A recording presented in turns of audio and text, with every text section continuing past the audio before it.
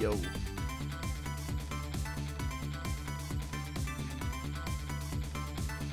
Hey, it's me. It's the Universe. Fuck. Hey, it's me, the Universe Traveler. I'm back. Starting a new game. I'm so excited. Yeah, so if you could not gather by the title on screen and, the stream title, we're playing Ghost Trick. It's one of my new all-time favorite games. I played through it recently on DS. Loved it. After dancing around spoilers for like years and years now at this point. I've been wanting to like really sink my teeth into it like on stream for like a few weeks now, because I'm just absolutely Ghost Trick pilled.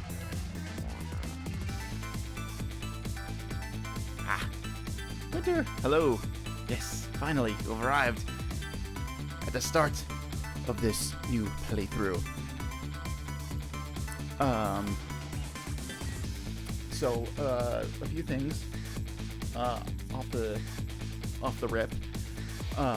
You may notice I'm at a new aspect ratio. Kinda, sort of, not really. But if you look at my model, I'm a little bit bigger. That is because I switched over from VideoTube like 1.49 or something, and I switched to... Whoa, computer, calm down. I switched over to VideoTube 2. There's a sequel. And we're giving it a little bit of a test run. We're gonna see how it goes. I wanted to do the switch when I got the new assets done, but that's been slow progress as of late. I am working on the new Be Right Back, starting soon, end screen, and offline screen as well. Not going to be anything too fancy, but I have started working on them, and I will implement them along with the new PNG Tuber model and the new notification animations, which I haven't started yet. I have an idea with what I want to do for them. I just haven't made them yet because I need to figure out what resolution I need for notifications, like what they have to be at.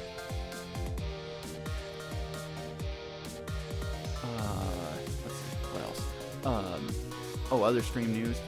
The Ilaria Rosette stream.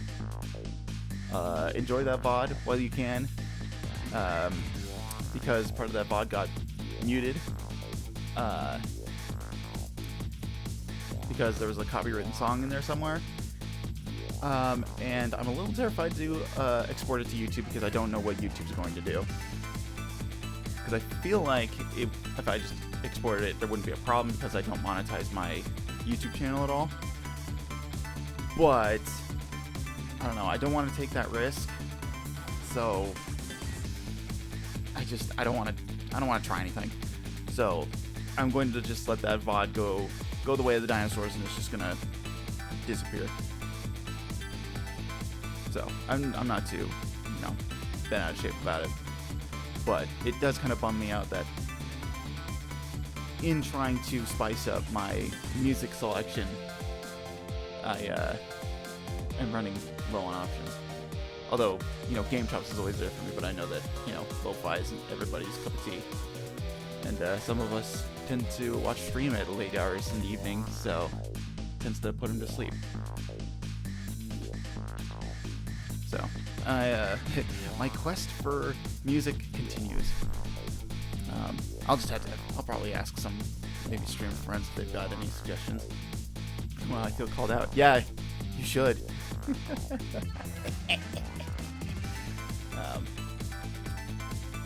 Anyways. Of course, immediately I start talking, and just immediately all the crap in my throat comes to the surface. All right, I think that's it for house cleaning stuff, or housekeeping, I should say. We're gonna start the game here in a sec. Before we do, Ghost Trick. Right off the rip, is a puzzle game with a heavy emphasis on story. I myself have played this game once already. I've seen 2 playthroughs of it, so I know the story pretty well. I should say pretty well. I say very well because I've seen it multiple times. On the off chance that anybody wants to experience this game for themselves, because I will tell you right now, the enjoyment of this game is purely based on experiencing the story. It is, like, I would say 90% of, like, what you get out of this game is from its story. So, you know, if you don't want it spoiled for you, don't watch. And if that's not a problem for you, then, you know, it's like, you either like the sound of my voice, hey, thanks, or, you know, you just don't care. So, just so you know, Ghost Trick spoilers will abound. I will not try and bring up any spoilers for anybody who has not played the game yet that wants to watch, so that way you can experience the story as it progresses naturally. And that being said, if we're joined by, and I'm going to put a little pin thing in the chat here in a minute.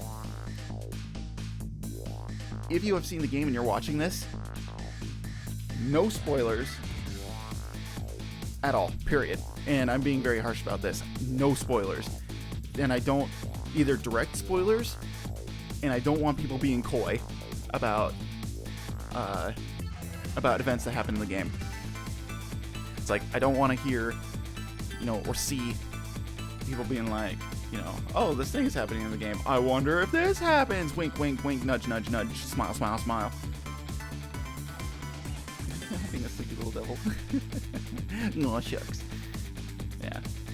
I'd say I'm just giving you a hard time, though. Just, you know, just so we're clear. I'm just ribbing you. Notoriously hate stories. It's one of our tiny character traits. Part of the story when the ghost does a trick. Stop! You're gonna give it away! So, real quick,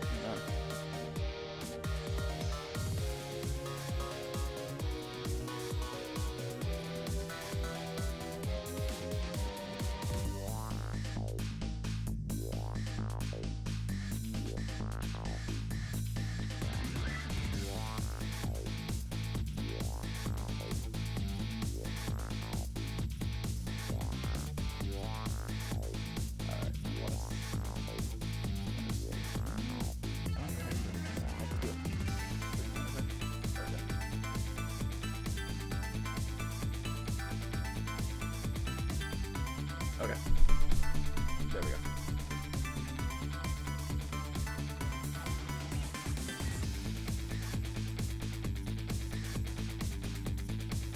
Alright.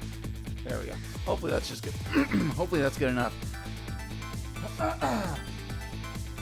Good lord. Okay. Here we go. We're finally getting into it. Let's see. Anything else? Oh yeah. This game is also, because like it's story heavy, there's a lot of dialogue, and I'll be flexing my voice acting chops. Really sad though that I've got this frog in my throat now for some bizarre reason, when it wasn't there like 2 minutes ago. Go me. So, let's go.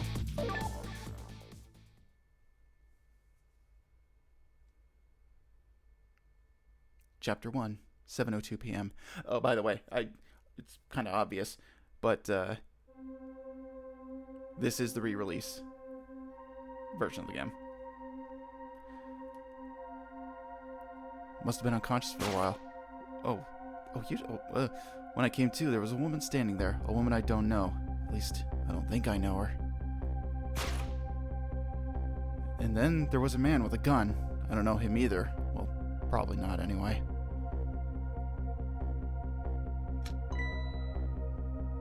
Now, I'm not the kind of guy who can just stand back and watch a poor woman get shot, but I have just one little problem.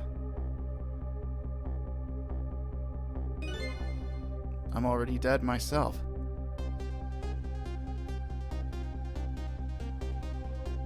This has got to be me, no question about that. After all, do you see any other dead bodies lying around here?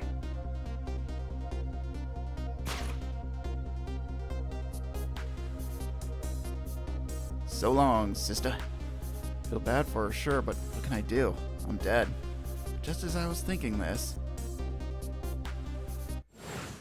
This is no time to be lolling around dead. You're the only one who can save her.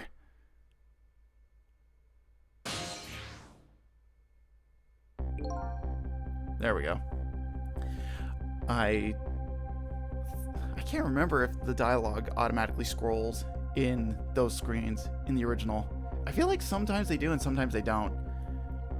But yeah, this is the re-release of the game that was released last year for modern hardware. Switch, PS4, PS5, I think, and Xbox One and Series consoles, I think. It's also on PC.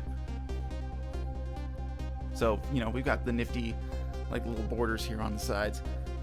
I am playing the PS4 version, because that's just the console I had plugged in at the time.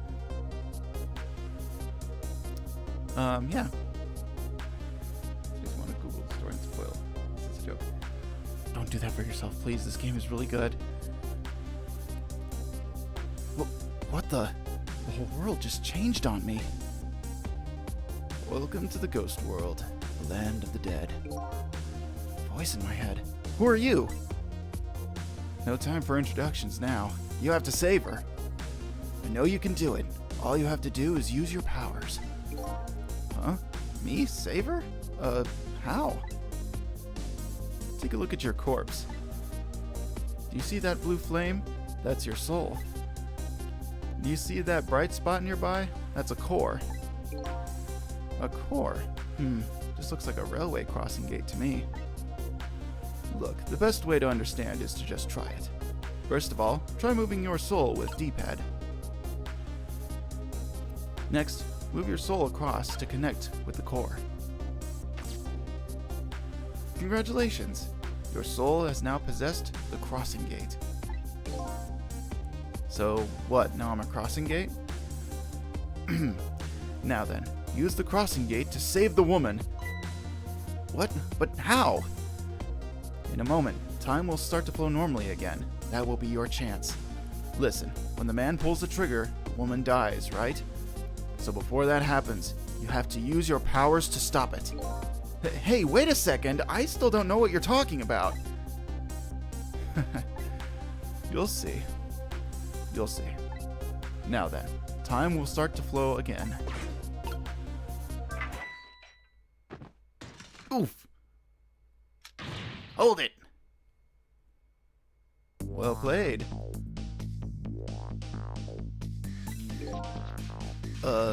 What just happened? That was one of your powers at work. A ghost trick. You mean, I made that crossing gate move? That's right. You manipulated that object with a power of the dead, a ghost trick. And all you have to do to perform a trick like that is press X. Now, the woman's fate has changed, albeit just a little. Yeah, she still kind of has a gun pointed at her. Yes, it's not good, is it? But at least now you're starting to figure out how to use your powers. So I enter the ghost world with Ghost, possess an object, and then I perform a trick with it, eh? Now you're getting it. Let's move on to the next step. Try possessing a different core.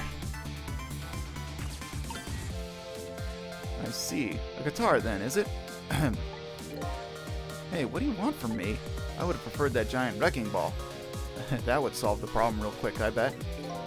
But I guess I can't reach cores that are too far away. Well, I guess we'll see what you can do with that guitar.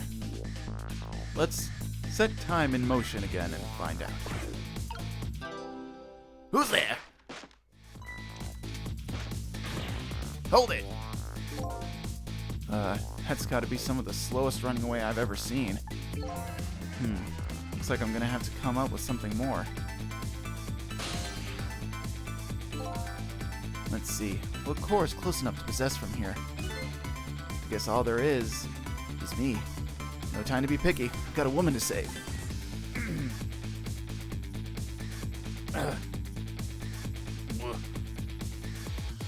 I like your attitude.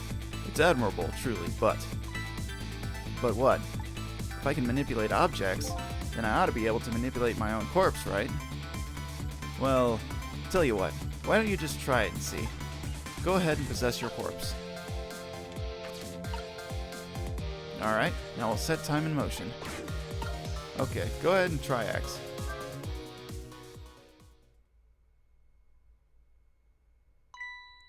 Huh? Nothing's happening. Exactly. Sad but true, I'm afraid. You can only manipulate non-living things. Corpses, even if they aren't alive anymore, aren't really just ordinary things. You've got to be kidding. Wait, what about the woman? What's happening to her? Let's take a look, shall we? If you want to take a look around, you can move the screen. Move the screen? It's easy. Here, give it a try. Use D-pad to move it in any direction you want. You can also use the control stick. Well, sister, this is it. Two things are looking pretty dim right now. My eyesight and your future.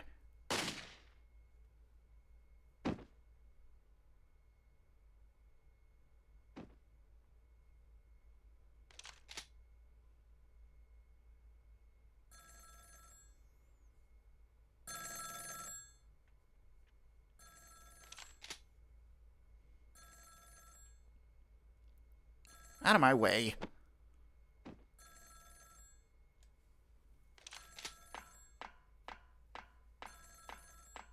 Solid 710 on voicing so far.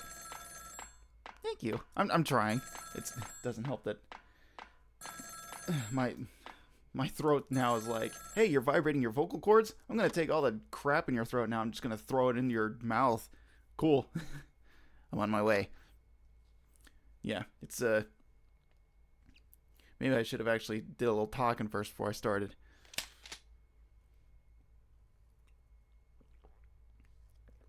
In the end, it looks like her fate remains unchanged, so what good are these ghost tricks of mine? But just as I was thinking this... See, and now it lets me... Now it's like, hey, buddy. Need some input. Please and thank you.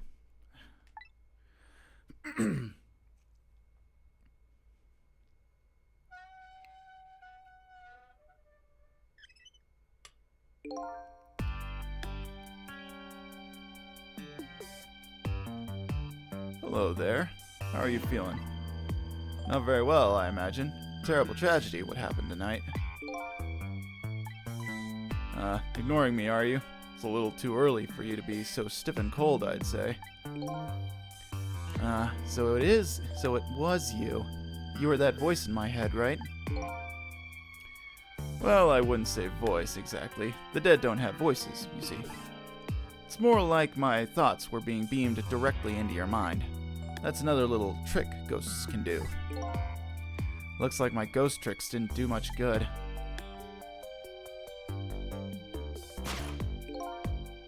She still ended up just as dead as before.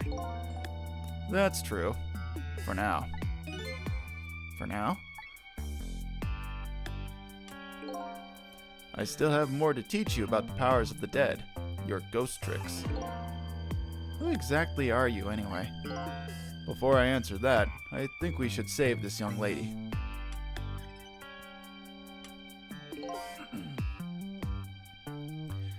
Isn't it a shame to see such a pretty young woman lying here like a discarded piece of trash? But what can I do? She's already dead. Time for more ghost lessons for you, my friend. First of all, I'll have you possess me. Possess you, eh? Once you've done that, I'll tell you about another one of your powers. Why am I so determined to save this woman? After all, it's not like I know her. But I guess I'll take the desk lamp up on his invitation anyway. My reason is twofold. Number one, I'm not the type to leave women alone. My reason is twofold. Number one, I'm not the type to leave women lying around, discarded like trash. And number two, I don't have anything else to lose at this point.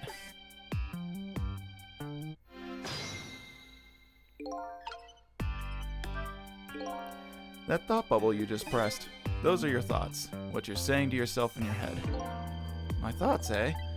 So the dead don't have voices, and what we think is communicated directly to one another. So these thought bubbles are sort of a stand-in. I think I'm starting to get it. I think so too. Just remember to always keep an eye out for thought bubbles. Okay, good idea. I just might get some important clues from them. Now then, in order to possess me, you first have to enter the ghost world. And L1 is your ticket in. The best thing to do is try it. L1, eh? Guess I'll press it.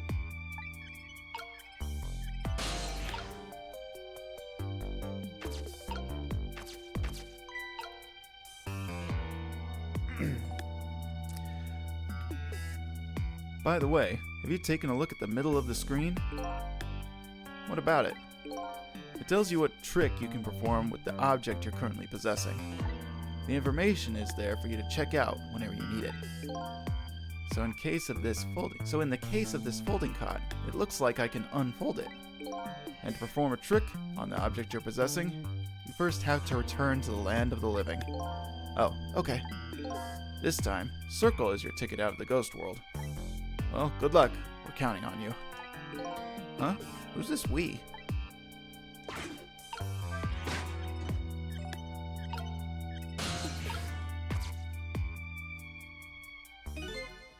Huh.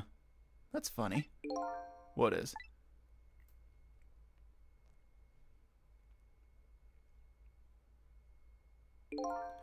My corpse and her corpse.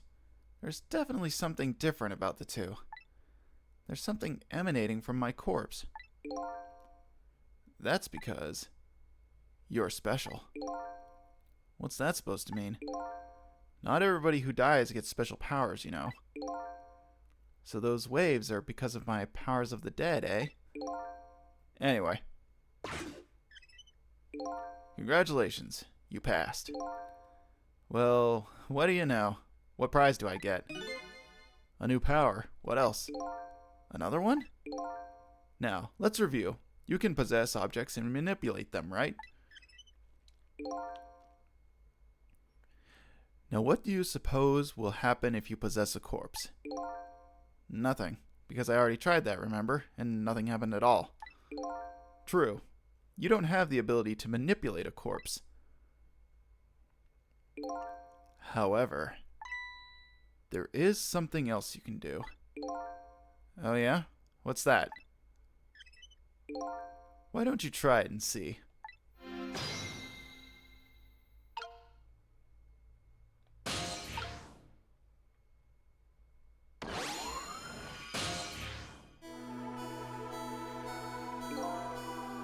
What's this? Can you hear me? Wait a minute, what's going on here? Looks like she's unconscious. Poor thing. Unconscious? But she's dead. Yes, but think back. Remember when you died? When you came to your senses, you'd been unconscious too. Unconscious, eh? Come to think of it, the desk lamp was right. When I came to, I was already dead. Let's leave her like this for now. And while she's resting, we can save her life. Oh sure, you make it sound so easy. And it is easy. When you use your powers on a corpse, you can go back to the past, to a time 4 minutes before that person's death. Are you serious? Back through time? That's right. But there's a catch. It only works on new corpses. Corpses that have been dead for less than 1 day. And she's still well within that limit. You might want to give it a try before it's too late. But this is crazy. None of it makes any sense. We're talking about the powers of the dead here. It doesn't have to make sense. Now then, let's go, shall we?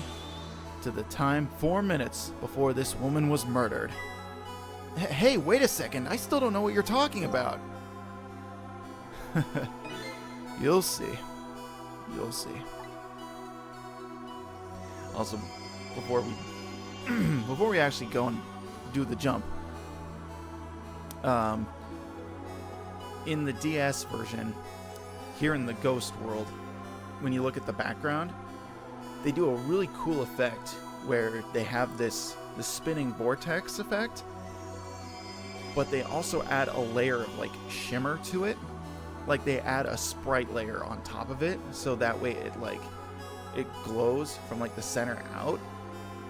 And it's a really cool effect because it's basically two separate layers rotating in the same direction. And it's really cool. But here in the HD version, it kind of bums me out because they remove that top layer. So it just looks like a static PNG that's spinning in one direction.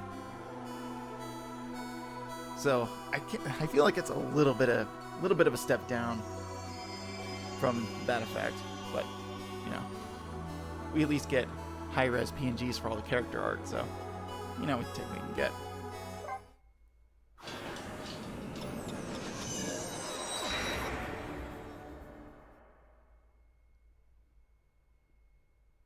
So now I'm going back in time to witness this woman's last 4 minutes alive.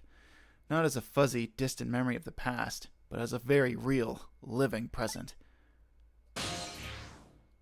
4 minutes before death, Zone D Waste Center. Wake up. Are you okay? What happened to you? Oh no. He's dead.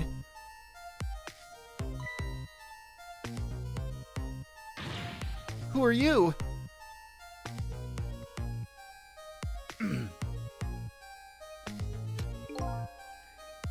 Here's my business card right here, sister.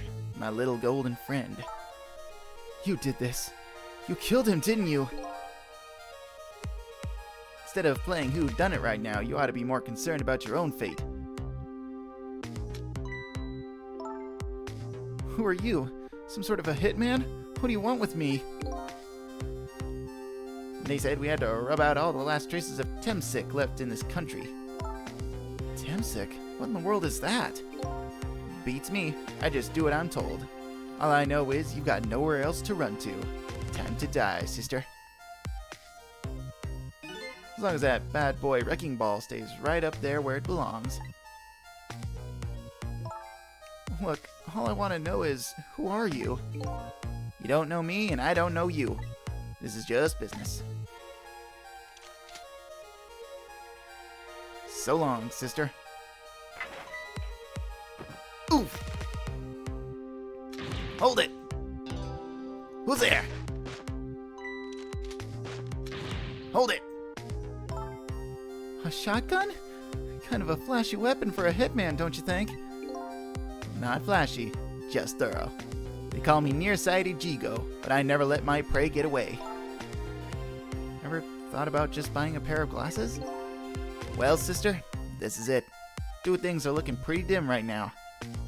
My eyesight and your future.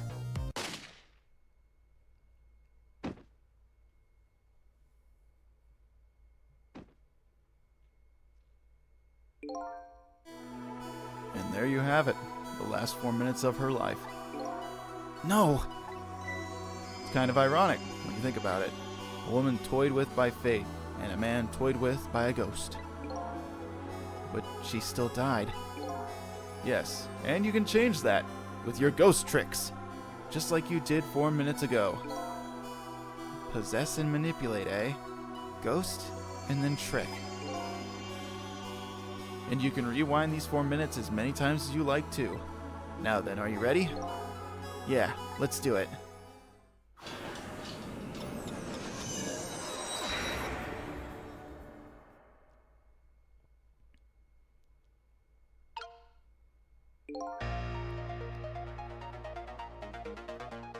One of my favorite tracks in the game. Love this song to death. This whole soundtrack is full of bangers, but I love this song. That opening piano chord, so good. Just, The composer, I think, for this game is the same composer for the Ace Attorney games. So it's like, you know you're in for a treat. So this is 4 minutes ago, eh? Fine, I get that. What am I doing way down here? That's just how it works. Her corpse was your gateway into the past, after all. So naturally, your starting point is where her corpse was. And this is where she died. Okay, I get it now. Hop in, then.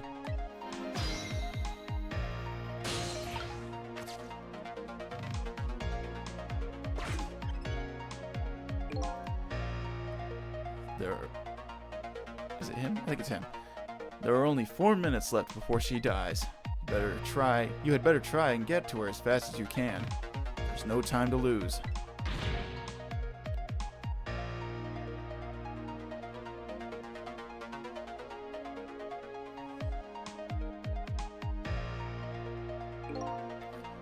The last seconds of her life are counting down. Looks like I better get up there fast. That's right. Have a look at the right side of the screen. The right side, eh? The sand in the top of that timer is how much time she has left. Get to her quickly before all the sand is gone. Up you go, then. Alright, so now we're getting here into the real meat and potatoes of the game. You are pretty much given a scenario such as this, where you have to go through all the objects within a scene and try and find a way to prevent someone's death. So we're going to start here. We're going to go to the tire. We're just going to roll. We're going to stand that guy up. Go up here to the fridge.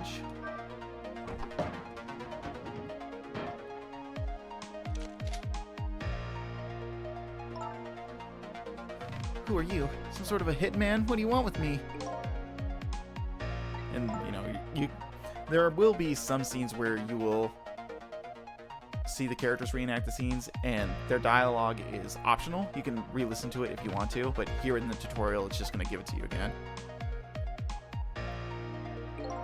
Uh-oh. Her time is running out.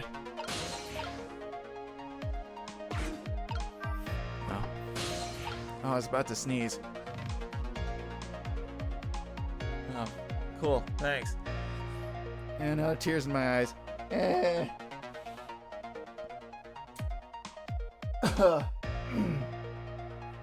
ay, ay. Okay, I'm gonna jump down here to the mannequin. And so here's another bit of the puzzles you have to solve. You're being attacked by a ghost. Yeah. It's causing my faculties to shut down. Make it hard to play a video game and read at the same time.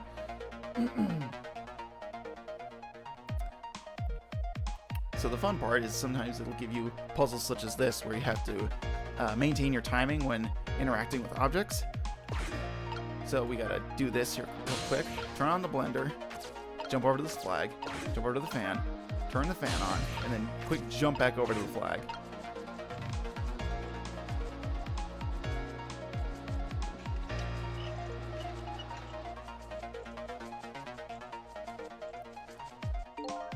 Just a few more steps. Hope I make it in time.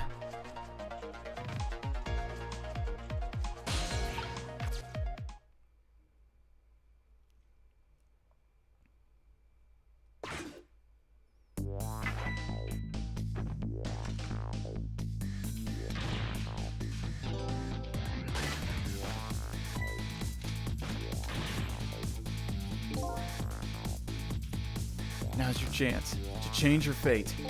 There isn't much time left. This is coming down to a battle of seconds.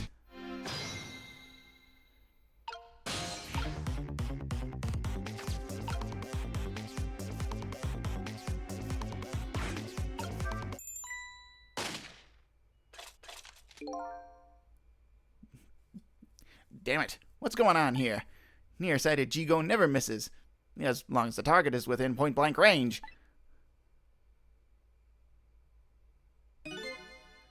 Looks like you made it in time. Just barely. Yep, she's still alive. And in that split second, hope was born. Just now, her fate was changed, albeit ever so slightly.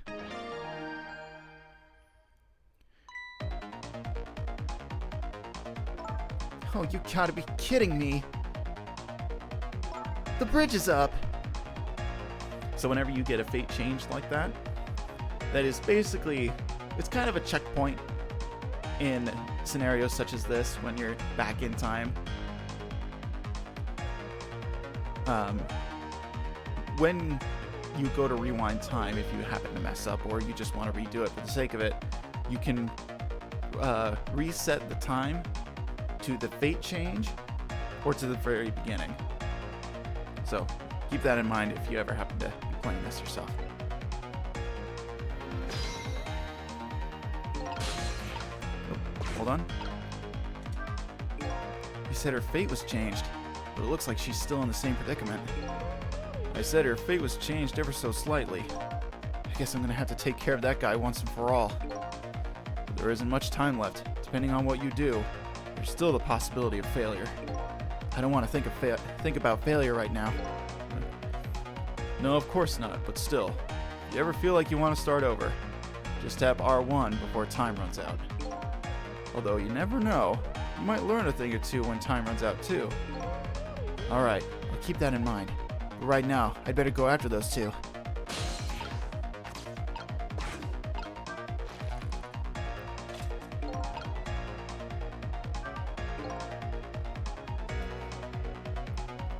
I bet you're wondering what's going on over there, right?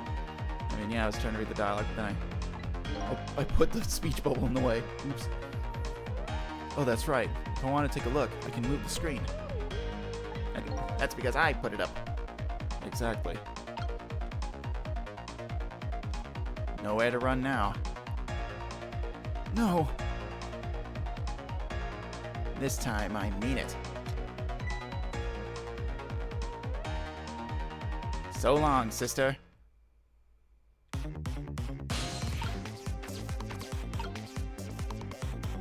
Let's see.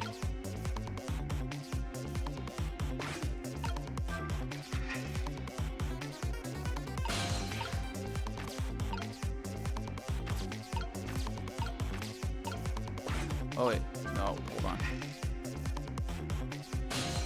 Hang on, wait. We need to do this first.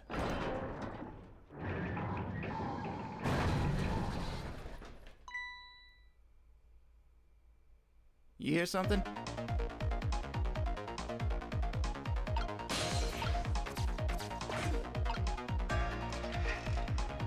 Okay, this is it. Indeed. This is it. Bye.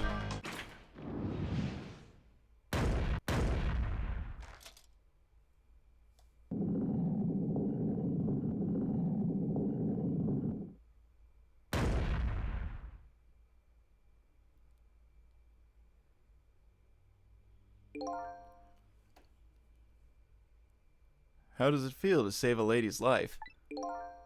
So the danger's gone? Yes, looks like the danger, Mr. Danger in fact, rolled away somewhere. You used your powers to avert that woman's fate. So I did all that, huh?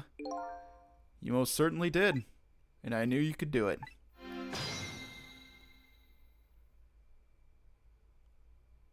So I lost my life tonight and saved somebody else's life.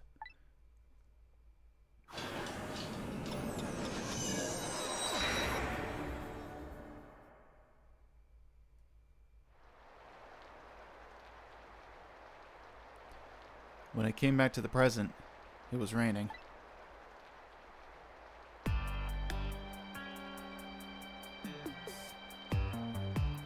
I had saved the life of this stranger, now sitting forlornly in the rain, even as the story of my life on this planet comes to an end.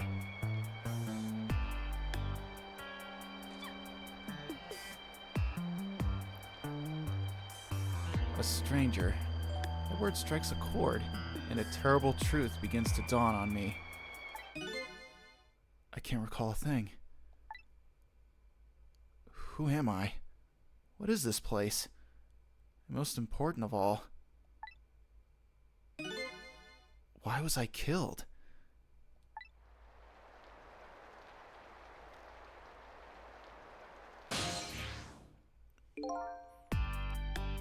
Your story isn't over yet. Who exactly are you, anyway? Just call me Ray. As in, ray of light in the darkness. Ray, huh?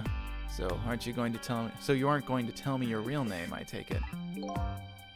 You haven't told me your name yet either, actually. I can't remember. Yes, I guess the memories of the newly departed tend to get a bit confused. Some of us get our memories back, others never do. But if you ask me, does it really matter? After all, there's only one path left to the dead, and that is to disappear. Disappear?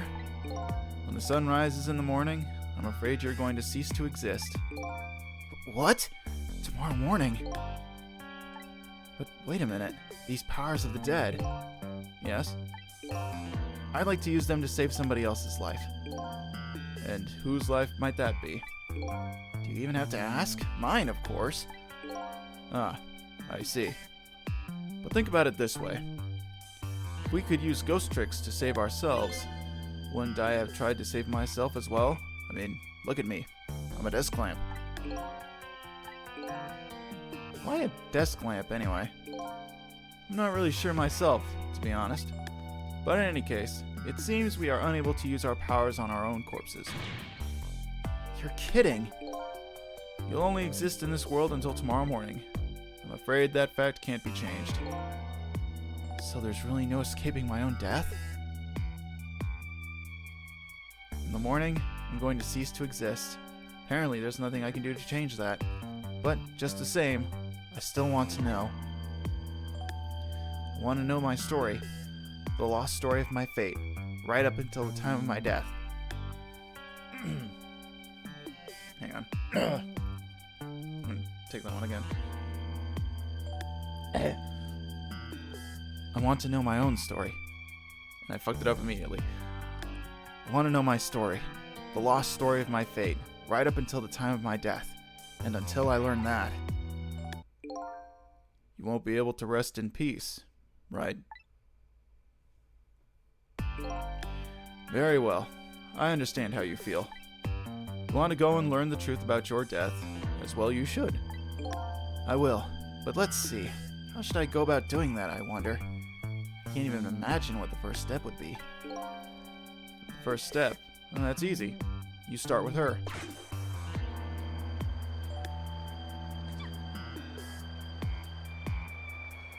The person who witnessed your death. She could have some important clues, don't you think? Hey, you're right. And not only that, she might even know who I am. Yes, I'd say there's a very good possibility of that. What was I doing here tonight in a place like this? That woman probably knows the answer. That's right. Never forget that. She's the key to everything tonight. The key to everything? What do you mean? You'll know soon enough when you regain your memory. Yeah, I'm like a blank sheet of paper right now. I should probably keep some kind of record of everything I learned tonight. That's a very good idea. Press L2 to view a record of what you've learned, and be sure to check it out now and again. Memories aren't always the most reliable things, after all. Updated the phone book. Alright then, I wish you good luck.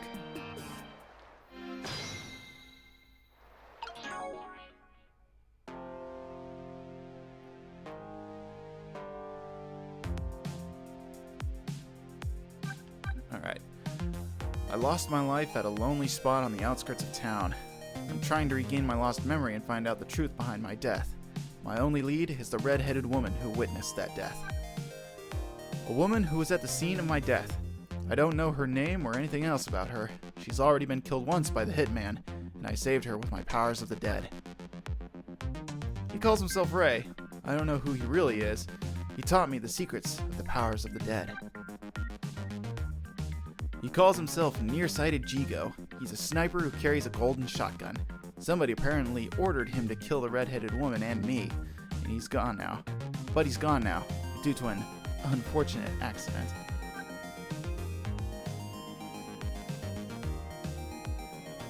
Apologies for my silence. Filling a large pit with sand. Hey, it's no big deal. At the very least, this is like probably like an audiobook, really. Which I'm cool with. It's like, hey, it's like an audiobook with pictures.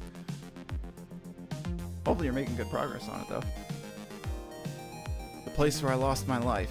It appears to be a junkyard on the outskirts of town. Here I met Ray, who taught me about my powers, and a red-haired woman who might have information about my death.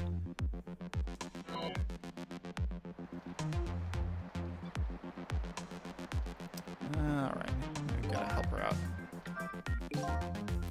I better not let her out of my sight. And besides, I'm not the kind of guy who can just let a woman sit sneezing in the cold rain. I think I'll try to move closer.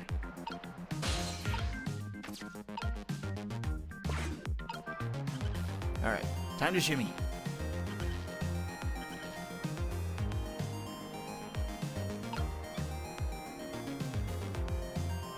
Is there any more dialogue?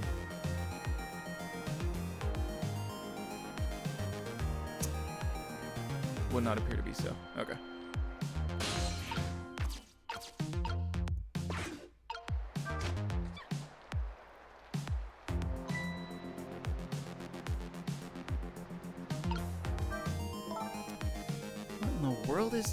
What in the world just happened? The crane moved all by itself, and then that big iron ball fell all by itself.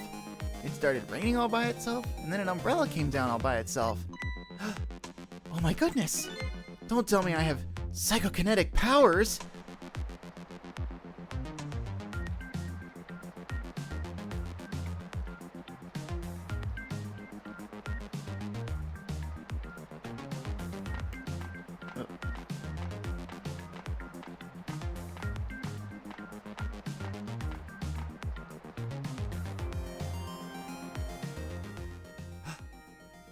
Kitten.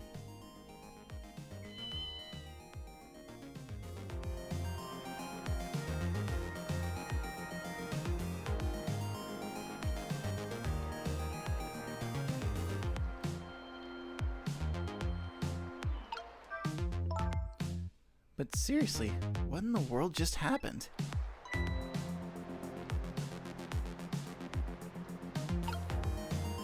What's this?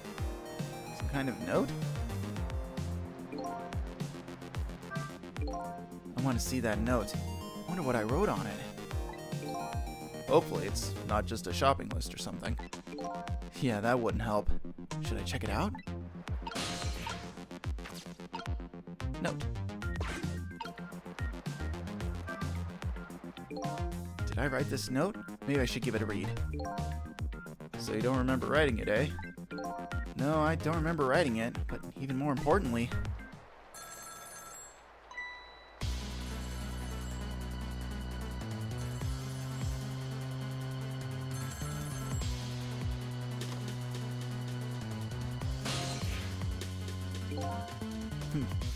I didn't get a chance to read that note.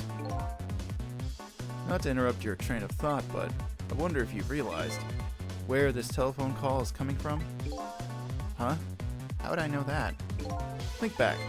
Before you helped her avert her fate, didn't a telephone call come in and around this time too? Oh yeah! I love this specific PNG of our main character. I love it.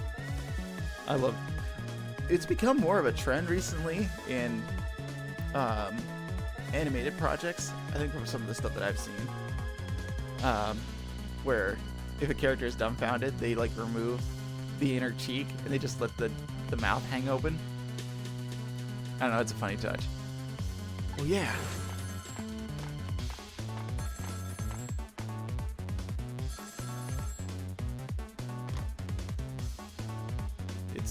It's done. I'm on my way. That telephone call. Exactly. In other words, at this very moment, on the other end of this telephone line, is the culprit who ordered your murder. What? I recommend you possess the telephone. Once you've done that, I'll tell you about another one of your ghost tricks.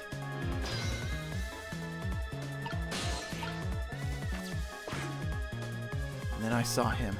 Right there on the other end of the line, I saw the face of the man who ordered me dead.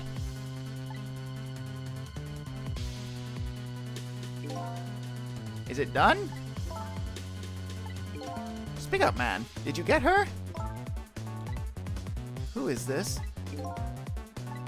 Yes, 1,000 pardons, my dear lady. I must have dialed the wrong number.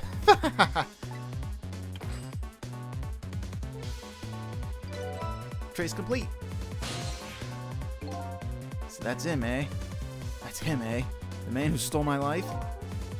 That's right. So what do you think? Would you like to go see him? You better believe I would. Then you do well to listen to me. We ghosts exist by possessing inanimate objects. However, there is one way we can move from place to place over great distances. And that would be... the dead can jump from point A to point B by moving over phone lines. Say what? I've done all I can to help you. You'll have to do the rest yourself. You're not coming with me? I'm afraid not. My powers have grown weak. I've already used up most of my remaining strength just to get here tonight. But I had to come to ask for your help. My help. Many mysterious things will happen in this town tonight. I'm trusting in you to get to the bottom of them and find out the truth. You're the only one who can do it. I want you to use your powers of the dead to find this truth. I'm grateful to you for everything you've done, but I can't promise I'll help. Tomorrow morning I cease to exist. That doesn't give me a whole lot of time. I need to pursue my own mystery, find out the truth about myself. That's more than enough. Huh? You succeed in doing that, you'll have done what I asked anyway. The two are one and the same. One and the same? This desk lamp knows a whole lot more than he's telling me. Now then, from that call a moment ago, you now have the culprit's telephone number. The rest is all up to you.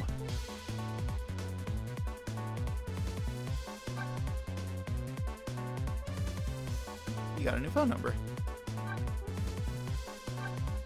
SYS 1729.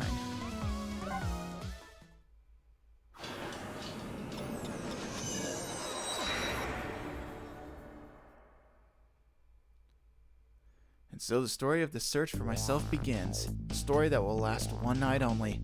Tomorrow morning, I will cease to exist. And I'm surprisingly okay with this fact. I have to find the answers before the sun comes up. Why was I killed? And what exactly is going to happen in this town tonight?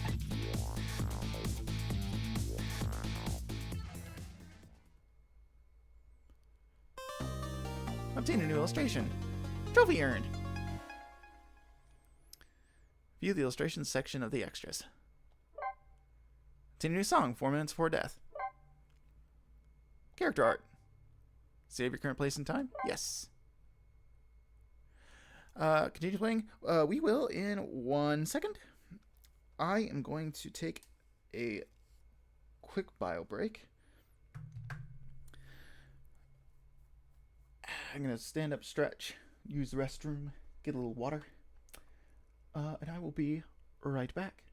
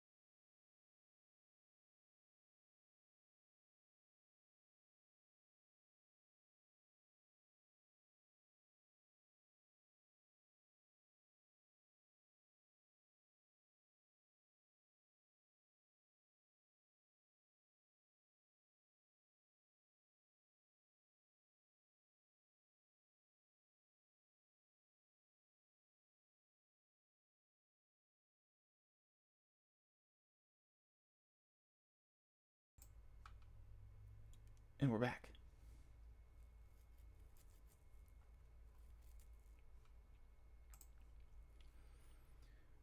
All right. Save complete.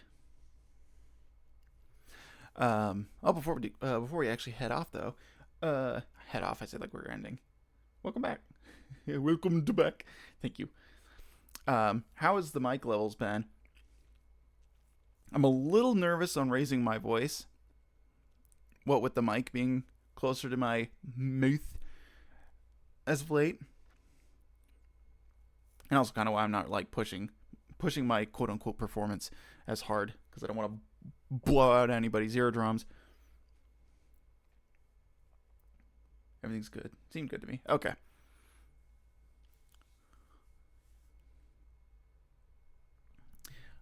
I will hope to achieve a maybe 10 out of 10 performance at some point.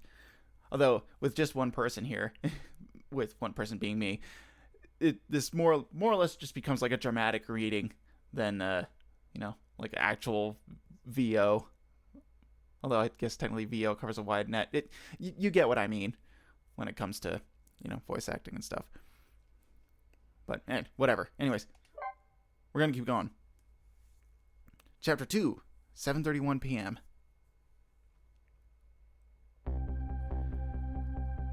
Who am I? Why was I killed? The one who is sure to know the answers to those questions is the man who ordered my murder. At the other end of the phone line is the very man who had me killed. Our meeting, it's all so sudden. I'm not sure I'm really prepared for what's to come.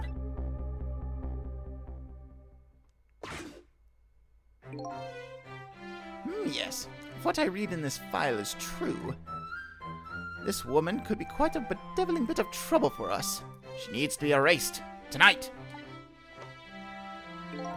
Confound that nearsighted Jigo. His skills are as feeble as his eyesight. Not to worry, sir. I have already taken the next step, sir.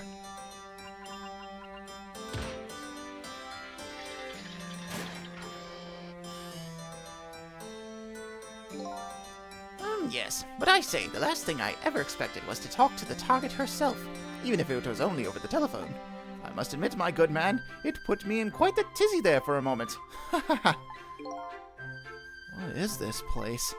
These oddly luxurious furnishings, this oddly refined music, and that odd little machine. I've never seen a room like this before. But one thing's for sure, these people are assassins. And what's more, that red-headed woman is another one of their targets. That file the old man has. Maybe it'll give me some information on my redhead. Updated the phone book.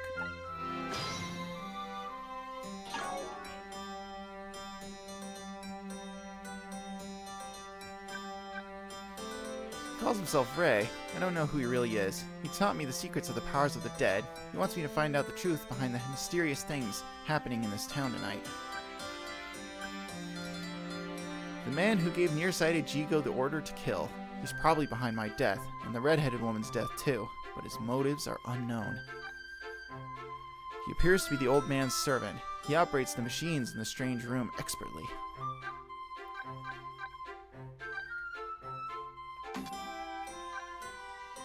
A mysterious room. The mysterious old man who stole my life and his equally mysterious underling are hanging out here. The room appears to be equipped with many mysterious devices. The place where I lost my life. It appears to be a junkyard on the outskirts of town.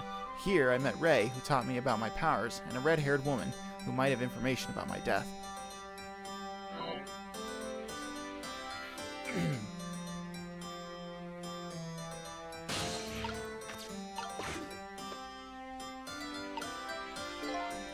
Yes. How much longer, my good man?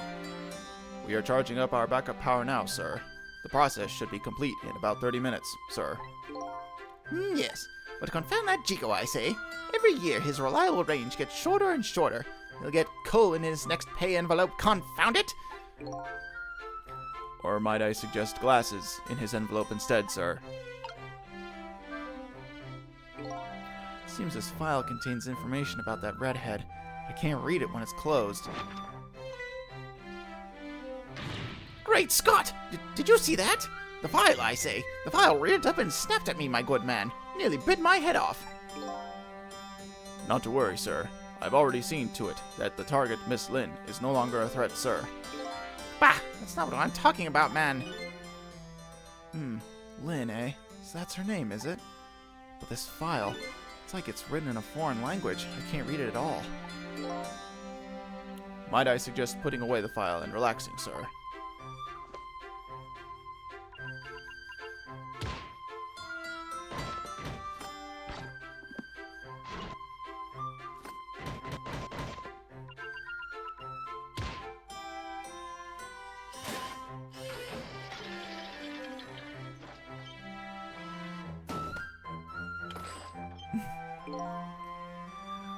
You have a very important job ahead of you tonight, sir.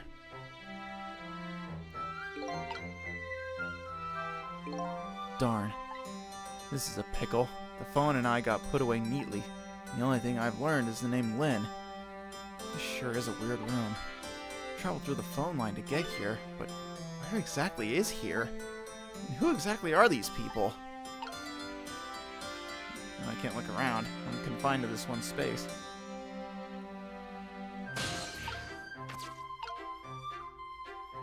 Yeah.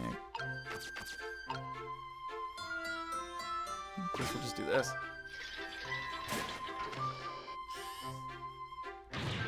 Egad, man, are you trying to give me a case of the vapors? The vapors. My apologies, sir, but I did not touch it, sir.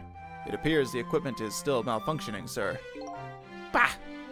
Granted, technology is certainly a convenient thing, but our use of it is just plain off, confound it. Yes, in any case, I don't wish to see the face of our current target, my good man. As you wish, sir. In that case, might I suggest this, sir?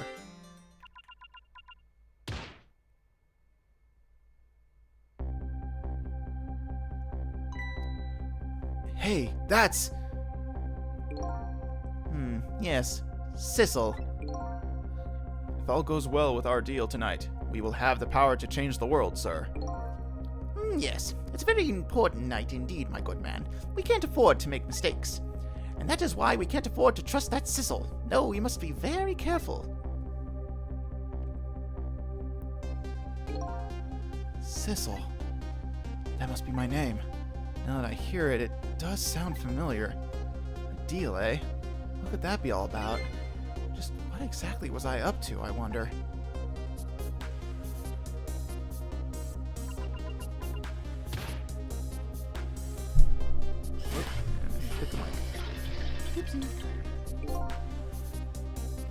We are completely prepared for tonight, sir.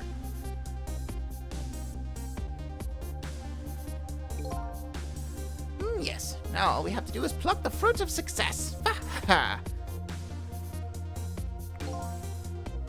One thing's clear. These villains seem to know me. And another thing. There seems to be some kind of connection between me and this Lin. Why else would our names both come up here like this? Well, I need to be able to get out of here, so we gotta...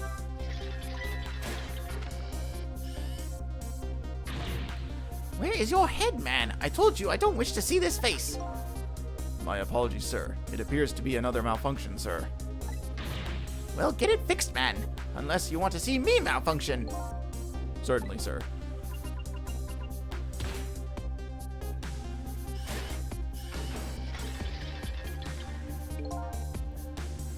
These guys murdered me. Now they're targeting the redhead. What kind of connection do we have with each other?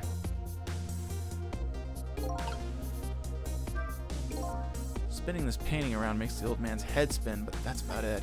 Gotta find the right timing and get beyond this projector. What I need tonight is a way to flip this situation around. Which is what I'm trying to do, Sissel.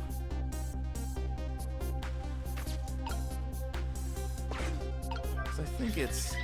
you do this. There it is. Yeah, because then you can do this. And then you hop in the painting.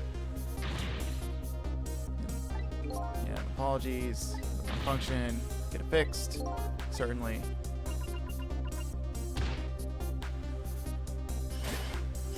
There we go.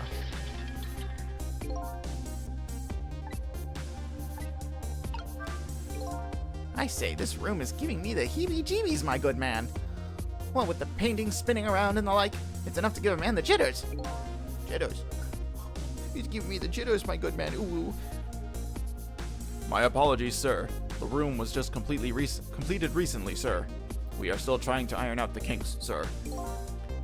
Yes. I just hope that's all it is. I mean, egad, man. How am I supposed to relax and enjoy my grapes?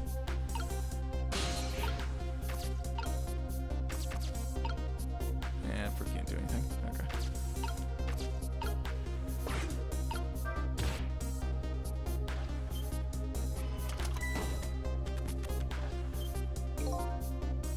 It's a miserable state of affairs when I can even be startled by a telephone that doesn't even ring. Egad!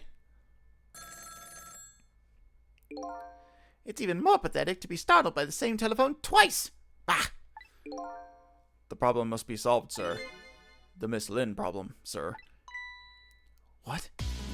Lin? Yes. You did mention taking the next step a moment ago, didn't you, my good man? Yes, sir.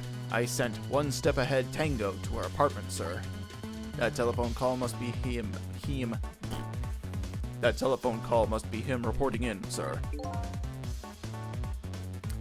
Very good, very good. Lin is in danger again.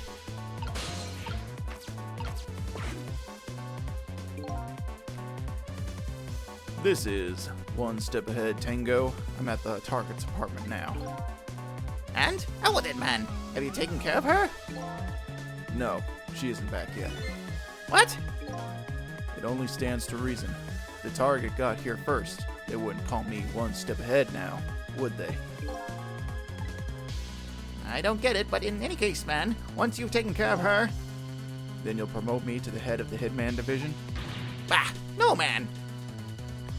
Now you're even getting one step ahead of me! We can discuss my new salary later. Great Scott! Now you're even getting one step ahead of your last one step ahead! I'll get back to my job now, sir. Confound it! You're even hanging up one step ahead!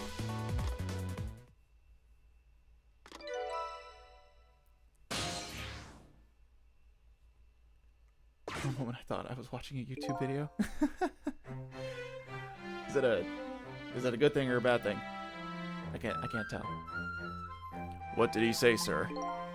He asked me to raise his salary. What will you do, sir?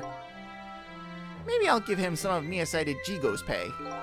It's not like he's going to be needing it, since he got fucking flattened underneath a giant wrecking ball.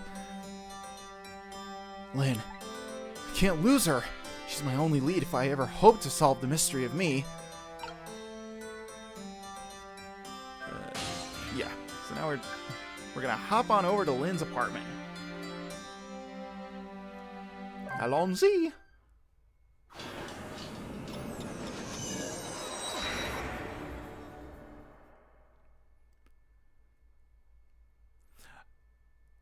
Oh, probably a few frames too late for this. But yeah, there's like dog death in this chapter. So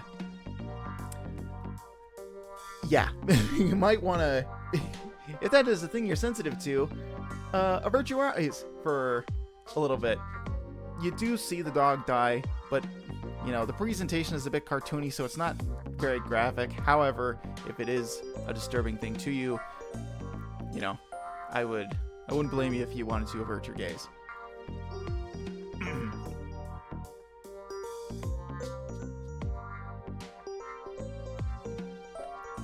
The telephone line guided me to Lin's apartment. Fortunately, Lin isn't here yet, but unfortunately, the hitman is. And there are a couple other unfortunate little developments waiting for me, it seems.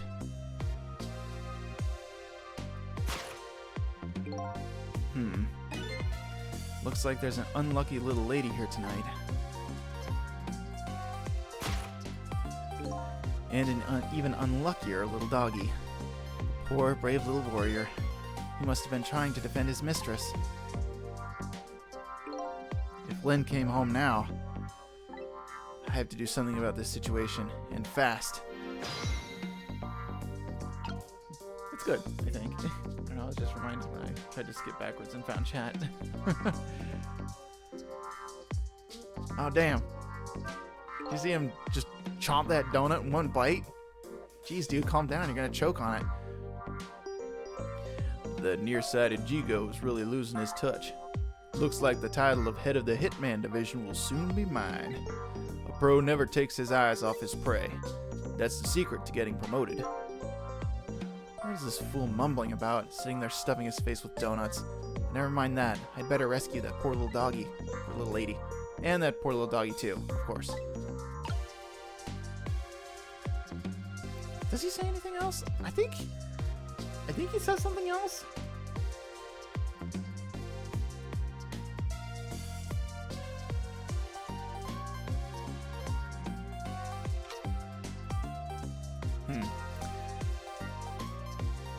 I thought he said something else in relation to getting promoted. Oh. We can open the door. We can extend the folding umbrella.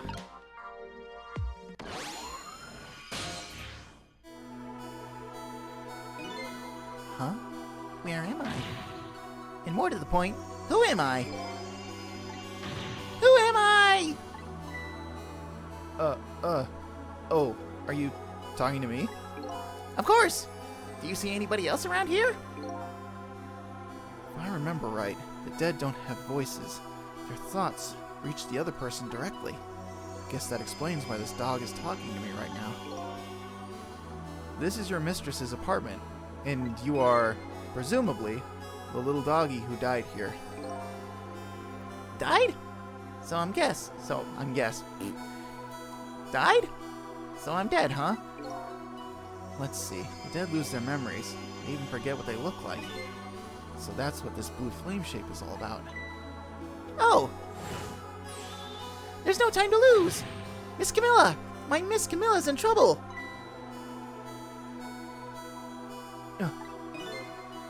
You mean, you remember? You know who you are? That's right. I'm Missile. Nice to meet you. I'm a Pomeranian. Well, guess now I know it's possible for the dead to regain their memories. Thanks to this little doggy. Miss Camilla! Miss Camilla! My Miss Camilla is in trouble, and I vowed to devote my life to protecting her. But I died before I could rescue her. How could I let her down like this? So you're more worried about your mistress's safety than your own death, eh? I like your moxie, little doggy. Looks like it's time to go back to 4 minutes before this little guy's death. Time to save his life. Updated the phone book. Can we access the phone book? No, we can't. We have to wait till we watch the cutscene. Which, by the way, warning. Dog gets shot here in this opening cutscene, so be forewarned. Feeling kind of guessed right now. Yeah. A little unsure of myself. 4 minutes before death. Maison de Amida, room 701. Let's see. First of all, I'd better see what I can find out about your death, little guy. Excuse me, but where exactly are we? Huh? You followed me? I followed you. You brought me with you. One or the other. Looks like the dead can move around together. This is the land of 4 minutes before your death. Really? We're really here? So that means you're going to save Miss Camilla, doesn't it? Aren't you even surprised? I mean, we just traveled through time and... Not especially. I mean, Miss Camilla can walk around on 2 legs, but I can't do that. So if she can do that, then it's not so strange that you can walk backwards through time. So that's the way your mind works, eh? I guess that's reasonable enough. Come on! Let's get started. Okay. First, we watch your last 4 minutes unfold. Then we use what we learned to save Camilla. Just like when I saved Lynn at the junkyard. If we watch closely, we ought to be able to get a few leads. Keep your eyes open. Of course! Leave it to me to sniff out a few clues.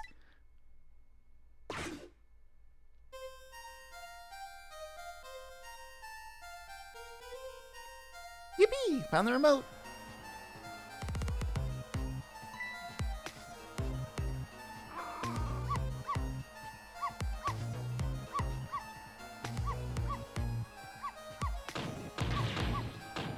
Shut that mutt up!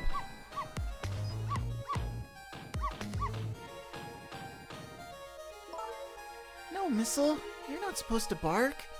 That lady next door is crabbier than ever tonight. If it barks again, I'll knock this wall down! You don't want her to knock the wall down, do you, boy? Why do you like to bark so much anyway? You sure are cute, but just don't get us killed, okay? Wink, wink. Darn, I really wanted to watch TV too. Hey, I know, I'll listen to music.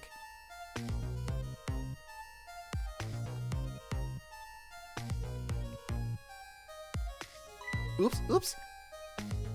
Phew, that was close.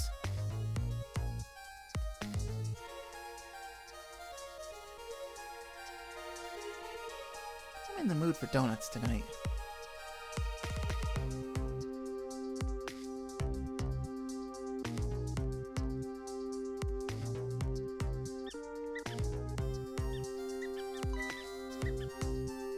He's a rat.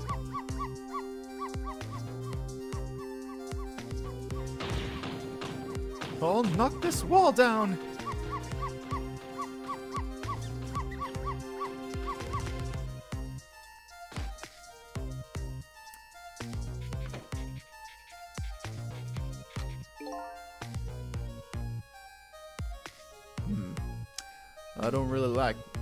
I don't really like it when jobs outside the original scope crop up. I have to put it down as a separate charge. Accounting never lacks that. But I guess it can't be helped. Sorry, kid. And turn away now.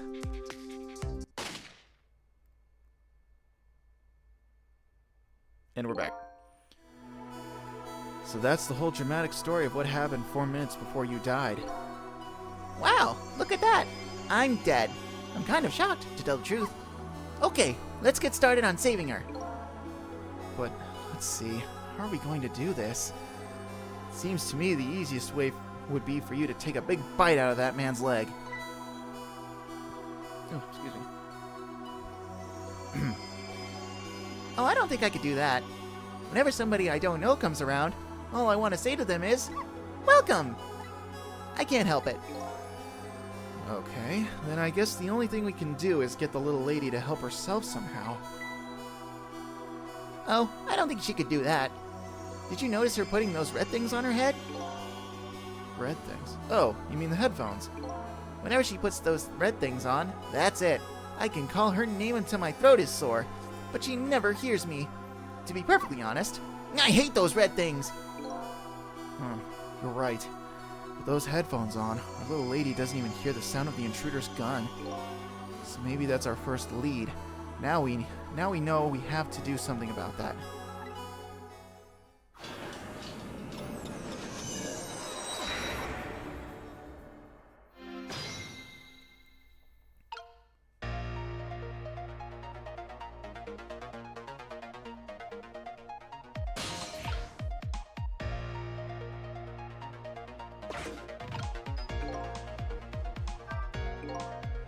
Well, can't really change the little lady's fate by just standing around watching. The intruder in black will be entering this room in just 4 short minutes, and my ghost tricks can only get me so far. If I want to save the little lady, I'm going to have to get her cooperation. And the first step is to get rid of anything that might get in the way. I mean, it's not a whole lot we can, do. Well, there goes Missile's body.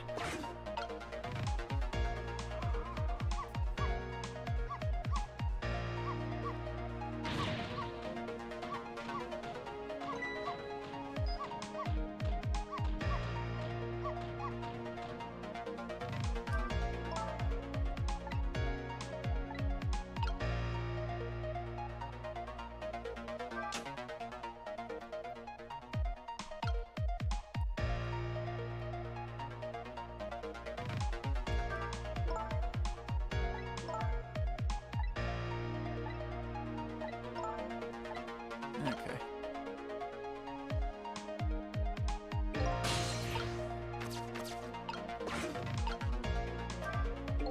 Uh-oh. This isn't good. Miss Camilla's going to put those red things on her head. Yeah, I know. And once she gets them on, it's all over. She won't be able to hear a thing. What can I do?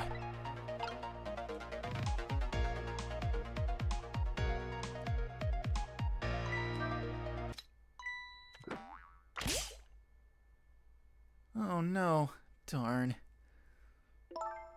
How did I manage to do that? Lynn just bought those headphones too. How about if we tell her you did it, Missile? Darn, I can't even listen to music either. I think the gods are playing tricks on me tonight. Forgive me, Miss Camilla. I'm only doing it to save you. So what? Now you think you're one of the gods, eh? Huh? No, never mind that. The important thing is we managed to change the situation. That's true. At least now we can use the little lady's ears to help us. Fate changed.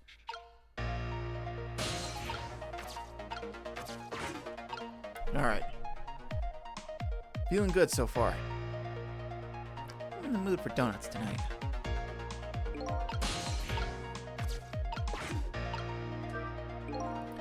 The question is, what do we do now? Unless we do something more, the outcome will still be the same. Oh, if only I had big, strong teeth and an aggressive spirit. Doesn't seem like we can stop the hitman from coming in, so in that case... Oh, I have an idea. Why don't we hide Miss Camilla? Hide, huh? That sounds just like the kind of idea a little doggy would come up with. Are you making fun of me? But where could a little lady hide in this room? I think I might have just the place. There's just one little problem. How to get Miss Camilla in there, right? Exactly. If I could possess Camilla herself, the answer would be easy. But I can't do that, so I guess the only way to do it is to lead her there. But what can I do using the objects in this room? I think I'll try out various things and see what I can come up with. And I'll be here watching, cheering you on.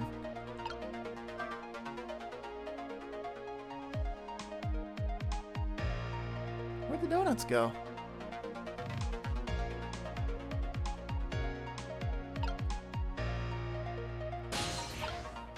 Alright.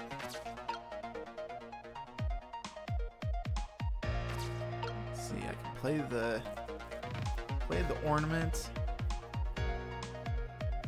I can spin the Santa ornament faster. Was this for that, or was it? No, this was for something else.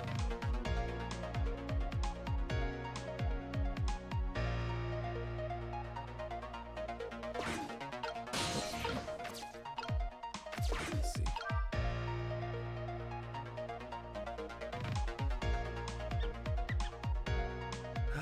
Pink red.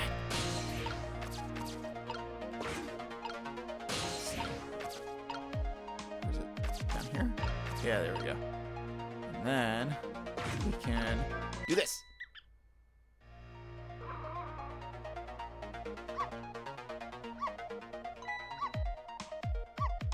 Missile, no.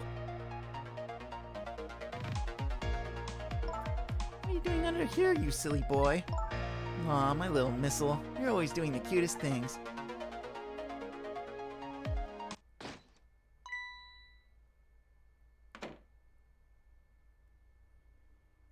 Nobody's here, eh?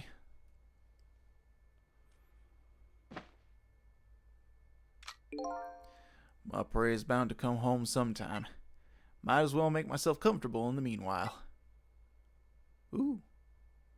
Donuts. There. Our little lady's fate has been averted. It has? The poor thing is still curled up in a ball and shaking with fear. Well, yeah, that's true. But that's not so bad, in the scheme of things. I'd say she's just fine. And look, you're not dead. Oh, you're right. We did it.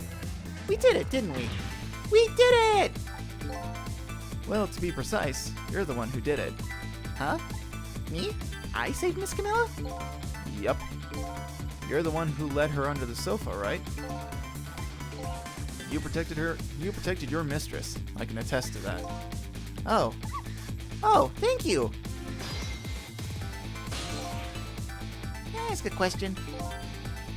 Sure, what is it? What exactly are those strange powers of yours? Oh, you mean my ghost tricks? Apparently they're the power to manipulate inanimate objects. They're ghost tricks. Then can I do them too? I'm dead too, after all. I guess? That's how it goes, right? I've been staring at those donuts as hard as I could for a long time now, but they won't budge for me.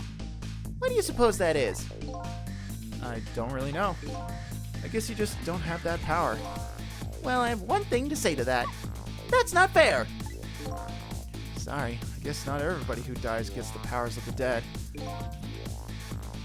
So what's going to happen to me now? Nothing, really. Your death has been erased. You'll just go back to being a happy little doggy, living your everyday life. I guess this means goodbye. But we'll meet again sometime, right? Yeah, maybe. If you die again. What you did for me tonight, I'll never forget it. Well, I guess we'd better be getting back to the present. Time to see what happens next in our story.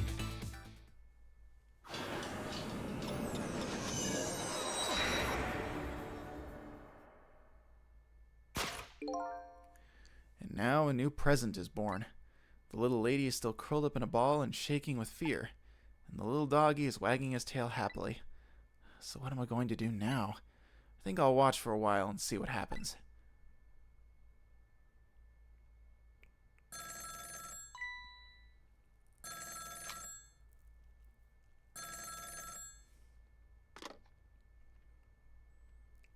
What? Still at the junkyard? Alright, got it. I'm on my way. I guess my prey likes to play hide and seek. She hasn't had enough of that junkyard yet, apparently. Can't let nearsighted Jigo beat me out on this one. I better hurry.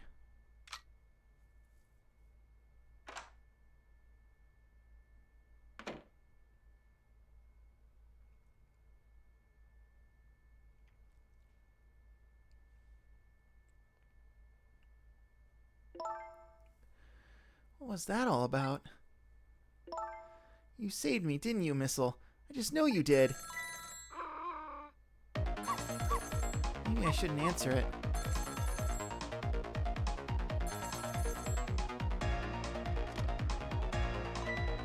Lynn!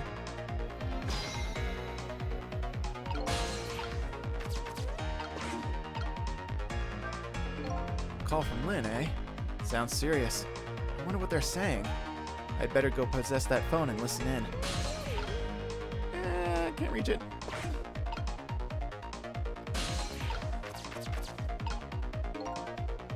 There's that little doggy, all curled up on the floor, dreaming away the life we worked so hard to get back for him. That's fine, but what's up with that core? The dead can't possess living creatures. It's one of the rules Mr. Desklamp taught me. So what would a living and breathing doggy be doing with a core? Better try possessing him and see.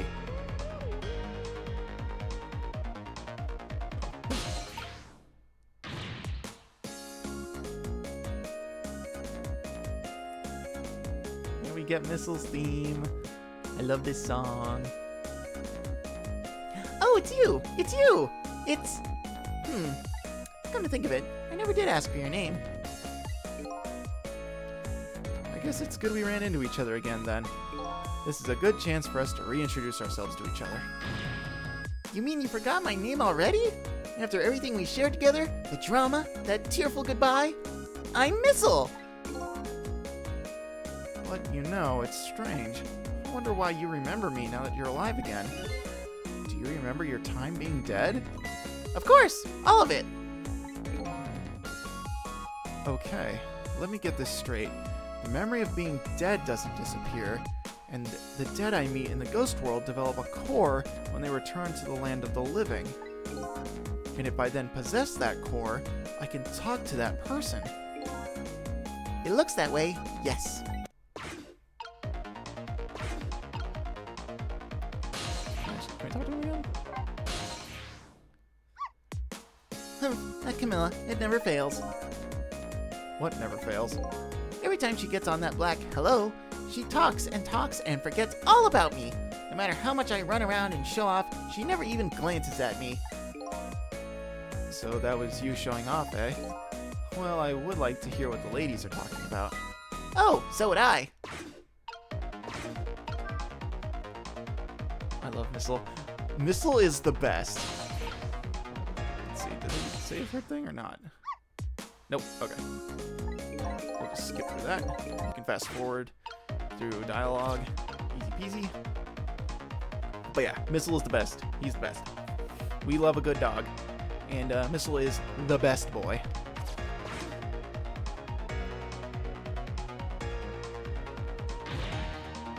Camilla! Oh, thank goodness you're okay.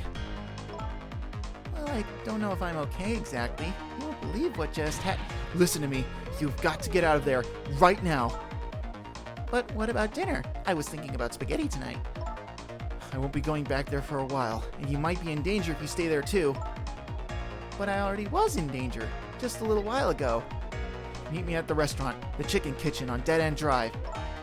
Dead End Drive? I don't know, that's pretty far. Just hurry, okay? Oh, and one more thing. Bring the music box with you, okay? Music box? I love music boxes. Is it a present for me? I'm sorry, it doesn't play. I can't even get the lid open. Then you can't very well call it a music box then, can you? More like just box. Just bring it, okay? It's kind of big, and it's made out of wood. Okay, I will. Where is it? I kinda hid it in that room you're in. Excuse me. Eek! Lynn!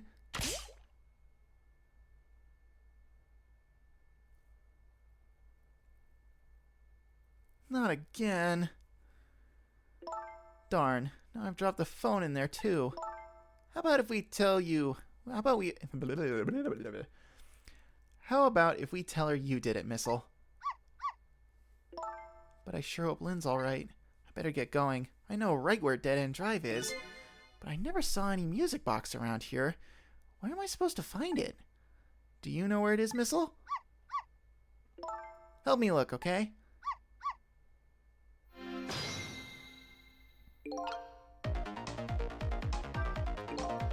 Well, I guess the phone's dead now, too. What are the odds that would happen? Looks like our little lady's a bit of a klutz. Next thing you know, she'll be dropping that poor little doggy in the tank. Anyway, something is happening to Lynn. I better help Camilla find her treasure. I don't know if it's because I lost my memories or what. I don't seem to remember what a music box is exactly.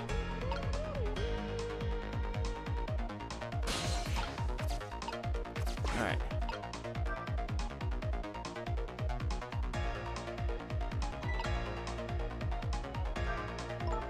Hey, wait a minute. That cart just moved, didn't it? I've always thought so, but that just proves it. This apartment building is... leaning to one side. Whew. This little lady knows how to keep me on the edge of my seat.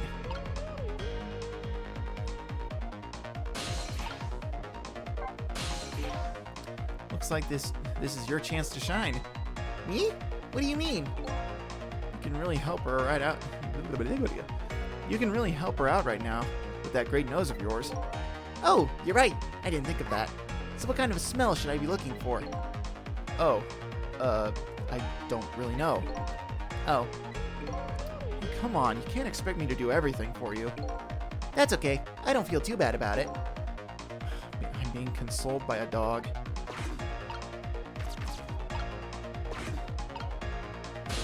Alright, well, I kind of ignored it, but there's a little box-looking thing up here.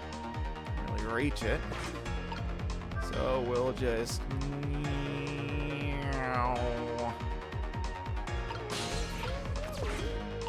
here, turn this latch. That wooden box that just fell. That just might be the music box we're looking for. But the little lady will know when she sees it. We're really close now.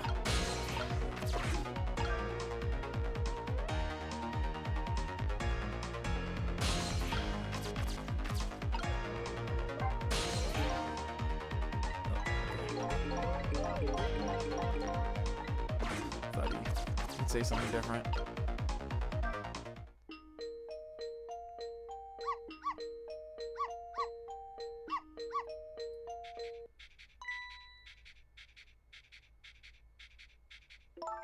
This is it! The music box! Yippee!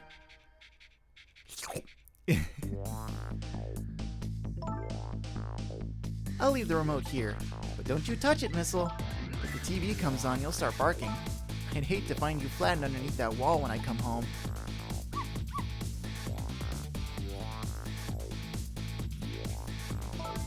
Okay, I'm leaving now, Missile. I have to go help Lynn. She's like a sister to me, you know? You be good while I'm away, and no barking.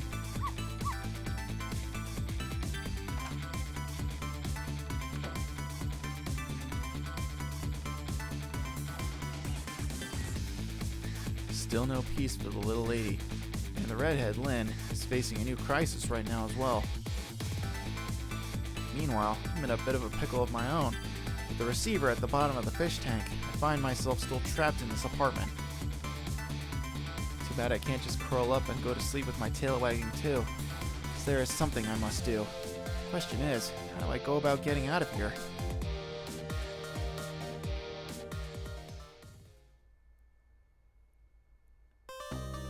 Nice. And trophy earned. Obtained a new illustration. View in the illustrations section of extras. Obtain a new song. Welcome to the salon.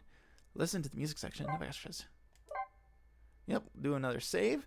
Man, this is perfect timing every time. Alright. Because I've been necking a bunch of water.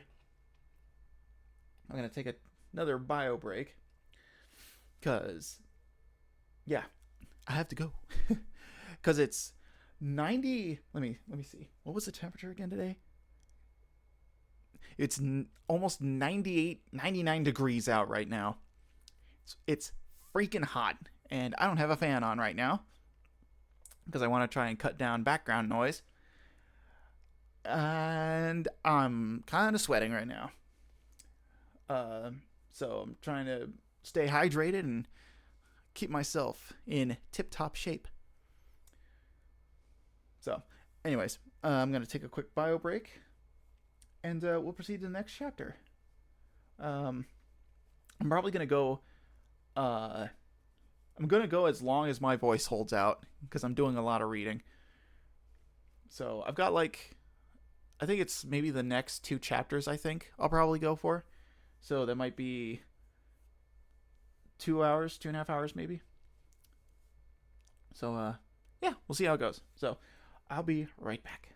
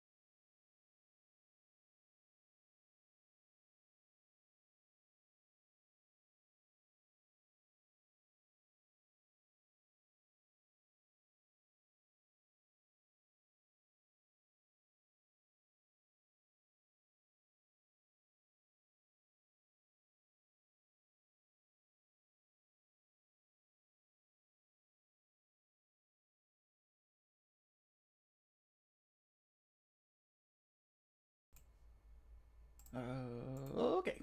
There we go. Ugh. Ugh. Oh, excuse me. Hold on. Let me just... Real quick.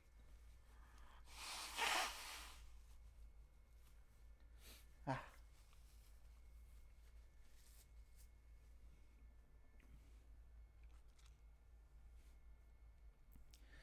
Okay. A little sippy.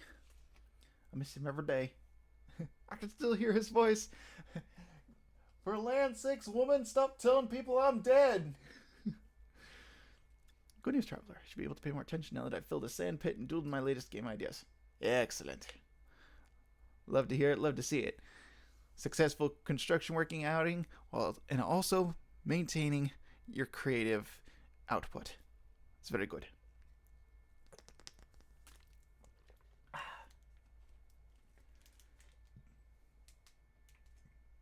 Oh. Whew. Excuse me. All right. Save complete. Continue playing? Yes.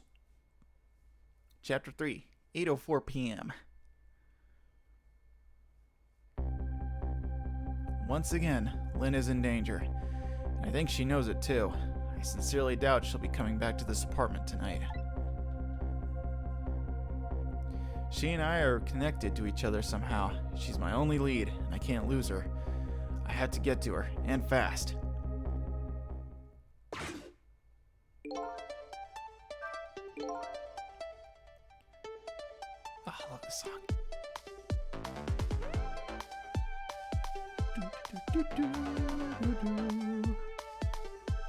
With the telephone in this apartment being out of service, my only hope of escape is to find another telephone. No Mr. Desk Lamp here. The only friend I had to talk to is that nice little doggy curled up there on the floor.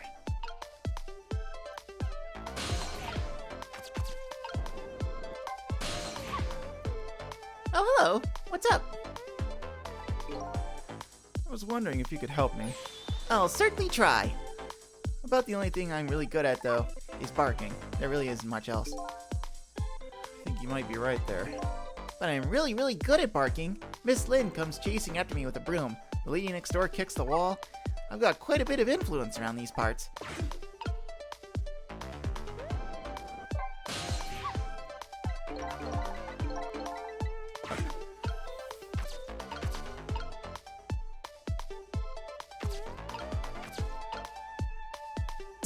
I guess we just...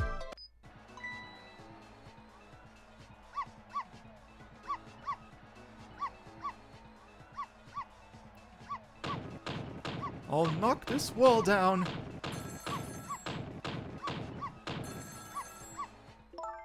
If you keep that racket up, I'll bring this whole dilapidating building down on you. On you. I'll hopefully get her voice nailed down. After I fumble through her lines, I'll get her voice nailed down. Did you hear what I just heard? You mean the lady next door's angry howl? No, forget that. It was the sound of a telephone ringing, coming from the apartment next door. Oh, I get it. You're thinking about borrowing her telephone, aren't you? But how are you going to do that without breaking the wall down? Well, the lady next door is kindly offering to do it for us. Yes, but she's mostly hoping to crush me underneath it.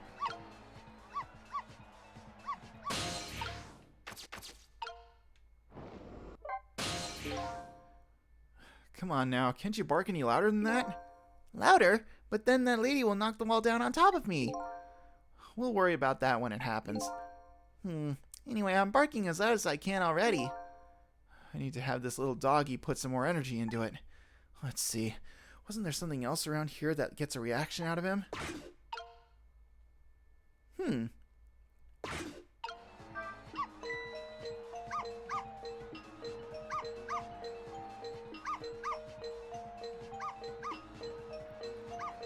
I'll pound this wall open.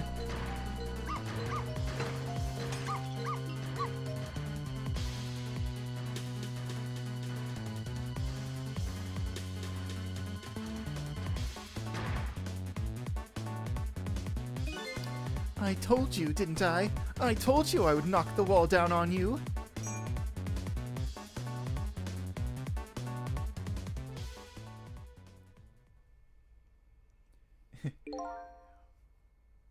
One day when I'm 85 and have the time to start game development, a Mario and Luigi style Sans and Papyrus game will come to fruition. Oh. Oh, I love the idea of that.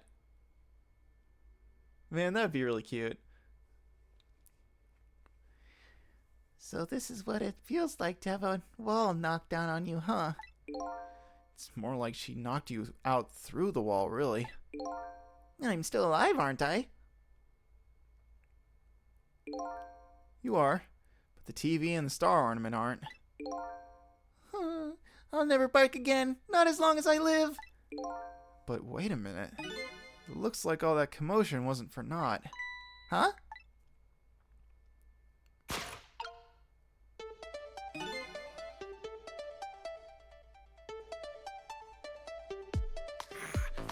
So here's a fun fact. I wanted to talk about this right here.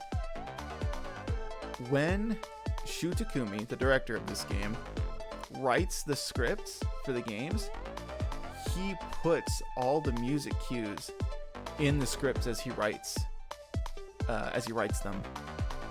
So moments like this, when the spotlight shines and it plays this song, that's written right into the script of the game.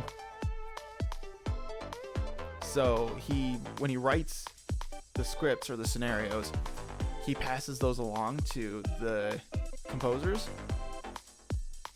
and that sort of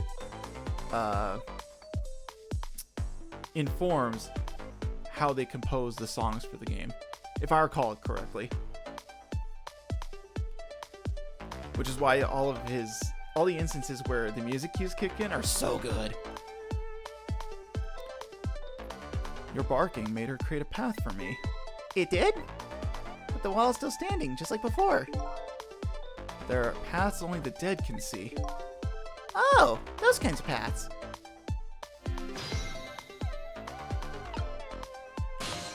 Alright, we better go check in on Missile. Hey, boy.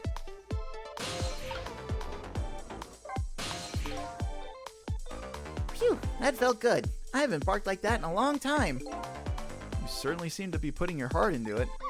It's nice to really let out. It's nice to really let loose once in a while.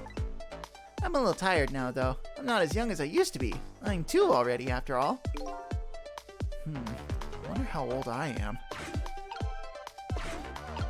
Alright, you get yourself some rest, Missile. Alright, we're in.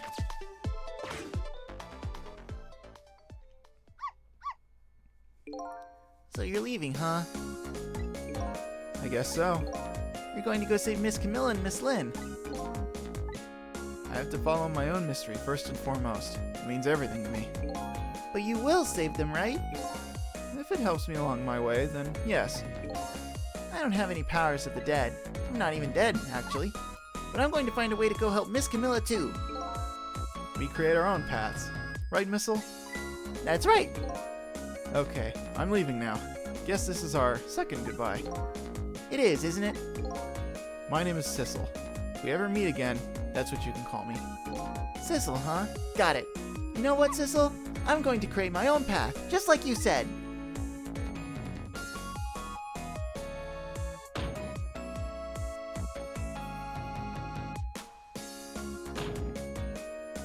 Aw, look at him doing his best. What a good pup. We love Missile. Tonight is that holiest of all nights, my deadline.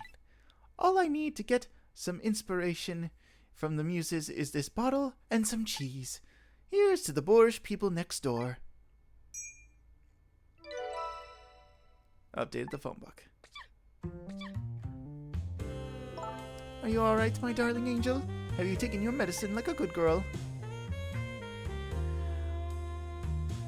One day, I'll get her voice nailed down. I have not decided on it yet. Well, here I am, in yet another strange room. What's with the oddly tense air of this place, anyway? And where's that little treasure I'm looking for? There it is, the telephone. Now if I can just borrow it.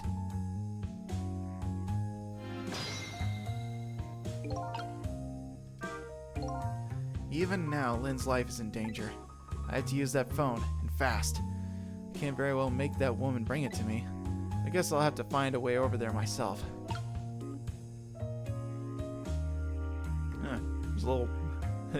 there's a bag of water in the bed. Oh, Mr. Prime Minister, you mustn't! I'm a married woman, and I'm a married man, and we cannot resist this any longer. I'm ready to abdicate it all for you, even if it means my ultimate ruination. Ruination? Is that even a word? And that abdicate just doesn't look right somehow. This is going to nag at me until I'm sure.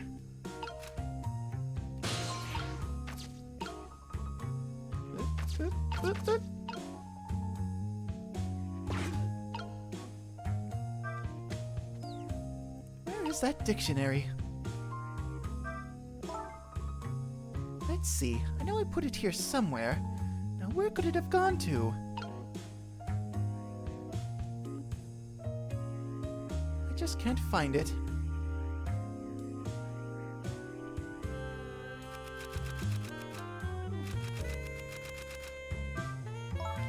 No, I mustn't allow myself to believe in your love, Mr. Prime Minister. But why won't you believe me? My love for you is true, I swear. And it's so strong it overwhelms me. You know, I've always wondered, if you could be overwhelmed, can something be... by something? Hang on. If you can be overwhelmed by something, can you be just plain whelmed? This is going to nag at me until I'm sure. Alright, gotta do this now.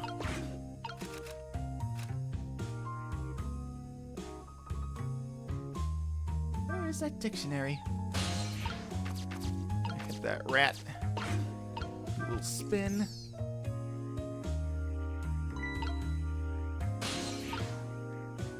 Well, there it is. We're just gonna hop down here. But it's strange. I know I left this dictionary on the shelf. It's as if some little angel were playing naughty tricks on me. There's a person in the bed. Gotcha. Perhaps my darling angel?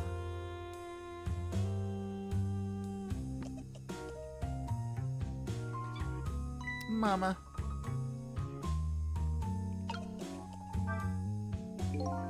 She brought this dictionary all the way over here to look something up. Regardless, here it sits, all alone. Either she forgot what she wanted to look up, or she forgot she even wanted to look anything up in the first place. Is irregardless really a word?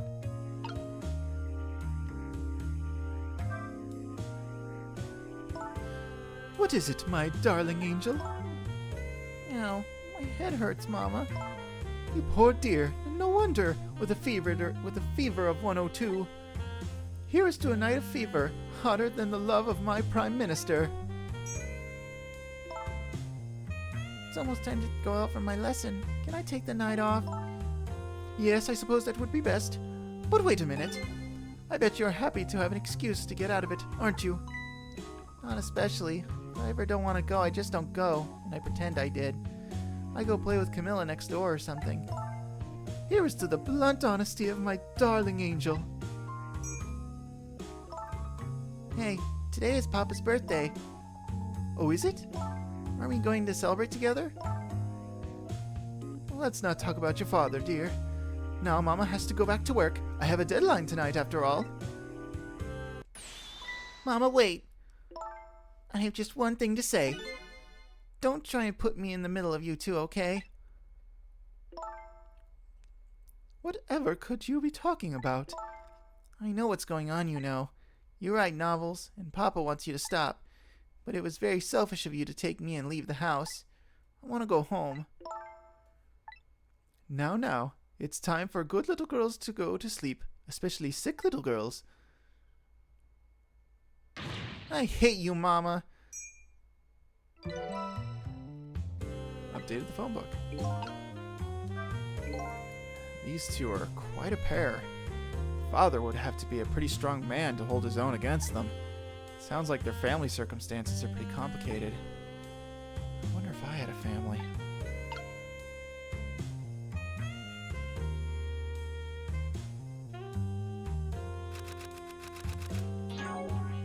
quick.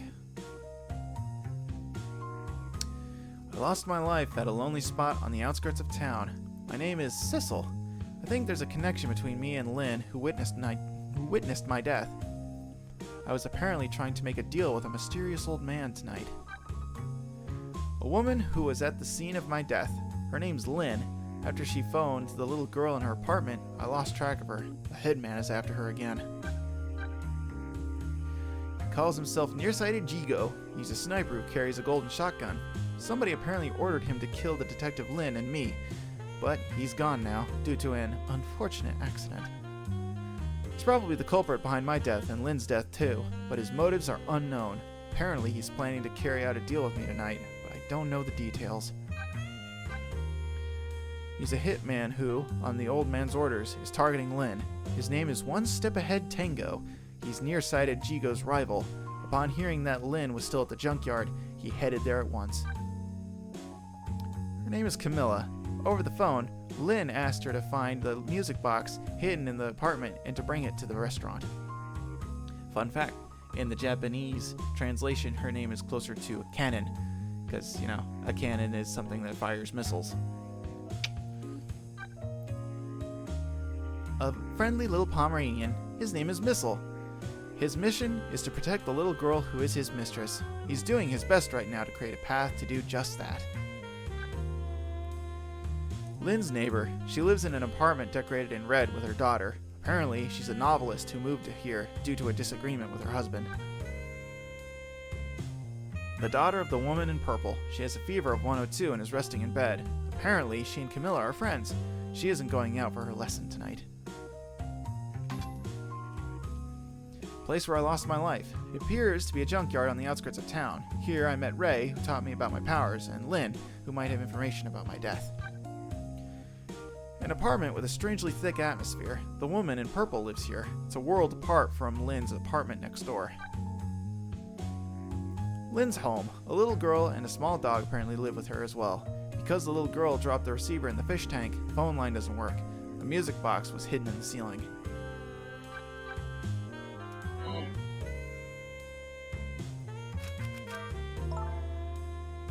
My darling lady, to think that you were a spy all along. What were you going to do to me, Prime Minister? I will arrest you and make sure you receive the proper penalty.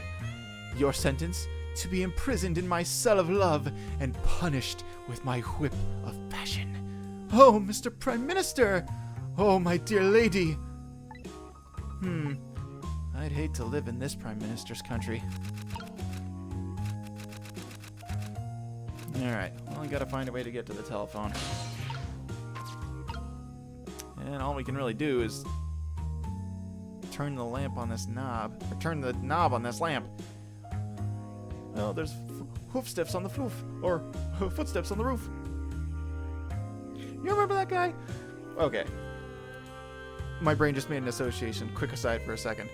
There was an episode of the Scooby-Doo movies, which was a TV show that was... they were like the hour-long specials of Scooby-Doo where they had like guest stars in them. And there was one of them, I can't remember if it was the first or the second episode, that had Batman and Robin in it. And in that episode, the Penguin and the Joker teamed up to try and steal a suit that helped people fly. And I don't know if this is like a joke or like a gag of the time, but the scientist who invented the suit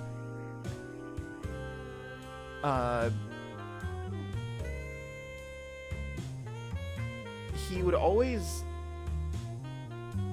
It was kind of like he was dyslexic, where he would say a sentence and he would mix up the words in the sentence. Like, he would say, oh, I hear, like, root steps on the... Was it like root steps on the foof or something like that? And then he would like correct himself and say, I mean, footsteps on the roof. I don't know if that was meant to be like anything specific, or that was just like a quirk they wanted to give him. I don't know. It's just something that really stood out to me whenever I watched that episode of that show. It's like, I don't know. Is that like a quirk? Or was it, I don't know, a joke? I don't know. But I don't know. It's something I tend to do a lot. So, I don't know. Maybe that's why it struck a chord with me. Yeah, anyways. Yeek! What is going on? Oh, I made a typo! Alright, we can do this. Ooh! Wow. That's talent. You landed the paper right on the thing. Oh my god. And she lit a match on her butt.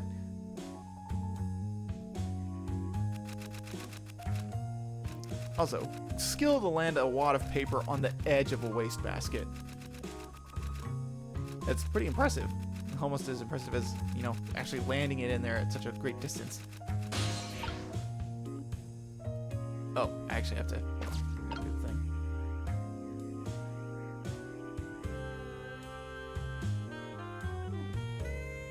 That's so cool. I kind of remember that. Wait, those are meant to be separate messages. I didn't send it? What are you talking about?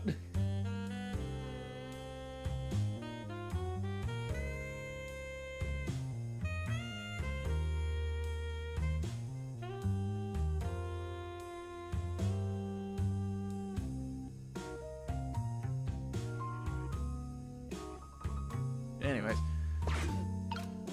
Do that. Oh, we can get up here. Huh, how did I get up here? That's so cool was in response to the script thing and I just never sent it. Oh, I've done that before. Where it's like, alright, type the message, and then my brain will just be like, and send. And it's like, okay, we're done here. And then it'll just be like, oh, well, job's done. Don't have to think about it anymore.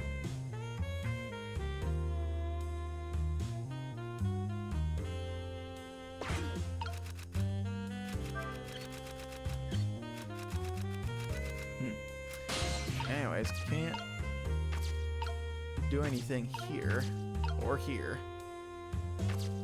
Well, we can turn the latch and open the thing, but that's not really going to do anything. Anyways, I think... Do I have to swing this fire? Yeah, I do. Oh, can I also make the clock? Yeah. No. Okay, that didn't really elicit any response. So we're just gonna do this. We're gonna hop over here.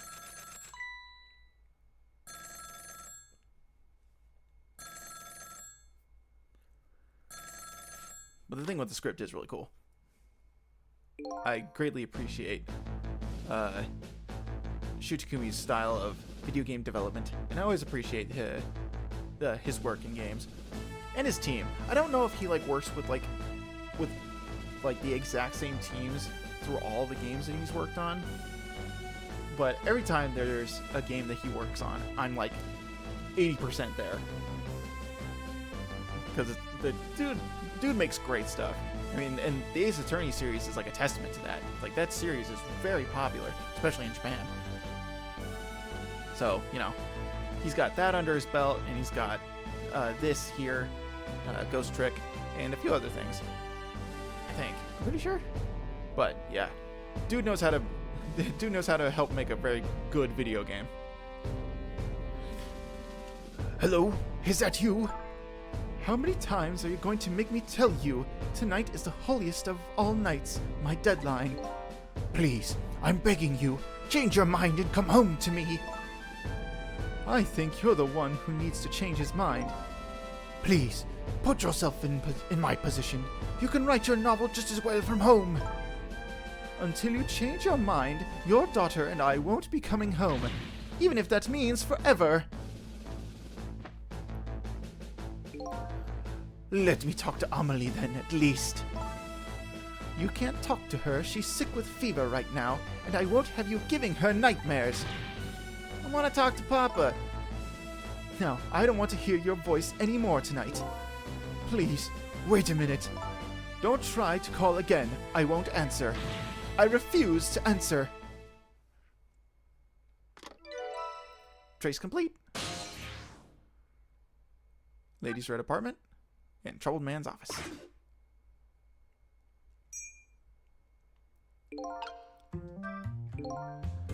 Now I finally have the telephone lines I need. I'm curious about this woman's husband, but I should go find my only lead first. That hitman who's after Lynn is sure to be heading to the junkyard right now. I better hurry.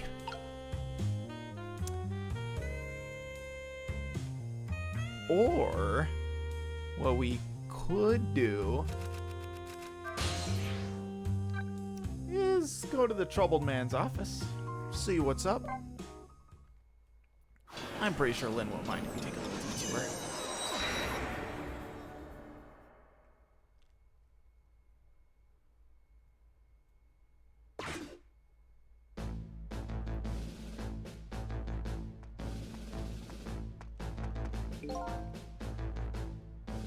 Are you alright, sir?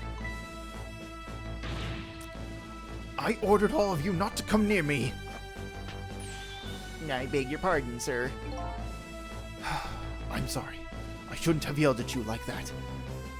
But I'd like to be left alone right now. You may go. Yes, sir.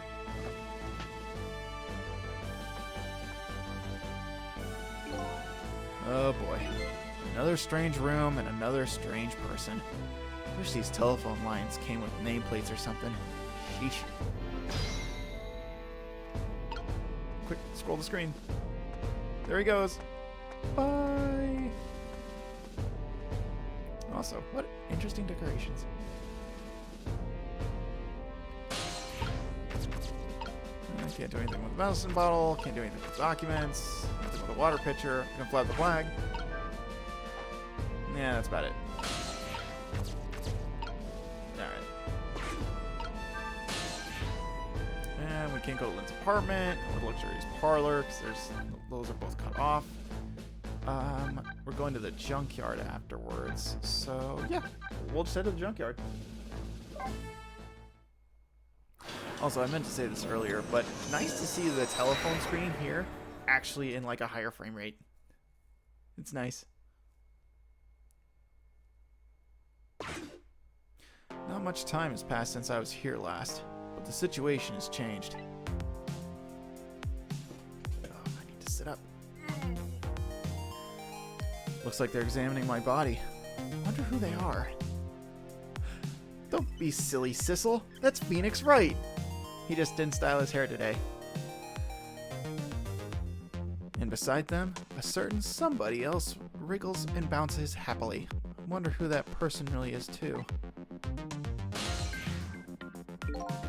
Welcome back. You weren't gone very long. What's going on here? The police are here to start the criminal investigation. You know, into your murder. My murder case, eh? Where's Lynn? Is she alright? So you found out her name already, did you? I'm impressed.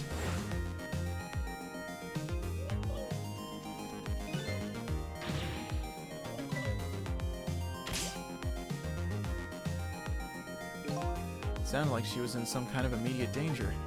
Not to mention the fact that Hitman is after her again. Well, you don't have to worry about that kind of thing. She was taken into custody a few minutes ago. Custody? You mean she was arrested? But why? I don't know. I'm just a desk lamp. I'd better see what I can find out. Quite a thing, huh? This case? Yeah, one of our own, a murderer? Heads will roll over this.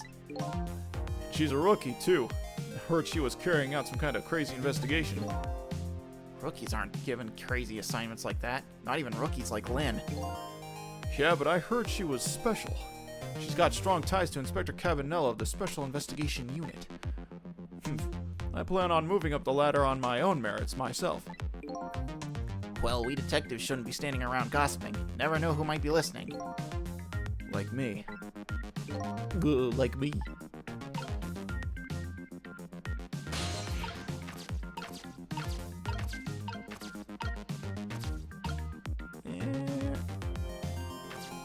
Cecil. The door. Traffic sign. Cone. Oh, there's more dialogue. I think we can safely assume the cause of death was the bullet he took in the chest. Bring the stretcher. I'll look into the rest back at the lab. Would you mind waiting here for a bit, Doctor? Inspector Cabanel, head of the Special Investigation Unit, is on his way now. Special Investigation Unit? What do they want with a case like this? I don't know, but Cabanel is our top investigator. We don't want to get him all bent out of shape, or there'll be hell to pay. Don't see what that has to do with me. I don't really get what Cabanella wants to come for either. It's probably just a big lark for him, but it makes things tougher on us. Hey, watch what you say behind his back. Never know who might be listening. Like me. Like me. Oh boy, here he comes.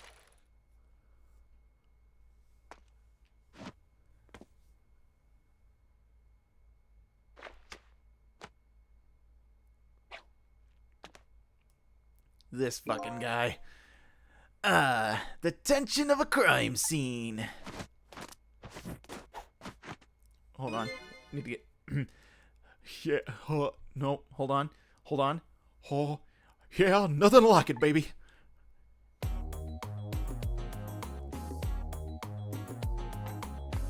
I gotta lock into this guy's vibe. Oh, yeah.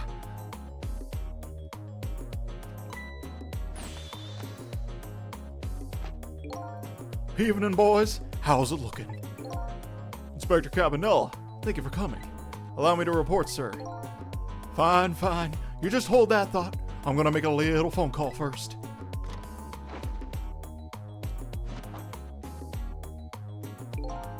So this is the head of the Special Investigation Unit. He seems, unique. Update the phone book. Alright.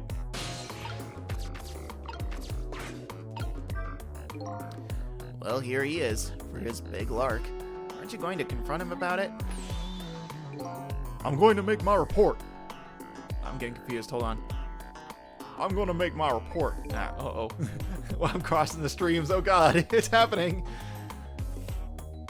Yeah, that's what I figured.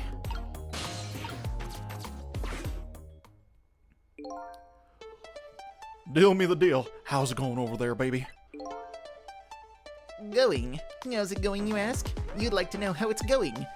I would say it's going well enough. About fair to average, if I had to say. Yes, it's going all right. Not the man I was hoping to talk to there, baby.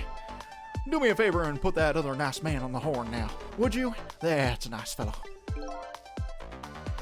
If it has anything to do with this park, I'm the one to talk to. I'm the guardian of this park, yes.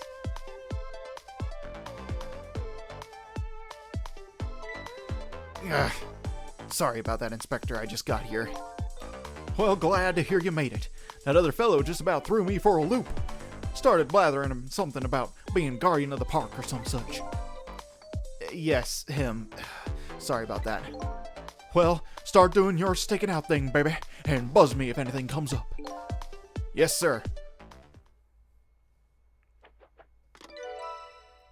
Also, it's a good thing that's a wireless receiver on that payphone. It's a miracle the thing hasn't been stolen. Now then, sir, if I may make my report, sir. Doc, yoo-hoo. Oh, Doc. Talking to me. Just bear with me. I'm going to go through like 5 voices. They're all going to sound exactly the same. Ugh. I need you to handle this case with your finest care and attention. Would you do that for me, Doc? Don't need you to tell me how to do my job. Anywho, I'd like to see the suspect now, if I may. Lynn, sir. I asked her to let herself be taken into custody voluntarily, sir. She's being detained in the junkyard superintendent's office right now. Super's office, eh? Super. And where's that? Just where you parked your bicycle, Inspector. I'll go interview the suspect then. Yeah, nothing like it, baby. Carry on, boys. Good luck, sir.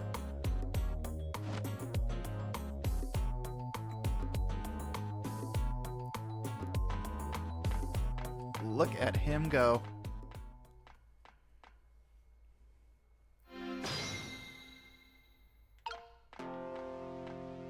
There he goes.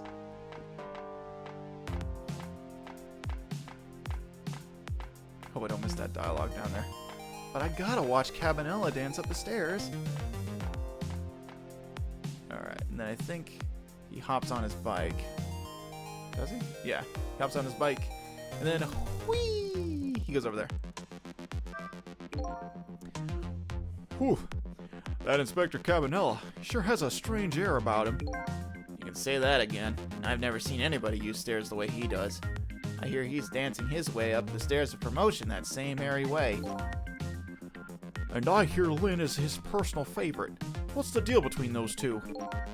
Hey, how should I know?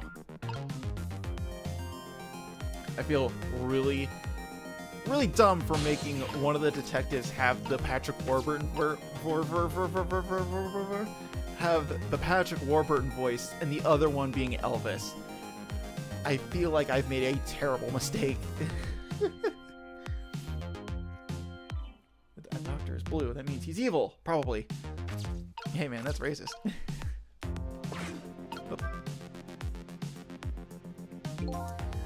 I think we can safely assume this was the murder weapon. Oh no, that pistol. Yup, same model as the pistols you detectives carry around. You don't think it's Lynn's, do you? This is not good. If it is hers, it's all over. So Lynn is a detective, and the murder weapon might be her pistol. What could it all mean?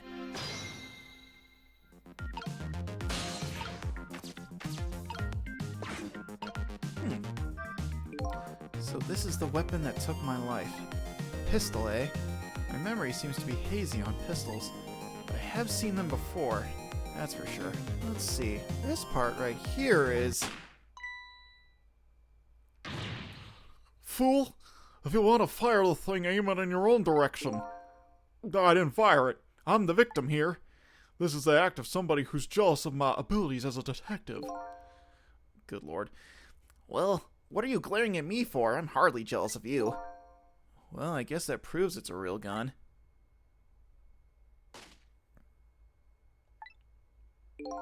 What was that? Hold on.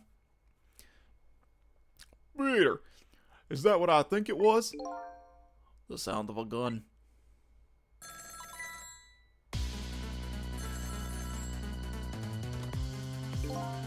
I've got a bad feeling about this. Every time that phone rings, it's bad news. It's like that old riddle. Which came first, the ringing of the phone or the crime case? If you say so.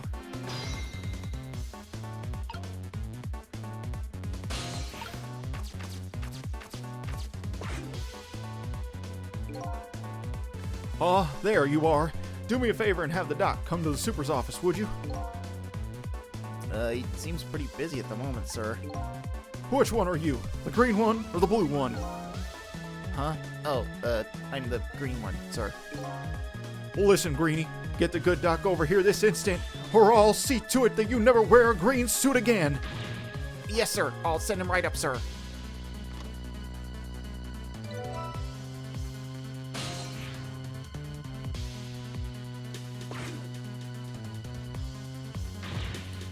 Please, Doctor, go to the superintendent's office immediately. If I must. Ding, ding, ding, ding, ding, ding, ding, ding. Look at him go. What's going on? Don't ask me, but something seems really, really wrong. That shot sounded like it was coming from somewhere around the maintenance building. I think Blue Detective is just going to be Elvis adjacent for the rest of the playthrough. Until I forget from when the next time I play this game rolls around, and I just forget all the voices again. That telephone call was from the super's office in the maintenance building, and didn't the Blue Detective say that Lynn was being held in the junkyard superintendent's office? Hurry then. You'd better get up there quickly. Everybody's gonna turn to Elvis. It's an infection. It's a disease. It's spreading. No time to be standing around here talking to a desk lamp, says the one who's only capable of standing around. I don't even know if I can talk to Ray right now, because I don't think I can even reach him. Yeah, I can't.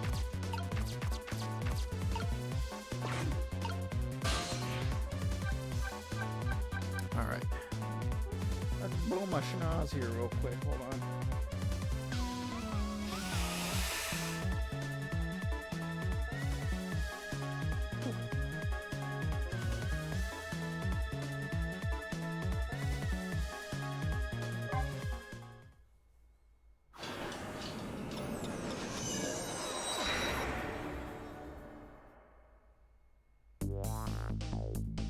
Yet another gunshot rings out in the lonely junkyard on the edge of town. The sound gives me the feeling a new death will be waiting on the other side of the line. Apparently, I'm not the only one the Reaper is interested in tonight. As long as there's anything I can do about it, I don't plan on letting anybody else die.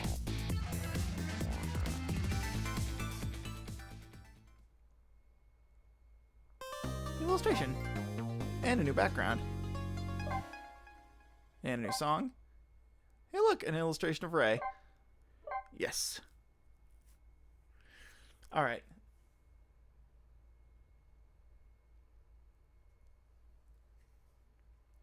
Hopefully we can move from Elvis to Hank Hill for some characters. For a slight distinction. Yeah, it doesn't help that it's really hard for me to track voices. Because it's a memory thing. And not only is it like it's a memory thing, but it's also tied to something that's like not a physical object that I can like really retain truly. So trying to remember the places where in which I keep the voices in my throat or my chest or like my head, it's hard to remember where they sat. Especially considering the fact that there are like multiple characters in a scene, and it's hard juggling multiple voices for multiple different characters. It can be a little difficult. So, and it's also my mistake that I went Patrick Warburton, Elvis, and then maybe possibly Hank Hill after that, because then those are all characters that are like that have really close registers to each other. And I say characters, like Patrick Warburton's not a person; he's a real person. But Warburton is like, he's kind of got an airy voice. He's got a deep voice, but there's an airiness to it. So he's like, save complete. Continue playing. And Elvis is like, save complete. You want to continue playing? Something like that. But they're like close enough in my head that I conflate the two. So they like morph together into like a save complete. Continue playing. Or it's like, yeah, it's hard. Patrick Warburton is fictional. Yeah, that's just an alias for his real name. Is it's Putty, or I don't know, Buzz Lightyear. I don't know. He's been in so much. Or Ken. Or wait, what's his character's name from B movie? It's Ken, isn't it? I think it's Ken. It's Ken or Kevin. I'm pretty sure it's Ken. Honey, her backhand is a joke. Also, well, that Elvis was fucking perfect. Well, thank you. Well, thank you very much. But my Elvis go-to isn't like Elvis. It's more or less like a facsimile of it. I picked up my Elvis from watching.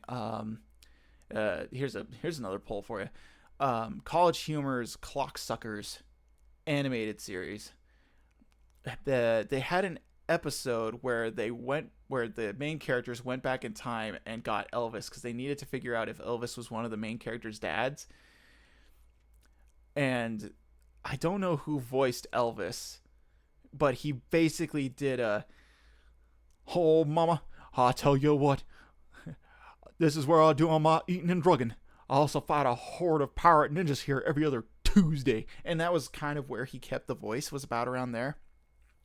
And because I'm a freaking parrot, I picked up how he performed that, and I learned where to place the voice in my head, so that way I could, repeat it, and I could, I have it locked in. So my go-to phrase for my Elvis impression is like "Oh mama," or any of the quotes from that or from that episode, where it's like, what am I? Where am I? Who are you? Who are you people? Doing that. Which is also like 1 degree away from doing a Jeff Bennett impression when it comes to like Johnny Bravo, because Johnny Bravo is pretty much Jeff Bennett doing an Elvis impression. But Jeff Bennett, Elvis is like, hey there, pretty lady, and I think Jeff Bennett is a bit less, like I don't make it as breathy when I try to do Johnny Bravo, because Johnny Bravo, he's like, hey there, pretty lady, what do you say? And that's not right. Hey, you pretty lady. Hey, pretty lady. I don't know. When I try to do it, the range doesn't really quite fit. But you get what I mean. Clocksuckers reference two streams in a row. Yeah, it did come up before. I can't. Was it the Mario and Luigi stream that came up, or was it the drawing stream? I can't remember. But yeah, I don't know if I'm ashamed to admit that it was Mario and Luigi. Okay, that makes sense. I don't know if I'm ashamed to admit that an animated show from a website called College Humor named Clocksuckers was a formative piece of media in my youth.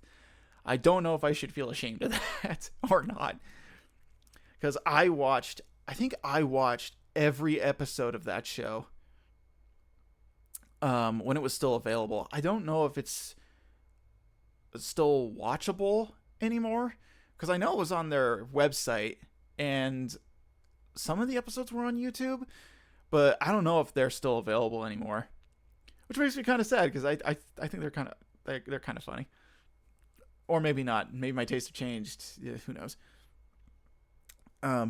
Anyways, last bio break, and then we're going to do this chapter here in the junkyard, and then I think I'm gonna call it.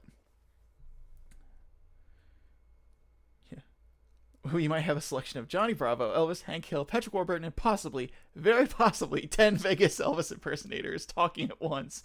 That may end up being what happens if we get a whole bunch of characters on there at once, because I know that this game has a pretty healthy supply of characters, all of whom have dialogue that we see pretty regularly.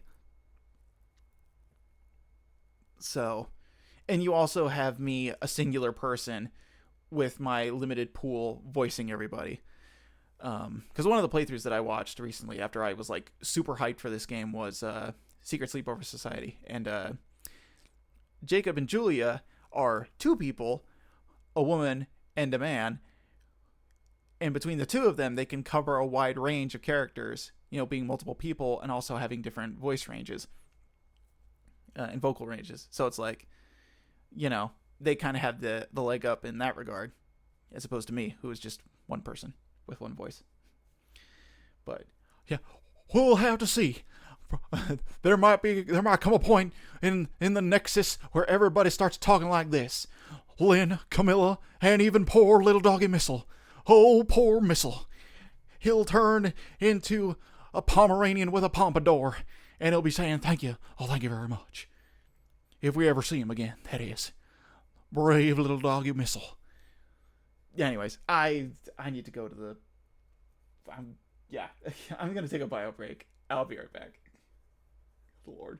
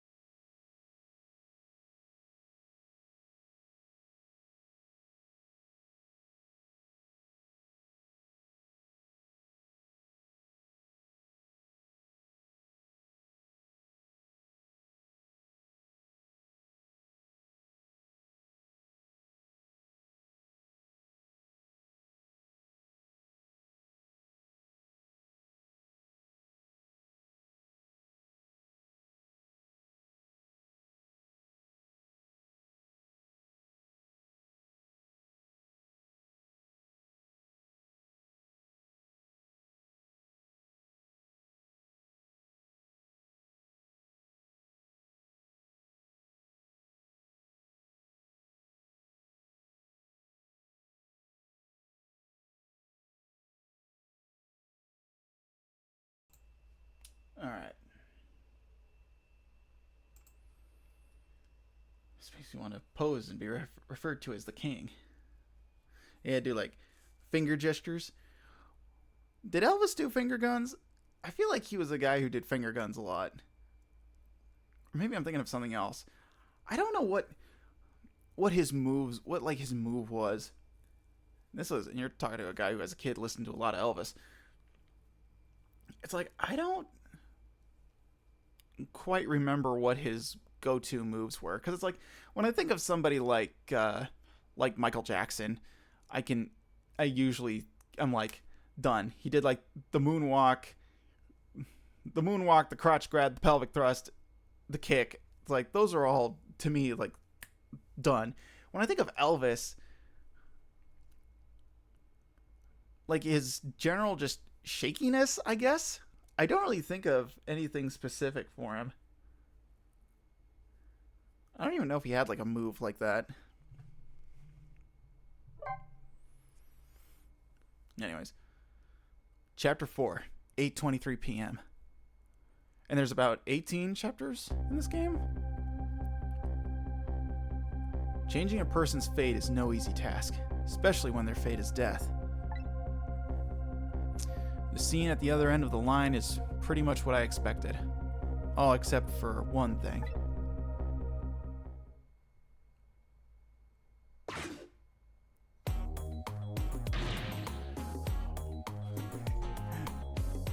Immediately, I was gonna go no, but then my brain went, Hank Hill, go! No, Lynn. Hang in there, baby. Looks like some piece of trash shot her from the top of the pile of garbage outside. Here, let me take a look at her. Maybe there's something Sorry, I can't allow that, Pigeon Man. I investigate and you superintend. You have your job and I have mine. Let's leave each to his own profession, shall we? Yeah. Well, here's what I think. How much of a pro can you be if you let her get shot right in front of you? Anyway, have it your way. I'll stay out of your hair.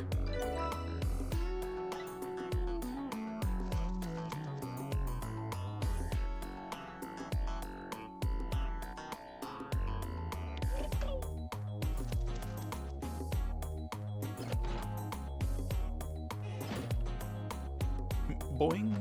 Whee! And the dude using the stethoscope on the door. Love that. Well, Doc, what took you so long? Quit dragging your feet. Who are you to shout at me? Now, let me have a look at the victim. I haven't even looked yet, but I can already tell you she's dead. Her second death of the night, actually.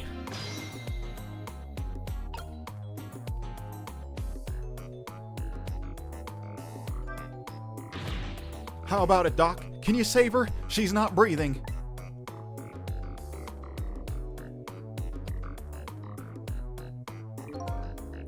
I'm afraid I'm not a miracle worker. Only thing I can do now is cure the aim of the one who shot her. Curse the aim of the one who shot her. I don't need to cure anything. It seems that his aim was pretty spot on. Lynn, how could I let this happen to you?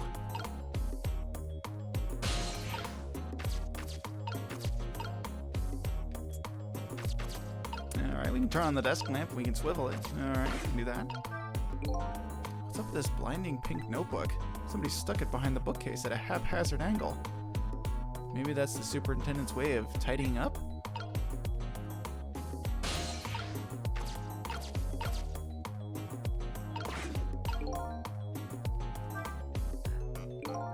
This must be the basement.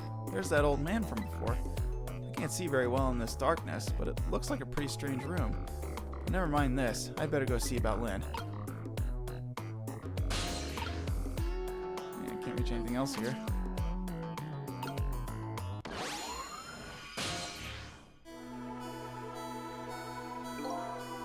This is making me want to be a lion animatronic at old Chuck E. Cheese.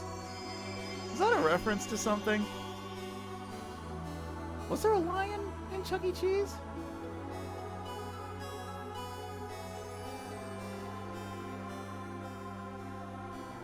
conscious this time as well, eh? An Elvis line specifically. Huh. Interesting. The only Chuck E. Cheese mascots I remember was there was a bird and good old Charles Entertainment Cheese himself, and that's it. I don't really know the rest of his, for lack of a better term, rogues gallery.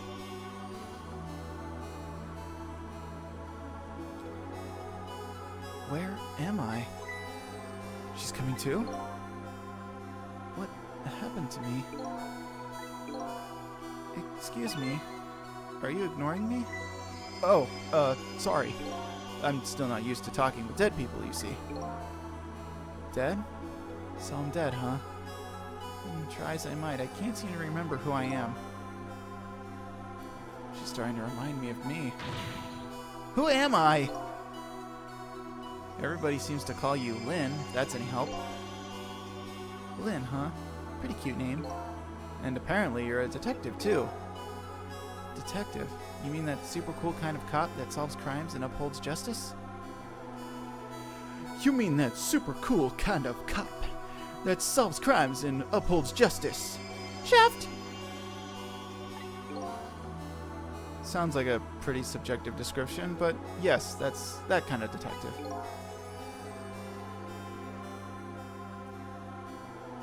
You've never even been to one. Never been to America. I just know a surprising amount of animatronic history. I wonder why. And depending on who you ask, it's alright. I've been to a Chuck E. Cheese once in my whole life, and don't really remember anything remarkable about it. Hey, wait a minute. Are you starting to remember something? There's no time to lose. Something really unusual is going down in this town tonight. Yeah, I certainly won't argue with the really unusual part. That's not your face, you know. Take another look. You're the dead one. Oh, right, of course. It'd be pretty heinous if I looked like this, I guess, wouldn't it? I don't know if heinous is the right word. There she is.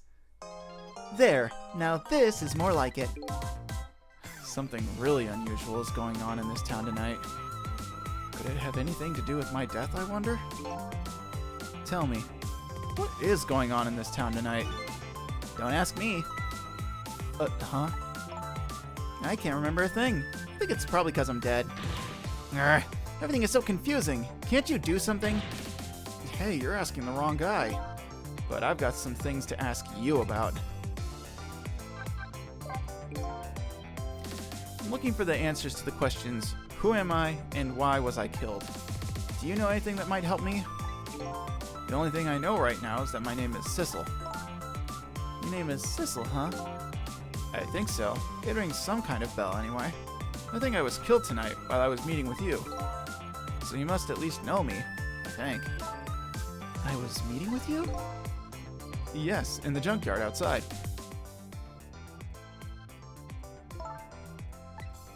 Yeah, it's coming back to me.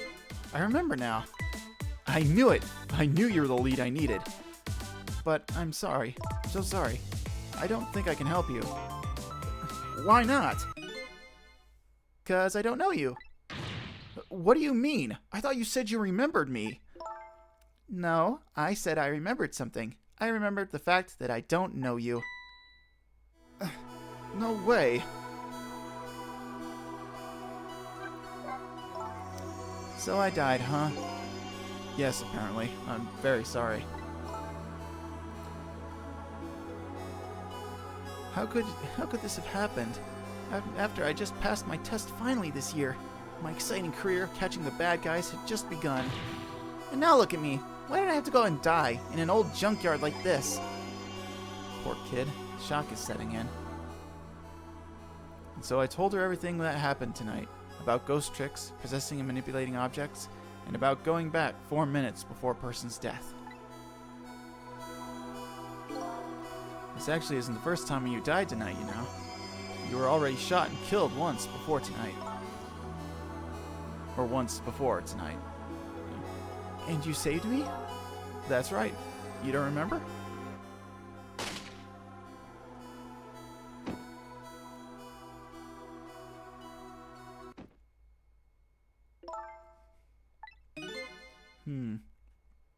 Yes, I think I do remember something like that happening. Vaguely. Yes, I did get shot by a blue man dressed all in black. I guess this means that even if a death is erased, the memory of it remains. So I died twice already tonight. I wish I knew what to say to her. Guess I'll just have to wait until she recovers a little. Hey, I bet that's some kind of record, don't you think? Yeah, you're probably right. Looks like she's recovered pretty...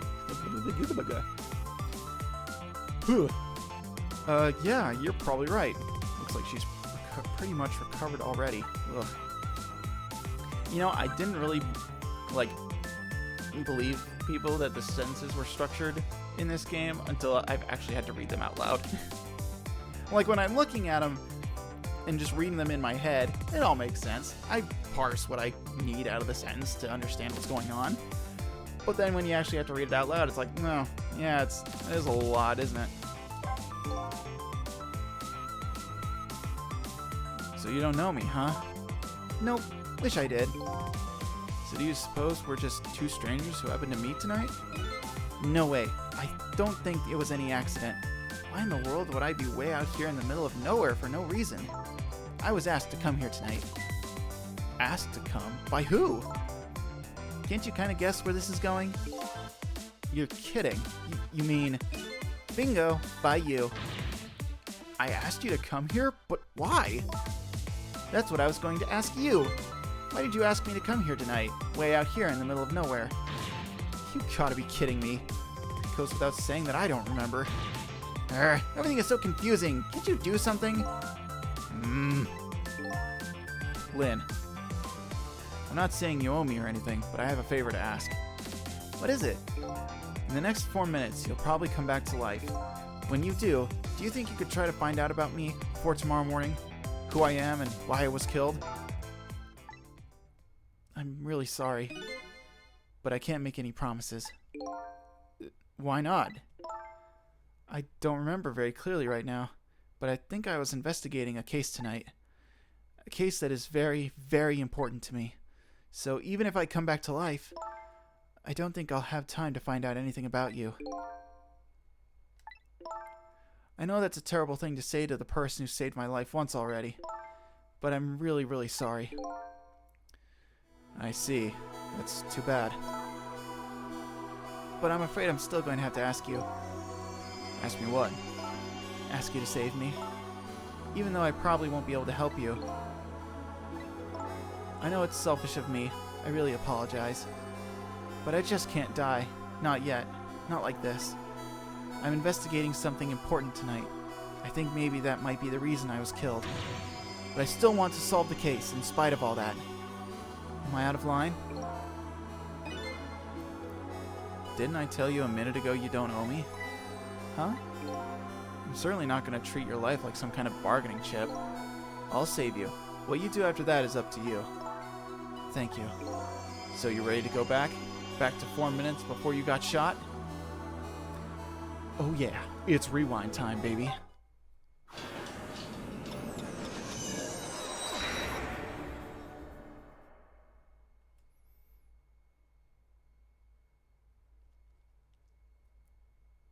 Lynn's second death. I'm heading back in time now to rewrite her fate.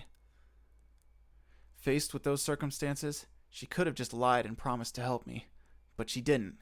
That's when I knew I could trust her. Maintenance building, super's office, 4 minutes before death. Before it is. I really hope that gee, I wonder why comment wasn't a little too grating, or a little too sarcastic. I know you have a proclivity for FNAF knowledge. Hope that wasn't too mean.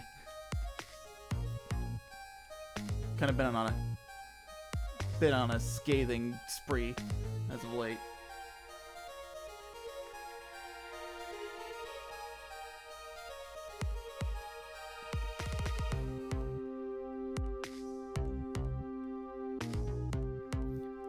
offended and I'm planning a court case. Uh-oh. I'd better get Phoenix right on the horn. I know of all people, he'd probably help me. I have a bad feeling about this.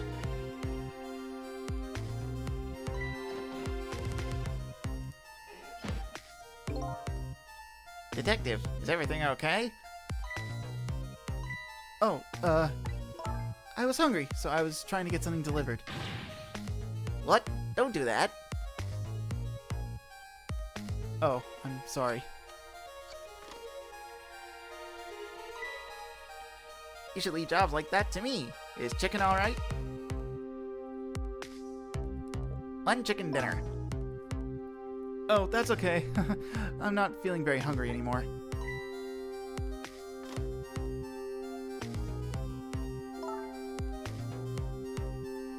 I would like to go back to the station for a minute, though. You would?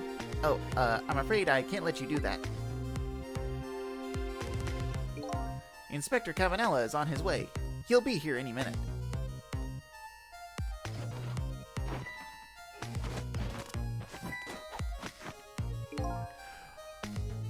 Evening, patrolman. Good evening, Inspector Cavanella, sir. Nice work. Now do me a little favor and take a little patrol around outside, would you? That's a nice fellow. Yes, sir. Boy, I really hope I don't catch whatever he's got. Starting to sound a lot like Elvis.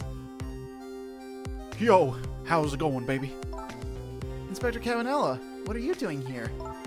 I thought the Special Investigation Unit had an important top-secret assignment tonight. What does that matter at a time like this when my Lynn's in crisis? I appreciate it, sir.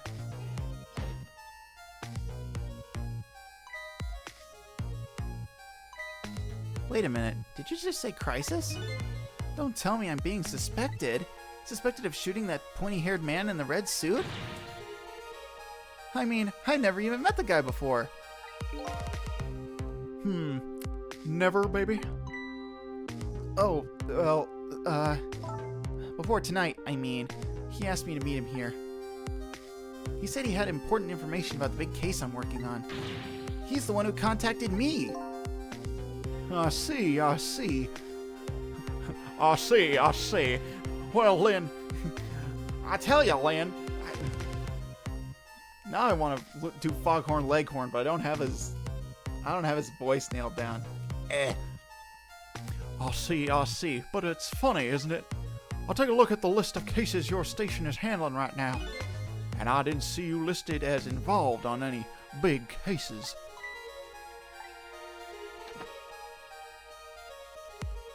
God, this man is so extra. You know, I don't suspect you, baby. Just trying to clear things up. You're not the type to ever shoot anybody. Hey, who knows you better than me, baby? You know, if anything ever happened to you, I'd never be able to look him in the eye again. Inspector Cavanella, I'm going to ask you a question. Yeah? And what's that? I want you to answer honestly. Is it tonight? Is that when it's happening? I have no idea what you're talking about, baby. Get down! It seems to me that Baby is indeed under suspicion.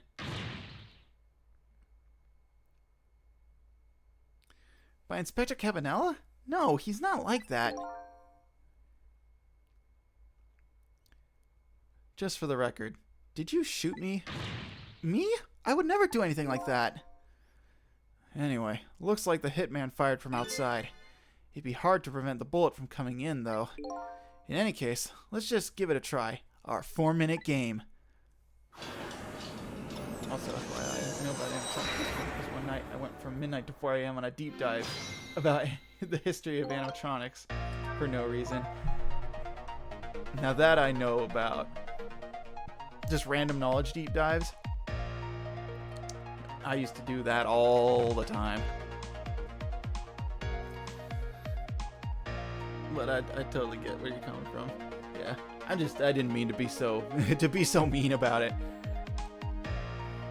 because you know, it's like that kind of came just the fuck out of nowhere. I was like, man, it's kind of mean, man. Why'd you say it like that? It's like, don't be an asshole. You know what? I have an idea. The guy who shot me is outside, right? Looks that way, yeah. Instead of trying to stop the bullet once it gets in here, wouldn't it be more fun to go out and stop the guy who's shooting the bullet? Fun, she says, with eyes gleaming. Oh boy. You can use the telephone to move around, right?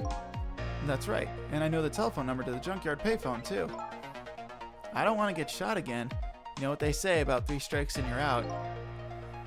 As long as you don't become a ball player, you'll probably be safe. The telephone thing's a good idea. Maybe I'll give it a try.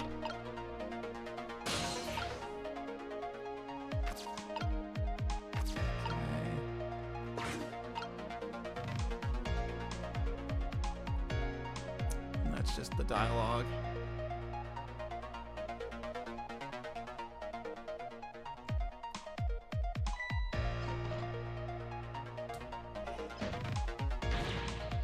Don't do that.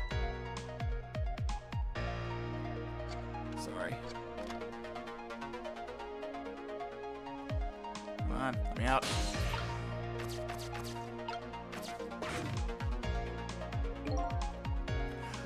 Oh, hello! The chicken kitchen! You want chicken? We got your chicken! 1 chicken dinner, please. Would you like an order of fried chicken with that?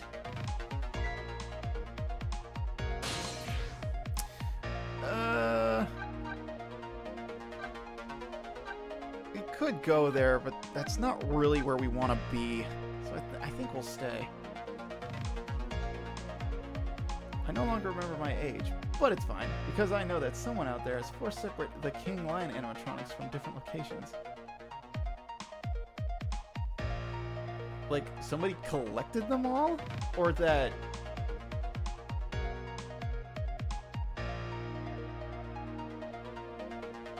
there have just been 4 of them made. Weird. We're gonna stay here. We did trace the call, though. Trace complete.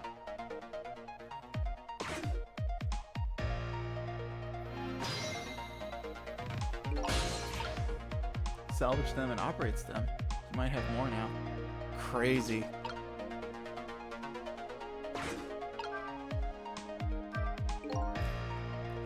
No sense in going over to the restaurant now.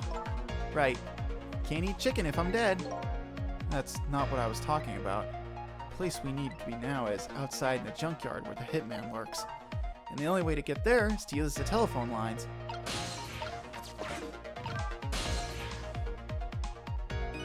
That's funny. What's the matter? This telephone doesn't seem to be working right now. Usually the telephone line glows red, but it's dark right now. What? Apparently in this 4 minutes before death world, we can't just use the phone lines whenever we want. You're kidding, right?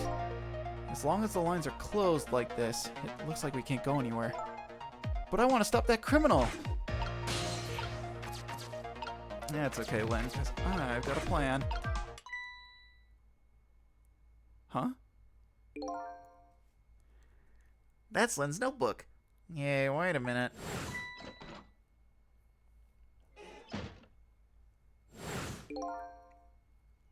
I thought she was practicing a dance move when I came in. Nope, that is definitely suspicious, no question. I'd better report this. I wonder if I can make the call without her noticing.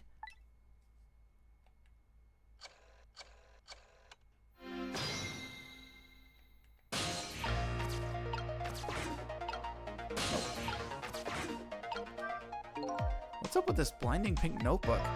Oh, that's mine. Isn't it adorable? Why isn't your adorable notebook in your pocket? I panicked, okay? Don't you shove things in the bookcase when you panic? Who are you calling, anyway? It was personal business. Alright. Oh, I have completely forgotten what this. He was like, okay, hang on. What's up? No, that wasn't it. I've been watching Lynn just like you told me to, and I noticed something suspicious. You did? So Inspector Cabanel was right. Yeah, whatever, this is his voice now. She was hiding her notebook when I came in. Her notebook, eh? Yes, sir. In a very suspicious manner, and in a very conspicuous place. Anything else? Let's see. It's pink, and it's a notebook. Anything else? Let's see. Come to think of it, she was using the phone when I came in too, and referring to her notebook. Okay, someone will be over later. Don't let on you noticed anything. Hey, look at that! The phone line is glowing red. I bet it would work if we tried it now. I bet you're right. The detective he's talking to is outside in the junkyard. And that's where the horrible hitman who's after me is, too. Yeah, we're gonna go there.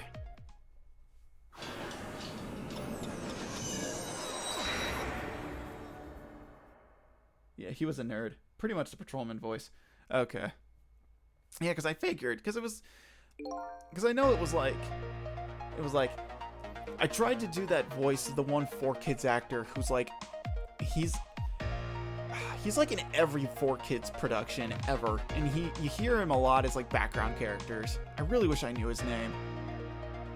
But he has like this kind of a raspy voice, and it's like, we gotta catch that hedgehog, cause I'm a police officer, or something like that. But it's like, I hear his voice all the time, and I'm like, hey, yep, there's the guy. There he is.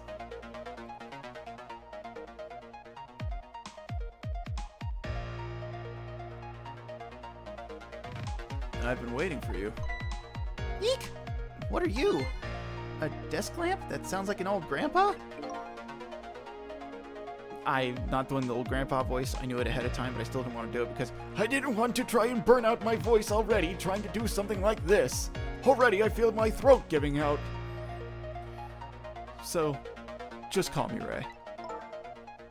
Grandpa Ray? You just have to get the grandpa part in there somewhere, don't you? We're souls. We can choose any appearance we like. Which means you have no intention of showing us what you really look like, right? Now then, about that gunshot that took your life. I heard it way up on the upper level, a scant few minutes from now.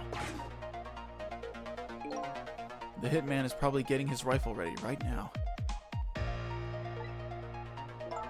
Alright, I'm going in. I'll get him with those ghost trick thingies. I'm very sorry, young lady, but you don't have those powers. What? Why not? I'm afraid I don't know the reason. But only a special few have the powers of the dead. What? Are you saying I'm not special? That's not fair. Anyway, we don't have much time.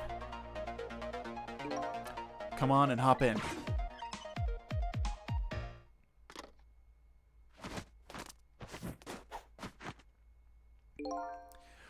Carry on, boys. Fate changed. That horrible hitman is after me up. That horrible hitman that's after me is upstairs, isn't he? Yes, apparently. In other words, we can't stop him if we stay down here. Let's go then. I'm not really big on the idea of getting shot again. You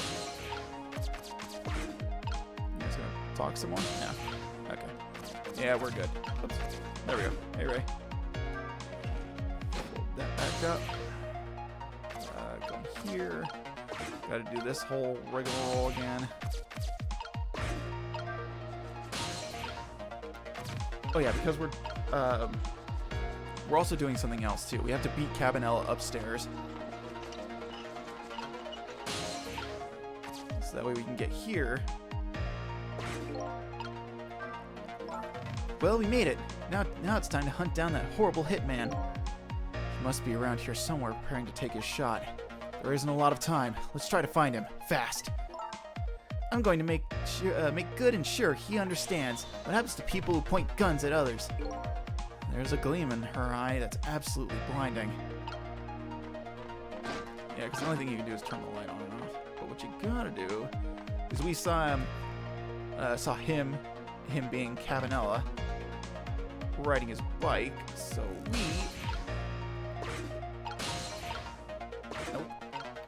we are gonna hitch a ride.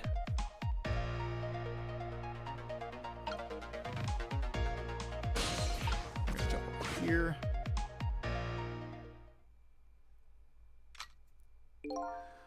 I see my target. Time to go to work. I'll be head of the Hitman division by next month now, for sure. There he is, the horrible hitman. I think his name is actually Tango, but that doesn't matter now. We have to stop him from shooting. Fast! Alright. We're gonna open the door. Over here. Surprise! Flashbang!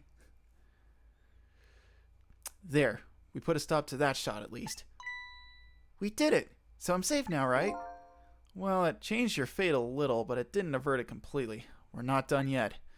The Hitman is a professional, and he really, really wants to be the head of the Hitman division. Head of the division, apparently. I'm just going to have to give myself the leeway to improvise some of these lines, because I'm going to be... Between reading a script and voicing stuff, a ton of characters, I need a little slack. Just a little. Just a smidge. I doubt blocking a shot here and there is really going to stop him. If you want to rough him up a little bit, I promise I won't put it in my report. Let's think of something else before he gets a shot in.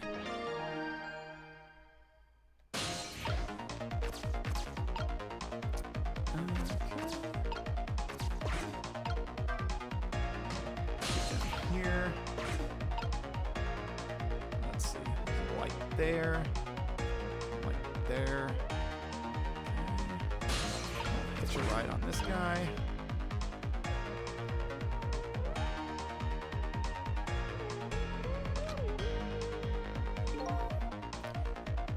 If I want that position, I have to be careful of even the least bit of scandal. Division head is my ambition for this year. Next year, my motto will be, if I want to be director, I have to be careful of even the least bit of scandal. So it sounds like he won't show up in spots where a light is on. And next year, I'm going to spread some nasty, scandalous rumors about him.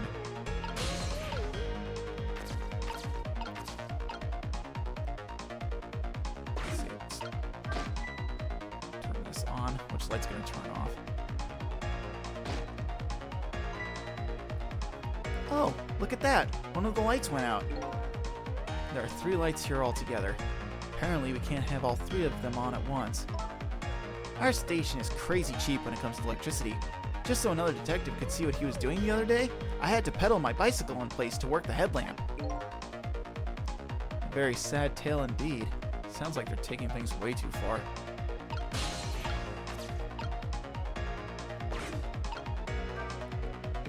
Huh, nothing happens. That's funny. Thought this lever was for swinging the crane arm around. I'd like to swing that horrible hitman around. This crane. I wonder if there's some other way we can use it.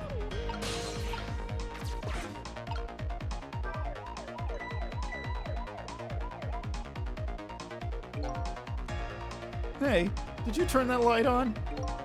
It wasn't me. It went off all by itself. Scared the heck out of me. Well, just make sure you lay off it. Don't want to waste any electricity. Have things gotten that tight? That's pretty sad. They're really putting the squeeze on us lately about using too much power at sites. They won't even let us use all of our searchlights on at once. I butchered that line read. Oh my god. Oh boy. We ought to be free to do at least that much, especially on a dark night like tonight.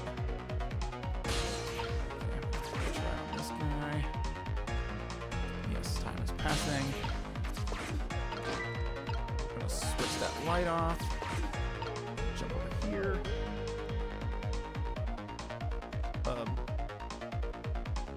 Please tell me you actually walk back to that patrol car, please. Okay. Okay. Okay. Is he coming back? Okay, he's coming back. Oh no, I can't hear what that guy's saying. He's saying something. He's saying something, but I can't hear it from here. Hear him from here. Come on, I want. Come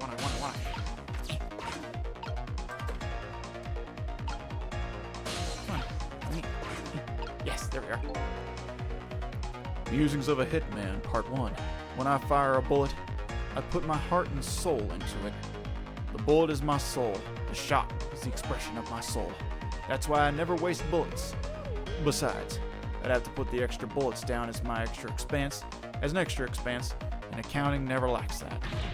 What the heck is that idiot blathering about? Hey, don't get mad at me. We have to stop this guy. Okay, so now if we turn this on.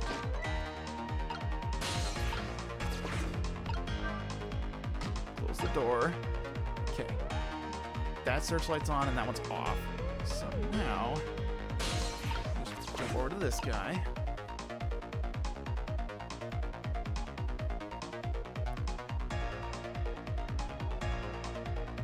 Alright, he's getting himself set up. This is quite a distance from the target, but I can't work under a spotlight after all. Or at all. Never mind. A shot like this is nothing for a man of my skill. Mr. Division Head seems to like dark, gloomy places. I'd be happy to throw him in a dark, gloomy cell. Come on, Sissel, get him! Hold up. When did I become her assistant? Bro. Uncool. Yeah, that's right. March your ass back over here. Is this guy moving? Okay.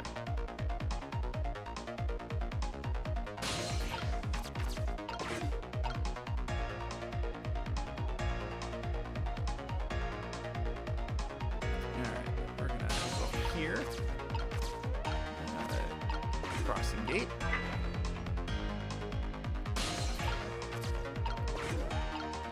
Hear him? Musings of a Hitman, Part 2. To fire a bullet, I need a stable location and a stable income. When I aim my rifle, the location I choose has to be stable and unwavering. Otherwise, any small external influence could cause me to miss the target. Likewise, worries over an unstable income could also cause me to miss. What the heck is this idiot blathering about? Don't get mad at me. I have to do something fast.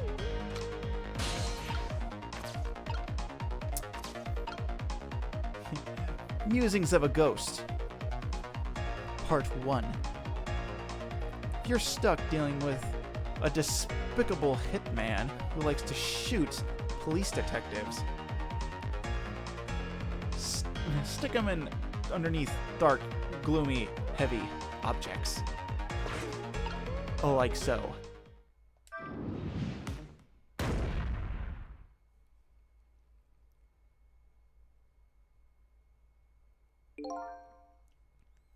Did you just hear a scream just now? I'm telling you, it wasn't me. Nobody said it was. There. We found a nice dark spot for our gloom-loving hitman. I think your death has just been erased. Again.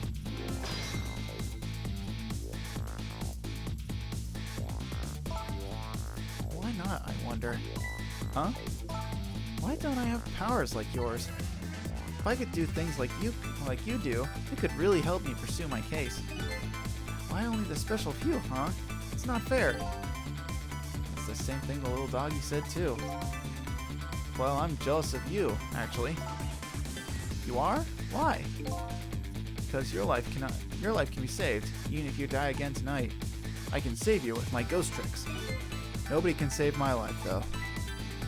Oh. It's powers of the dead. Why have they chosen me? Will I find the answer to that question tonight? Sissel, I'm so sorry. Well, you're free to do as you please now. I guess this is goodbye, Detective. Will we ever see each other again? You ever want to see me again, all you have to do is die. Okay, got it. I was kidding. Well, guess we better be getting back to the present.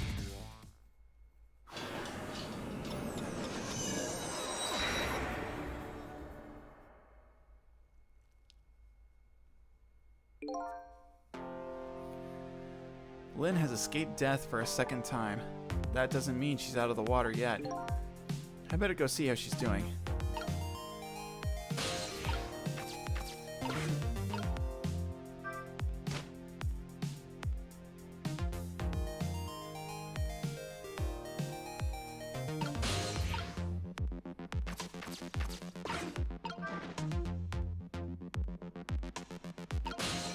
Oh wait, no, I wanted to be on that side.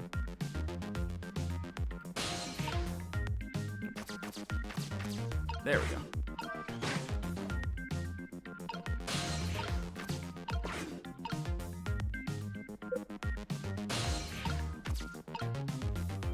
Oh, I want to be over there? I guess I do.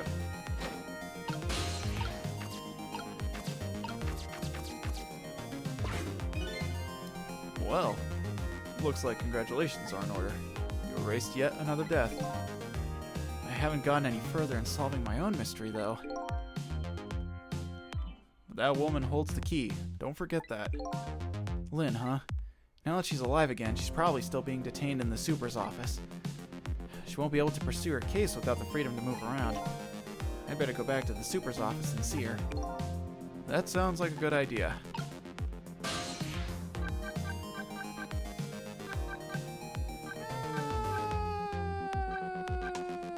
Detour.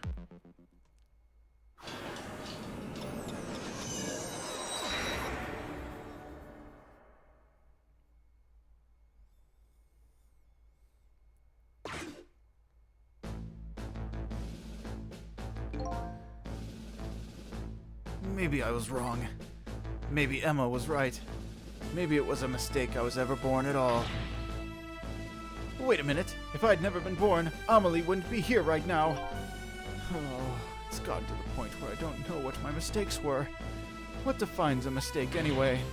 If something isn't right, does that make it a mistake? I'm out of here. Man, this guy's really going through it. Let's see, we were just there. Let's go to the park.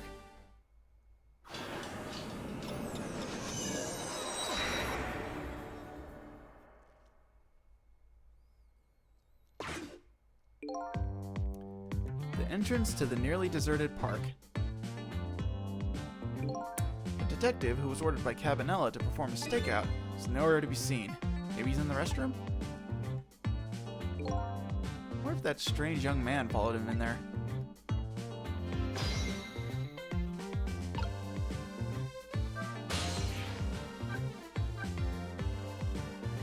Yeah, we can go here, why not?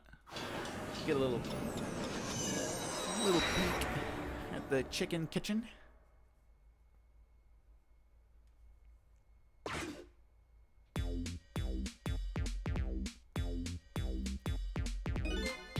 I don't see any customers hungering for chicken tonight. I hear singing come from the kitchen. Tonight I'm in love with you and you only.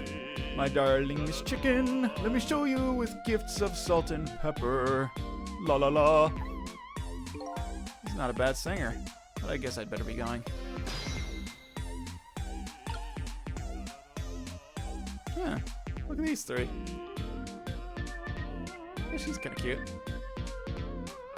Giant Jimkin.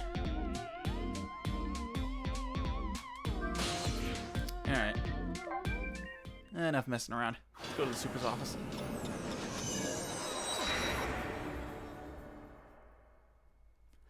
I decided to go back to the office where Lynn was being detained. With her changed fate, her story was sure to change too. Maybe that would lead us in some new direction. Now that Lynn is alive again, I wonder what she's doing. She said she was investigating an important case tonight. Could that case be connected to me in any way?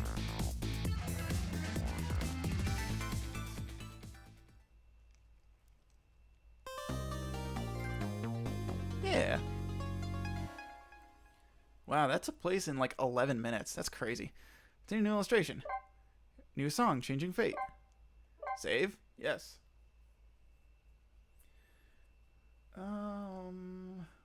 Let's see. I'm trying to recall what the next chapter is. I kind of want to go on just a little bit longer. Because I think the next chapter is kind of a short one, so I think I could squeeze it in. And there aren't too many characters to voice in it, if I recall correctly. You know what? Screw it. Continue playing? Yes. We'll do one more. This would be chapter 5? Yeah, chapter 5, 834. Okay. And I think if we can manage 5 chapters a stream, we can probably get it done in 3 streams. I think. Which would be pretty good. Anyways. When Lynn lost her life for the second time, she was being detained on suspicion of my murder. But I saved her, hoping to solve my own mystery. Living creatures can choose to live their lives in one of 2 ways. They can either submit to their fate, or they can try to change it. Lynn is definitely in the second camp. As soon as I got back to the junkyard superintendent's office, this fact was really brought home to me.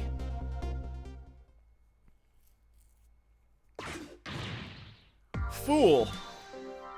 We told you not to let the suspect out of your sight. Oh, great. And immediately we start with this guy. What have I done? My apologies, sir, but I never thought you would run away. Lynn is our angel. I mean, friend. I mean, mommy. I mean, she's like family to us. Angel, friend or family, they all run when they have the chance. Do you have any idea how many years it's been since my wife ran away? Oh, no. I'm very sorry. I have no idea, sir. You'll never make detective at that rate. I think I'll just turn this guy into, like, offhand Hank Hill. Probably. Now find Lynn. Yes, sir. If Inspector Cabanel gets word of this, it's all over. I don't know, Hank Hill, Elvis, whatever. He's got a deep voice. We'll just say that. So our red-headed detective escaped, did she? I just barely saved her a few minutes ago. Whew, she's fast. Well, guess I'll look around for leads.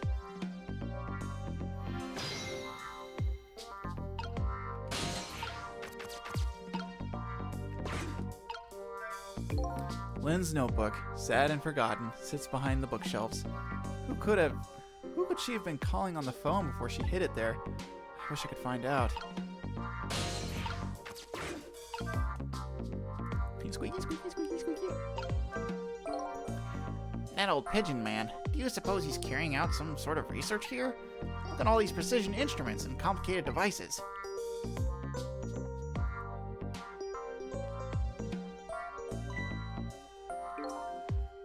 What are you doing? Sir, I think this is how Lynn escaped. Through here.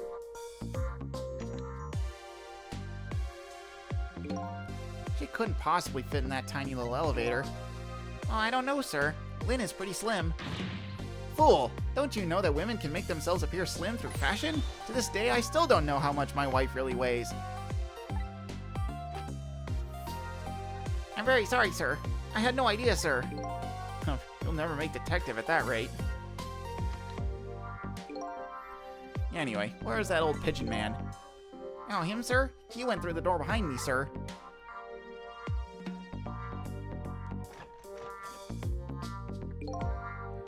It won't open. Apparently, that door leads to the basement, but it's currently locked, sir.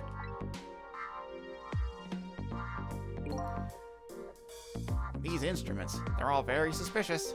You'd better keep your eye on that old man, too. Yes, sir.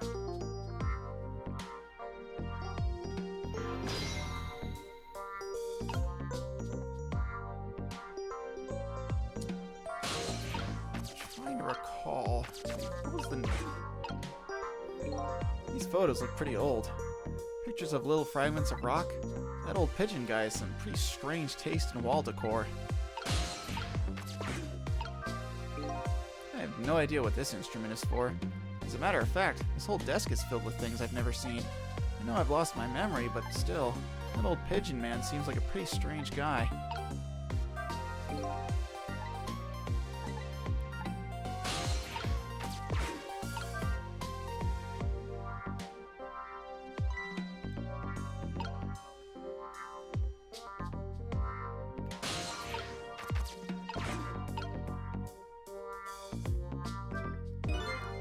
could swear I just saw this thing move.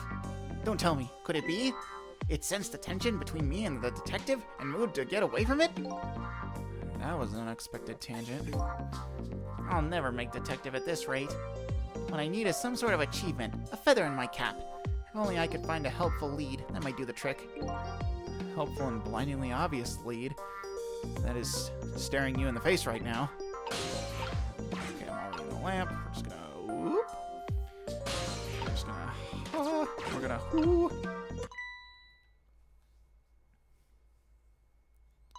Huh? This is Lynn's notebook. If I give this back to her, it might spark something between us.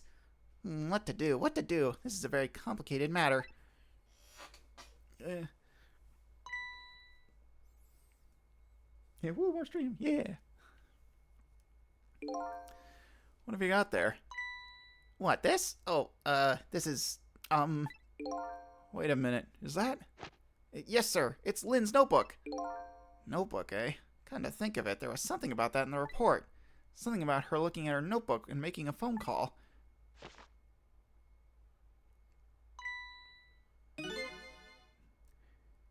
This must be it. This telephone number with a big circle around it.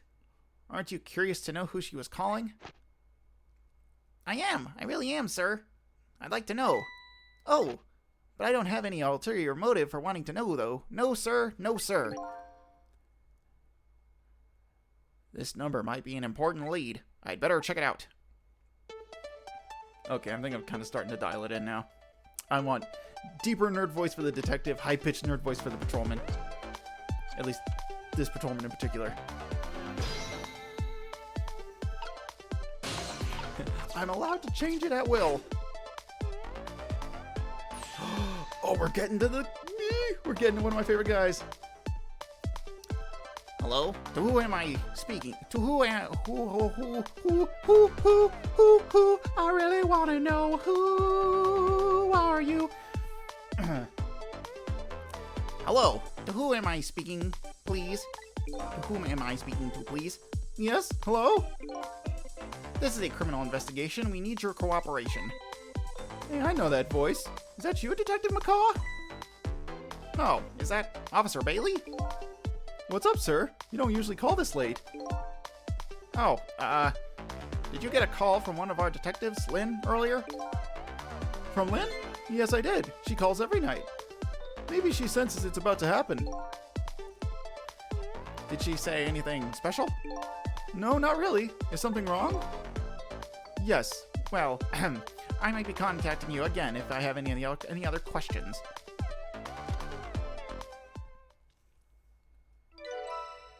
Trace complete.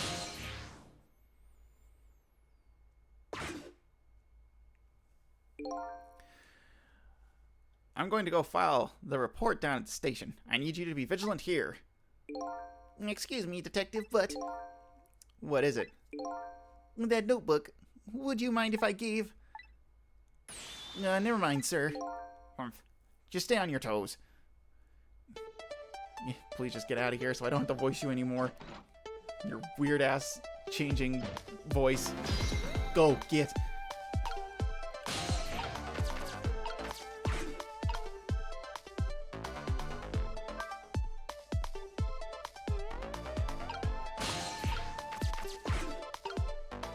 Let's see. I don't think anything changes here.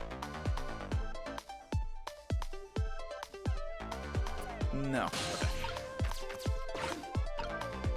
Man, was I thinking of a different chapter? Man, I really hope I didn't just suddenly land myself a bunch of stuff. Alright, we're gonna go to the prison.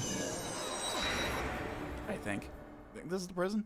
No, it's the prison, because Bailey's there. Duh.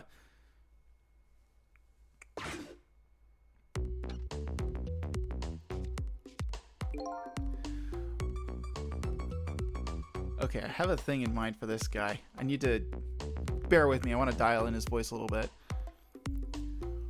What was that call about? Heard you say Lynn. I don't really know. If I had to take a guess, though, I would probably say something's going on with her. The only place in the world where nothing is going on is inside your brain, Bailey. Ah! What is that supposed to mean? I mean, I know what the words mean. That's not what I'm asking. That was my way of expressing indignation, putting it in the form of a question.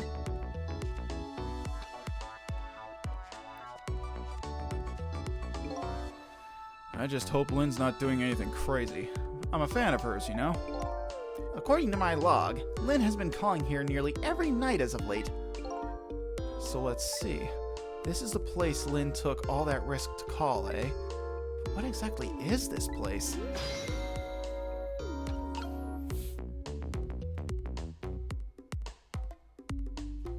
No, now I'm starting. Yeah, now I remember what this was all about.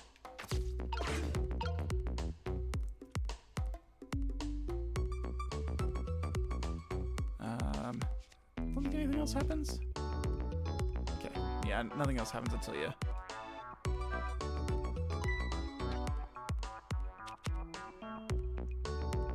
Yeah, so now we're gonna get some story bits. Hey, what's this? Oh, that? I wrote down my duties for the night so I wouldn't forget any of them. Can't keep them in your head? It's not like you have a ton of duties after all. Use a little brain power. Yarr! Yeah, I'm gonna turn into Skeletor! What are you talking about? Were you the one who just said nothing was going on inside my brain? Didn't think you'd take it in quite that direction.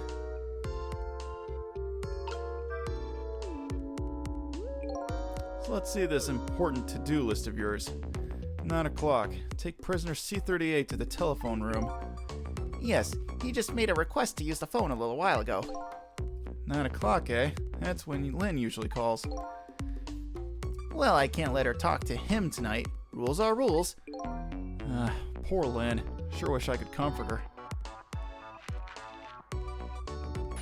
Ah! What do you think you're doing? That's my important duties memo.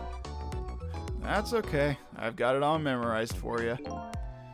Well, it's your duty to guard the telephone room, you know. Just make sure you do your job when the time comes.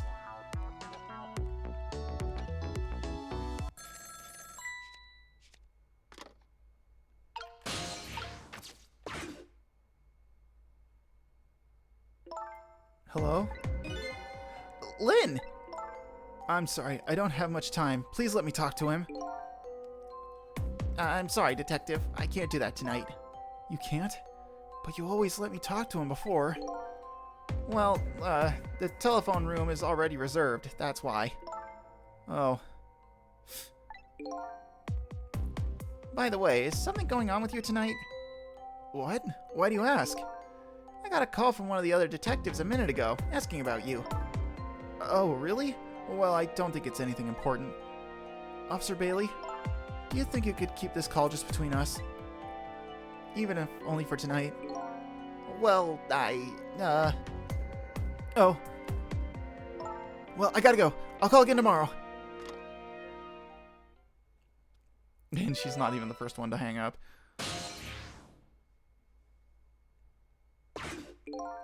Oh boy. Well, I guess I better call the detective division.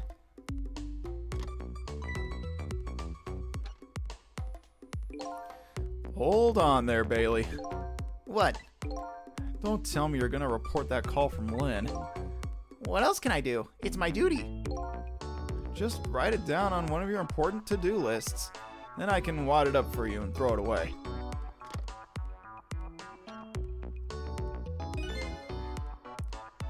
You mean, you want me to keep quiet about it? Well, isn't that what she asked you to do? Well, yes, but... Tonight is kind of a special case for us. Can't you make a special exception for my Lynn, too? Special case, huh? Alright, you win. Updated the phone book.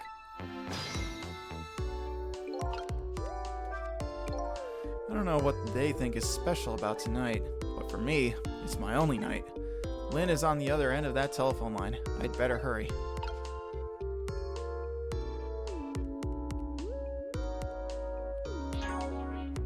remember.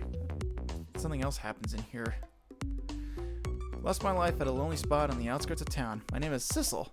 I apparently asked Lynn to meet me at the junkyard tonight, and I was trying to make a deal with a mysterious old man. A woman who was at the scene of my death. Her name's Lynn. She's a detective who was looking into a case tonight. She was arrested on suspicion of my murder. She says she doesn't know me. He's a hitman who, on the old man's orders, is targeting Lynn. His name is One Step Ahead Tango. He's nearsighted Jigo's rival. He followed Lynn to the junkyard, but met with an unfortunate accident.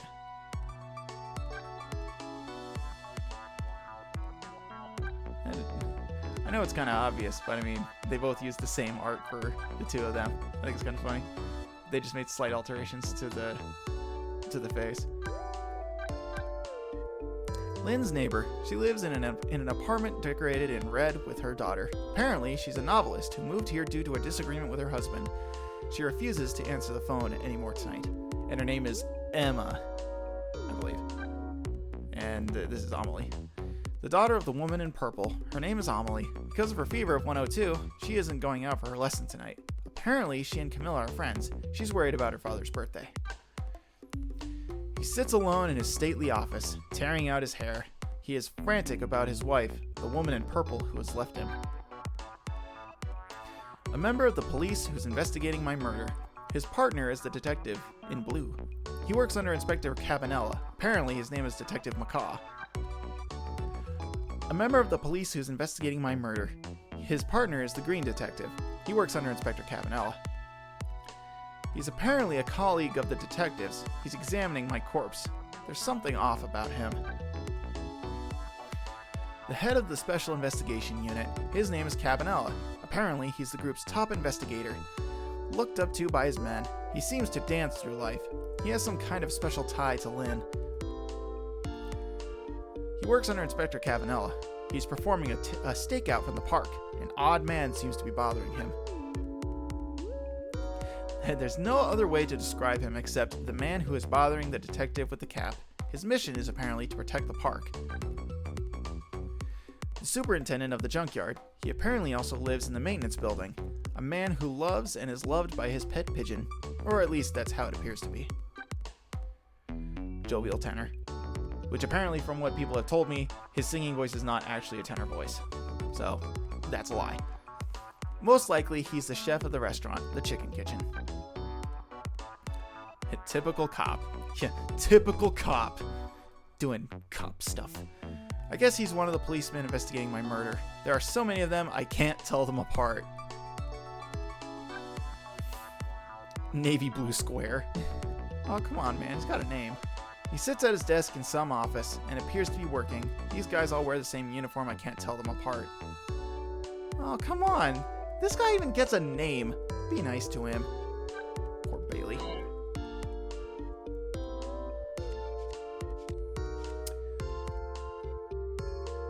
Okay, I don't think anything is going to happen here.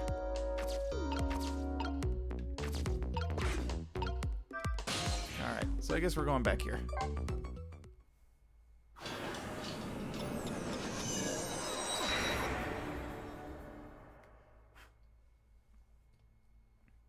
Uh-oh.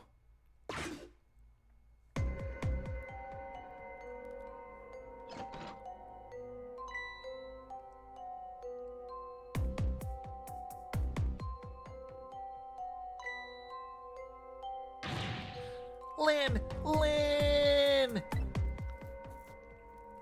Oh, why couldn't it have been me instead? It's no use. I'm no use as a police officer. It should have been me! Looks like she's dead. Better not touch her. Who did this? Who shot Lynn? Hey, excuse me, mister. You talking to me? Need to find a voice for this guy. He's so distinctive, it's like it should be a no-brainer. This room. There aren't any other exits besides this one, are there? Do you see one? Huh? Then how did... We must have one of those mysterious locked room murder cases on our hands. One of those cases where the murderer vanishes into thin air in a vacuum. Just go find a real detective. I'll keep watch here. Yes, sir.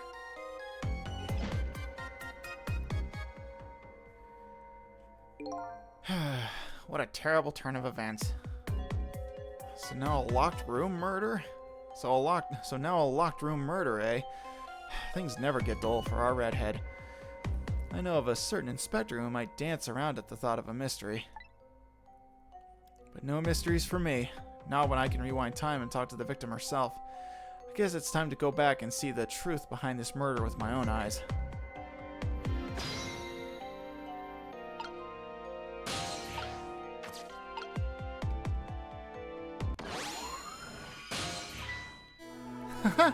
I died again. I thought you'd be a little more grave under the circumstances. Yeah, well, if this is the third time after all, it's scary what a girl can get used to, don't you think? Frankly, the way her mind works is a whole heck of a lot scarier to me. So what happened this time? Who shot you?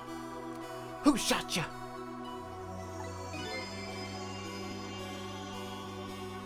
Excuse me. I don't know. What? I'd like to know myself. Who could have done it? Who shot me?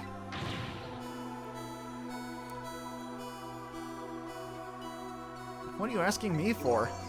Oh boy, guess I'll just have to go find out for myself.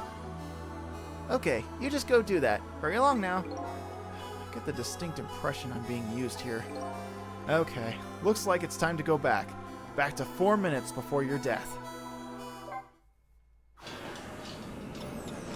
Who shot you? Was it a hitman?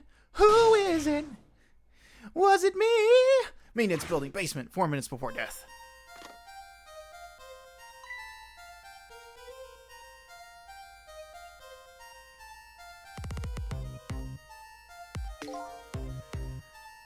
How long has it been since I locked this room up in darkness?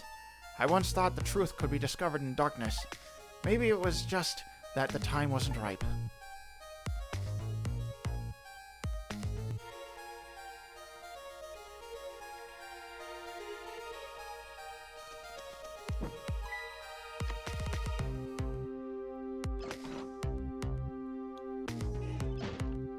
Oh, hey, look at that.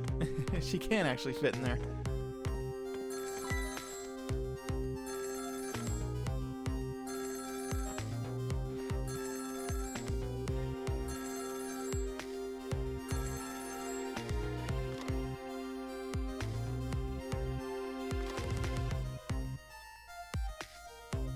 He hung up.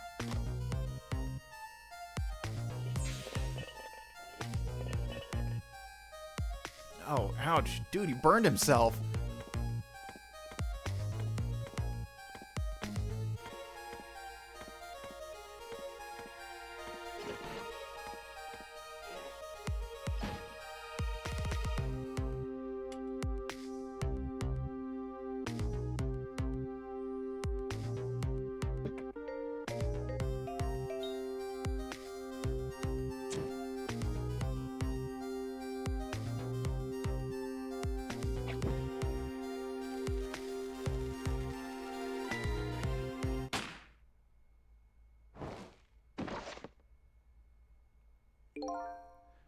That's the truth behind our locked room murder?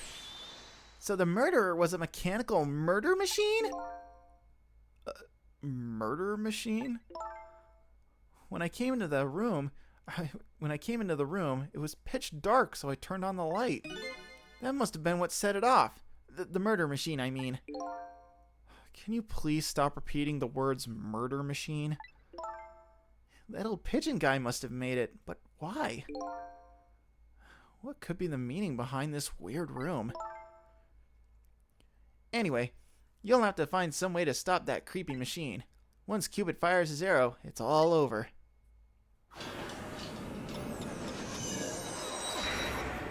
Alright. Trick time.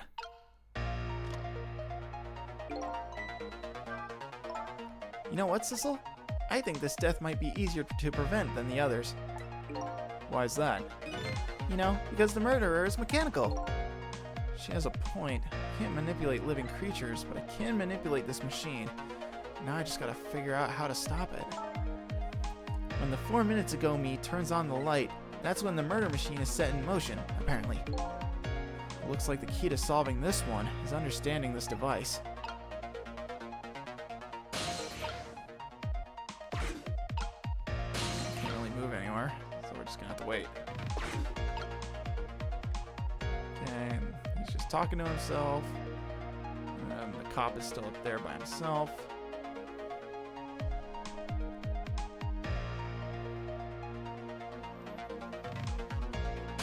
Oh, hey.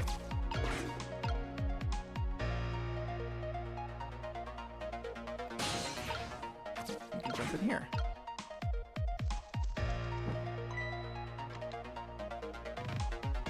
Alright.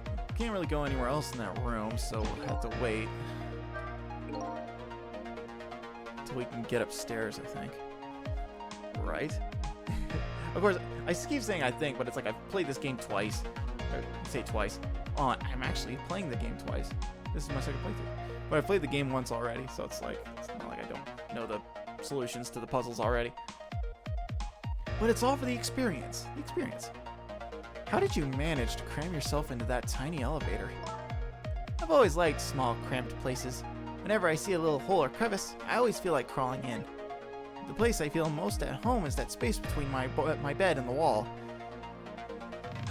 Lynn and I are kindred spirits. Yeah, I guess I can understand that. We're birds of a feather. We should get together and talk about it sometime. Yeah, okay.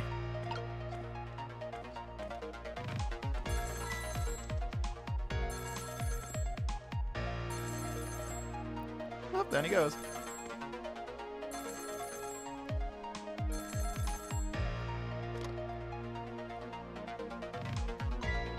Oh, is this the superintendent? I'm so glad. I thought I was all alone. He's probably like, ugh, this motherfucker again. God damn. Yeah, we're gonna go there. No sense in just hanging out down here. You cheat at the puzzles. I'm not technically cheating. I am just using my own form of ghost tricks and using my knowledge to better get a handle on the situation. It's all over. It's all over for me. Lynn, sweet, cute Lynn, who shines as bright as the sun, ran away on me. Then those detectives, matching bookends, blue and green, yelled at me. And then the old man with the dirty blue dove on his head completely ignored me. If only somebody would give me a kind word right about now. You want to give him a kind word, Miss Bright as the Sun? Let's see.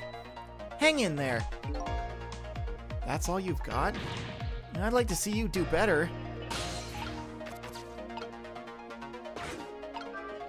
Anyways. There you go, buddy.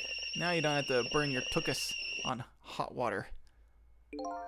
Lynn ran away. The detectives yelled at me. The old pigeon man ignored me. Man, this poor guy, he's fucking defeated. Look at him. This poor man. Maybe you should stop being a cop and, have a more fulfilling career. And, just saying. You probably feel a lot better. And then the kettle nearly scared me to death. Burned my ass. My life is in complete shambles. Yeah, maybe you should leave this line of work. Like I said, go find a more fulfilling career. That's gratitude for you. We were just trying to warn him with the kettle whistle. Would he have preferred getting scalded by the steam? Well, at least his fate was changed a bit. That's good anyway. But now we've got our shortcut.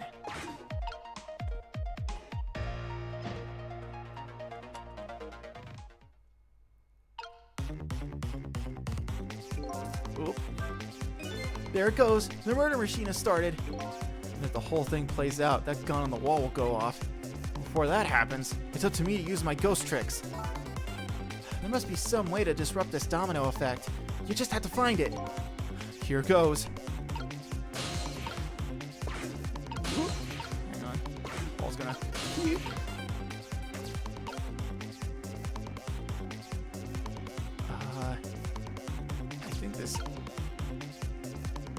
This may end up taking me a few tries.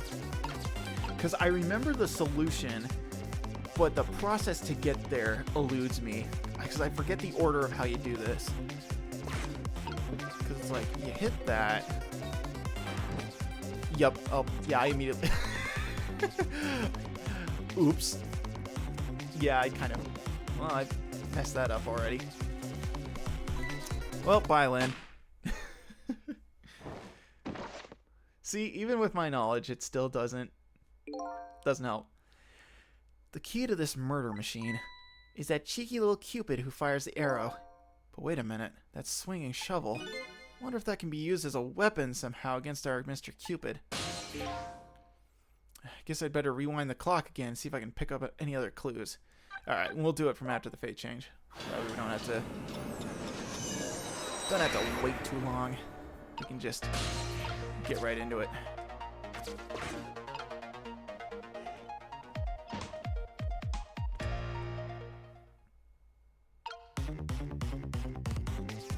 Cheating makes you bad at puzzles. Yeah.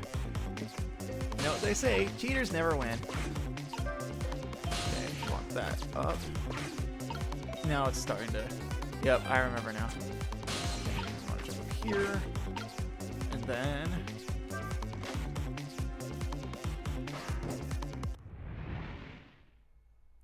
Doink!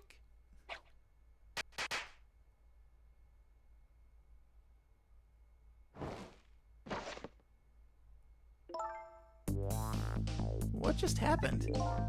Looks like your future just got a whole lot rosier. Your death has been erased. Again.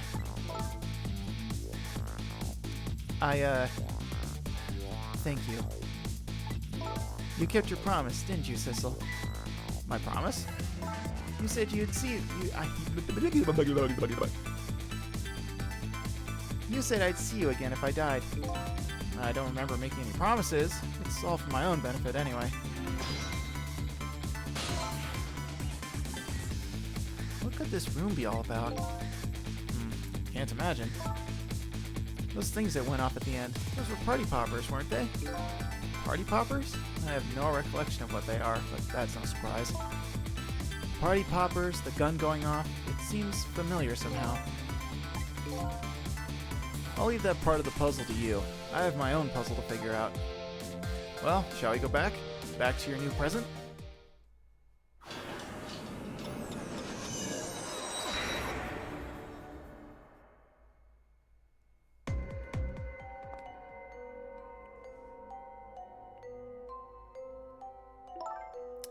Sissel, are you there?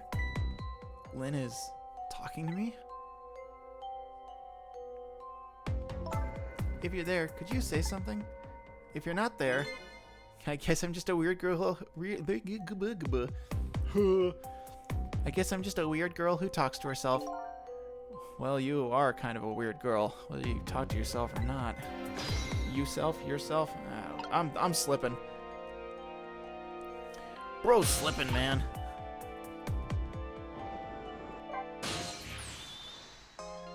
You are here. I knew it. I just had that feeling. Shame on you for stepping foot into a girl's head uninvited. Wait a minute. Don't give me that a ghost doesn't have feet bit. It's just a figure of speech. Hey, did I say anything? There, that tone. It's that tone of yours that makes me mad. So, did you have something in particular you wanted to say to me? I just thought I'd share some information with you. I'm investigating a case right now. A murder case, and I'm doing it alone. A murder case? All by yourself? Yes, well, that's because the case was closed a long time ago. The culprit is already behind bars, forgotten by the world. So, why are you looking into it then? Because I think the person's innocent, that's why. There's something strange behind the case. Some big mystery. I firmly believe that. So anyway, I finally have my memory back. I'm not at liberty to tell you about the case, but if there's anything else you want to know, I'll try to answer what I can. Lynn is my only lead. I would like to ask her about a few things. We'll talk about who shot me. You have your life and your memory back now, so let me ask you again. Who shot me tonight? Yeah, I thought that might be the first thing on your mind. What else would it be? There's a good chance I was shot while I was with you, after all. I'm afraid my memory just isn't clear on that part. Not clear. I met with you tonight, and then you fell down right in front of me. I think I remember seeing that part. I'm pretty sure you were shot, maybe, from somewhere far away. So you didn't see the culprit. I'm sorry. I wish I could be of more help. But I know I wasn't the one who shot you. Your colleagues seem to think you're a suspect, though. I wanted the information you had for me, so why would I shoot you before I got it? Information, huh? I wonder what info I had for her.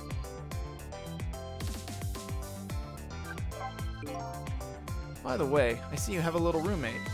Camilla? How do you know about her? There was a tiny incident at your apartment a little while ago. An incident? What kind of incident? What happened? Is Camilla all right? She's fine, thanks to her loyal little friend Missile. Although I did have a little trouble bringing him back to life. Oh, my... What in the world is going on? Why would anybody want to hurt Camilla and Missile?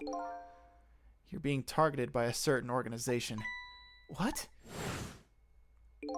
I saw them. The people who are calling you their target. So I'm a suspect and a target? Could this night possibly get any worse? It does sound pretty rough. Are you sure you'll be okay on your own? Huh? You know what they say. When it rains, it pours. Isn't it time you admitted you need me? Need my powers? I'm sorry. I can't cooperate with you. Yes, you saved my life tonight. I'm completely grateful for that. But as a detective, I still can't trust you. That's too bad. So I had some important information that you wanted, huh? That's right. You called the station yesterday, and you asked to talk to me. You told me that you had an important lead on the case I was working on. Important lead, eh? You said you wanted to meet me and talk to me directly, tonight, at the junkyard. And you fell for it? Even given how fishy it sounds? You're the last person I want to hear that from, you know. But I just couldn't let it go, no matter how shady it seemed. That's because I'm running out of time.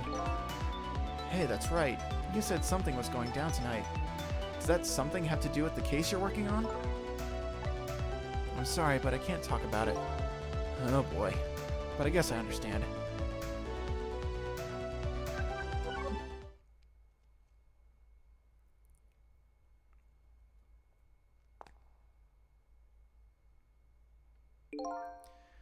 So what are you gonna do now?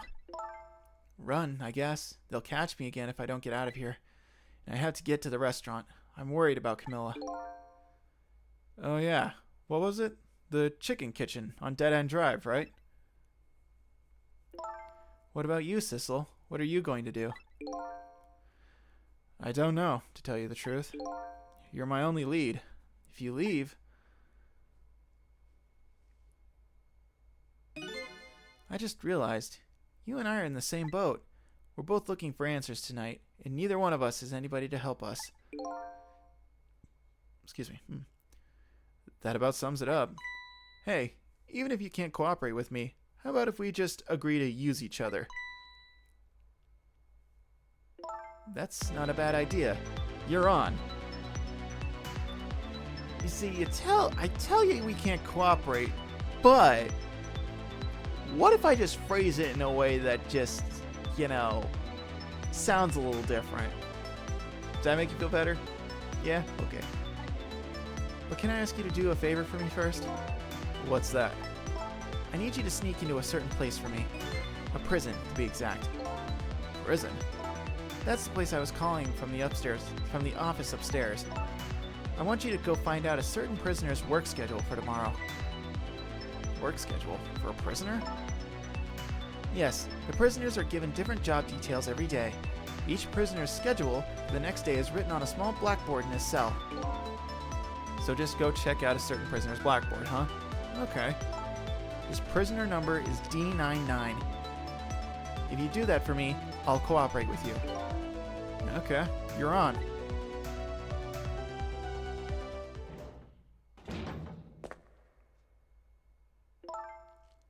Okay, see you later. See ya. But don't die again, if you can help it.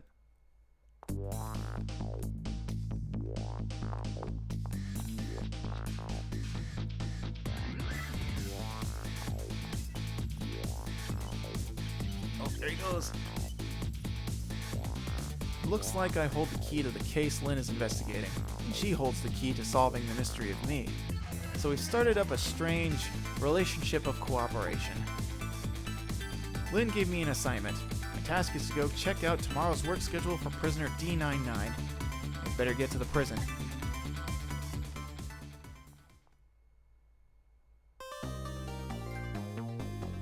Nice. New illustration, new song.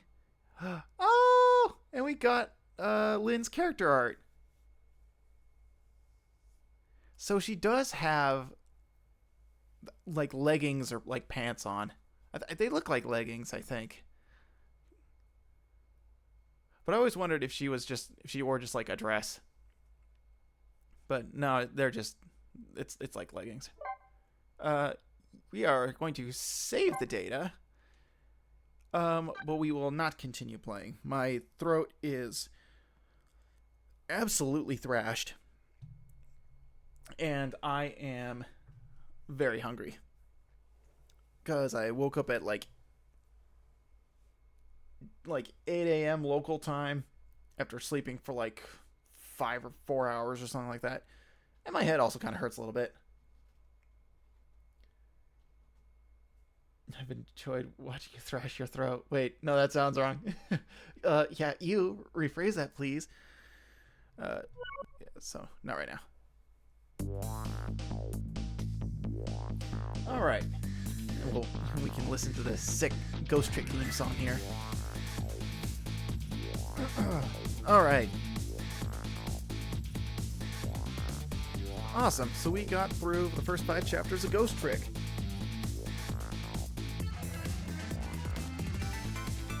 Watching your slow and painful voice torture. Yes, and me struggling to try and give characters voices on the spot. Hopefully it was entertaining for you, as it was for me. I love this game. I love it to death. I'm so glad to be playing it here on stream. And like I said, I think we can manage this in like another 2 or 3 streams, I think, if like we really push it. Because this game isn't too long.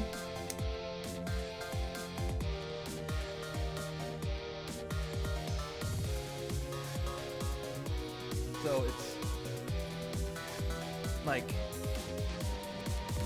it's not like that long of an experience.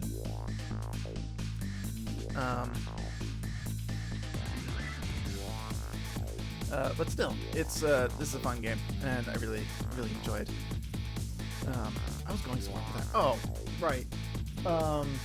Or maybe I wasn't. Or maybe I just remembered. Either way. So we've got this Pokemon and Mario and Luigi going on simultaneously. I was going to add a 4th game, but after some consideration, I've decided not to play it. Because I'm kind of getting burnt out on game streams. Again. I know I feel like I've talked about this before at length, but I don't know. For real now, I'm kind of starting to like lose the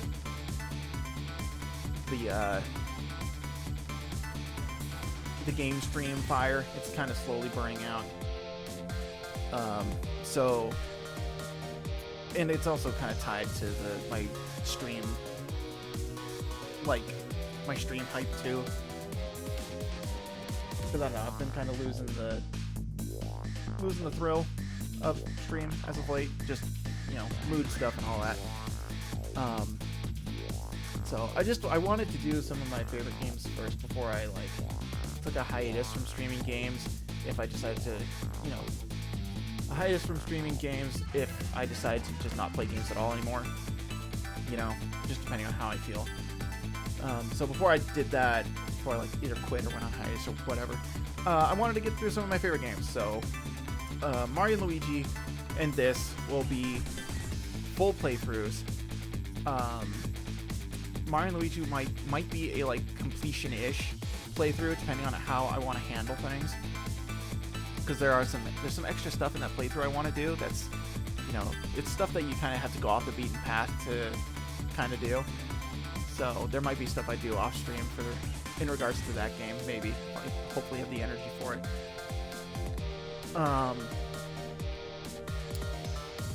And Pokemon, I've decided.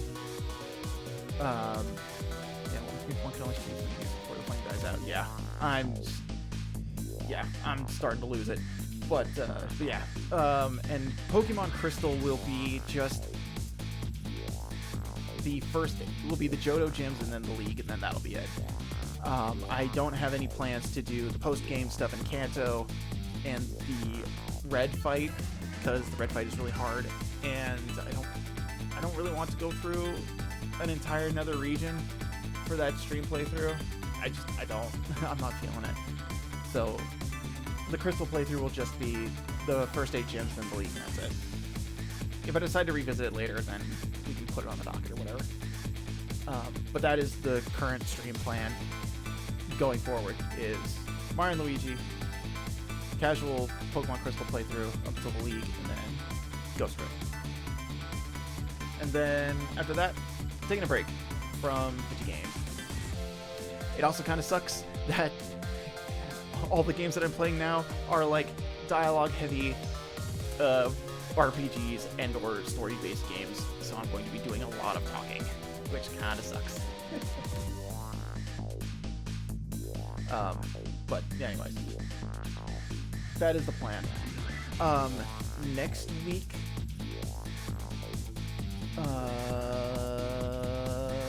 what is next weekend? That's, oh, okay, we're still in June at that point. Okay. Next week, I don't think I have anything going on, so definitely stream on Saturday. It'll just be a toss-up between the 3 games that we just talked about. So that is the plan. So yeah, very simple stuff. So yeah, I keep tapping my. That's the one bummer part about having my new mic arm is it sits right where my shoulder is.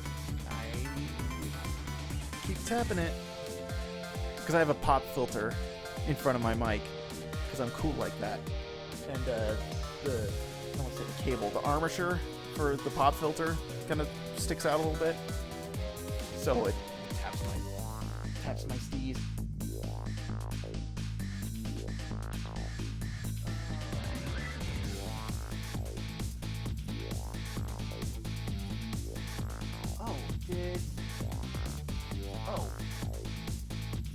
More of a fan of Snap and Crackle. Pop was always lame to me. Yeah. I was more of a fan of Act, Gurgle, Gag, personally. Those are my favorites.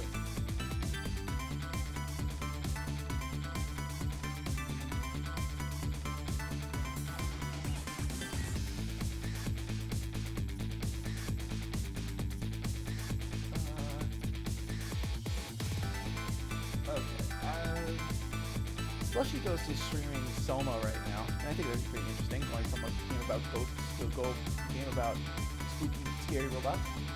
But out of curiosity, who's streaming Ghost Trick right now? I want to know. Is there... There's nobody else streaming Ghost Trick. Okay.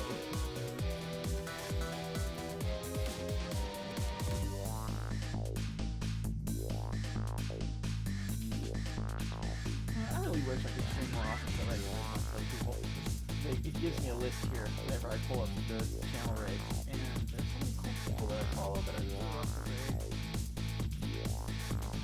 Wish I had more opportunities to do so. Anyways.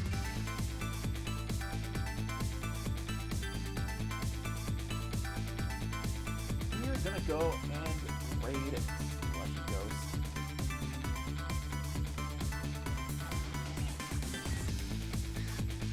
Guys on being original, it's just like games. Yeah, it does seem to be that I always somehow manage to pick games that are like not currently being popular, except for the Sonic games. There's always somebody streaming a Sonic game, I think. The fandom, I think, is pretty active for that when it comes to streams. So, when it comes to like other stuff like this and Tome, there's always it's like I find the niche stuff that nobody plays, or like the time I streamed Putt Putt, or it was Puzzle Balloonarama. I streamed that. What else? Night in the Woods was maybe a time where I was like the only one streaming it, maybe. But again, I wasn't really checking the statistics at that point, so who knows. Anyways, thank you all for joining me. It's been a real treat. Glad to start this game up. Stream plan next week. Or no. If you're watching the VOD, there we go. Thanks for sticking with me through here to the end. I really appreciate you. And viewers and VOD watchers alike, thanks. I appreciate you all for watching and giving me the time of day. It warms this gamer's heart so, knowing that there are people out there that would be willing to give their time to watch him play silly games and make silly voices and listen to him prattle on about random topics. So for the live folks, stream next week. Toss-up of any of the 3 games. It'll be on Saturday, usual time, about around noon. That is the plan. So right now, get that all set up and ready to go. And I will catch you next time. And hopefully next time, I'll have all the stream asset stuff done, and we can finally get all the new assets put in. We can get my new PNG tuber model up, and all that good stuff. So hopefully, fingers crossed, I managed to get that done. So until then, have a great rest of your weekend, a great rest of your week, and hopefully I'll see you somewhere out in the multiverse. Take care, and I'll see you then. Bye!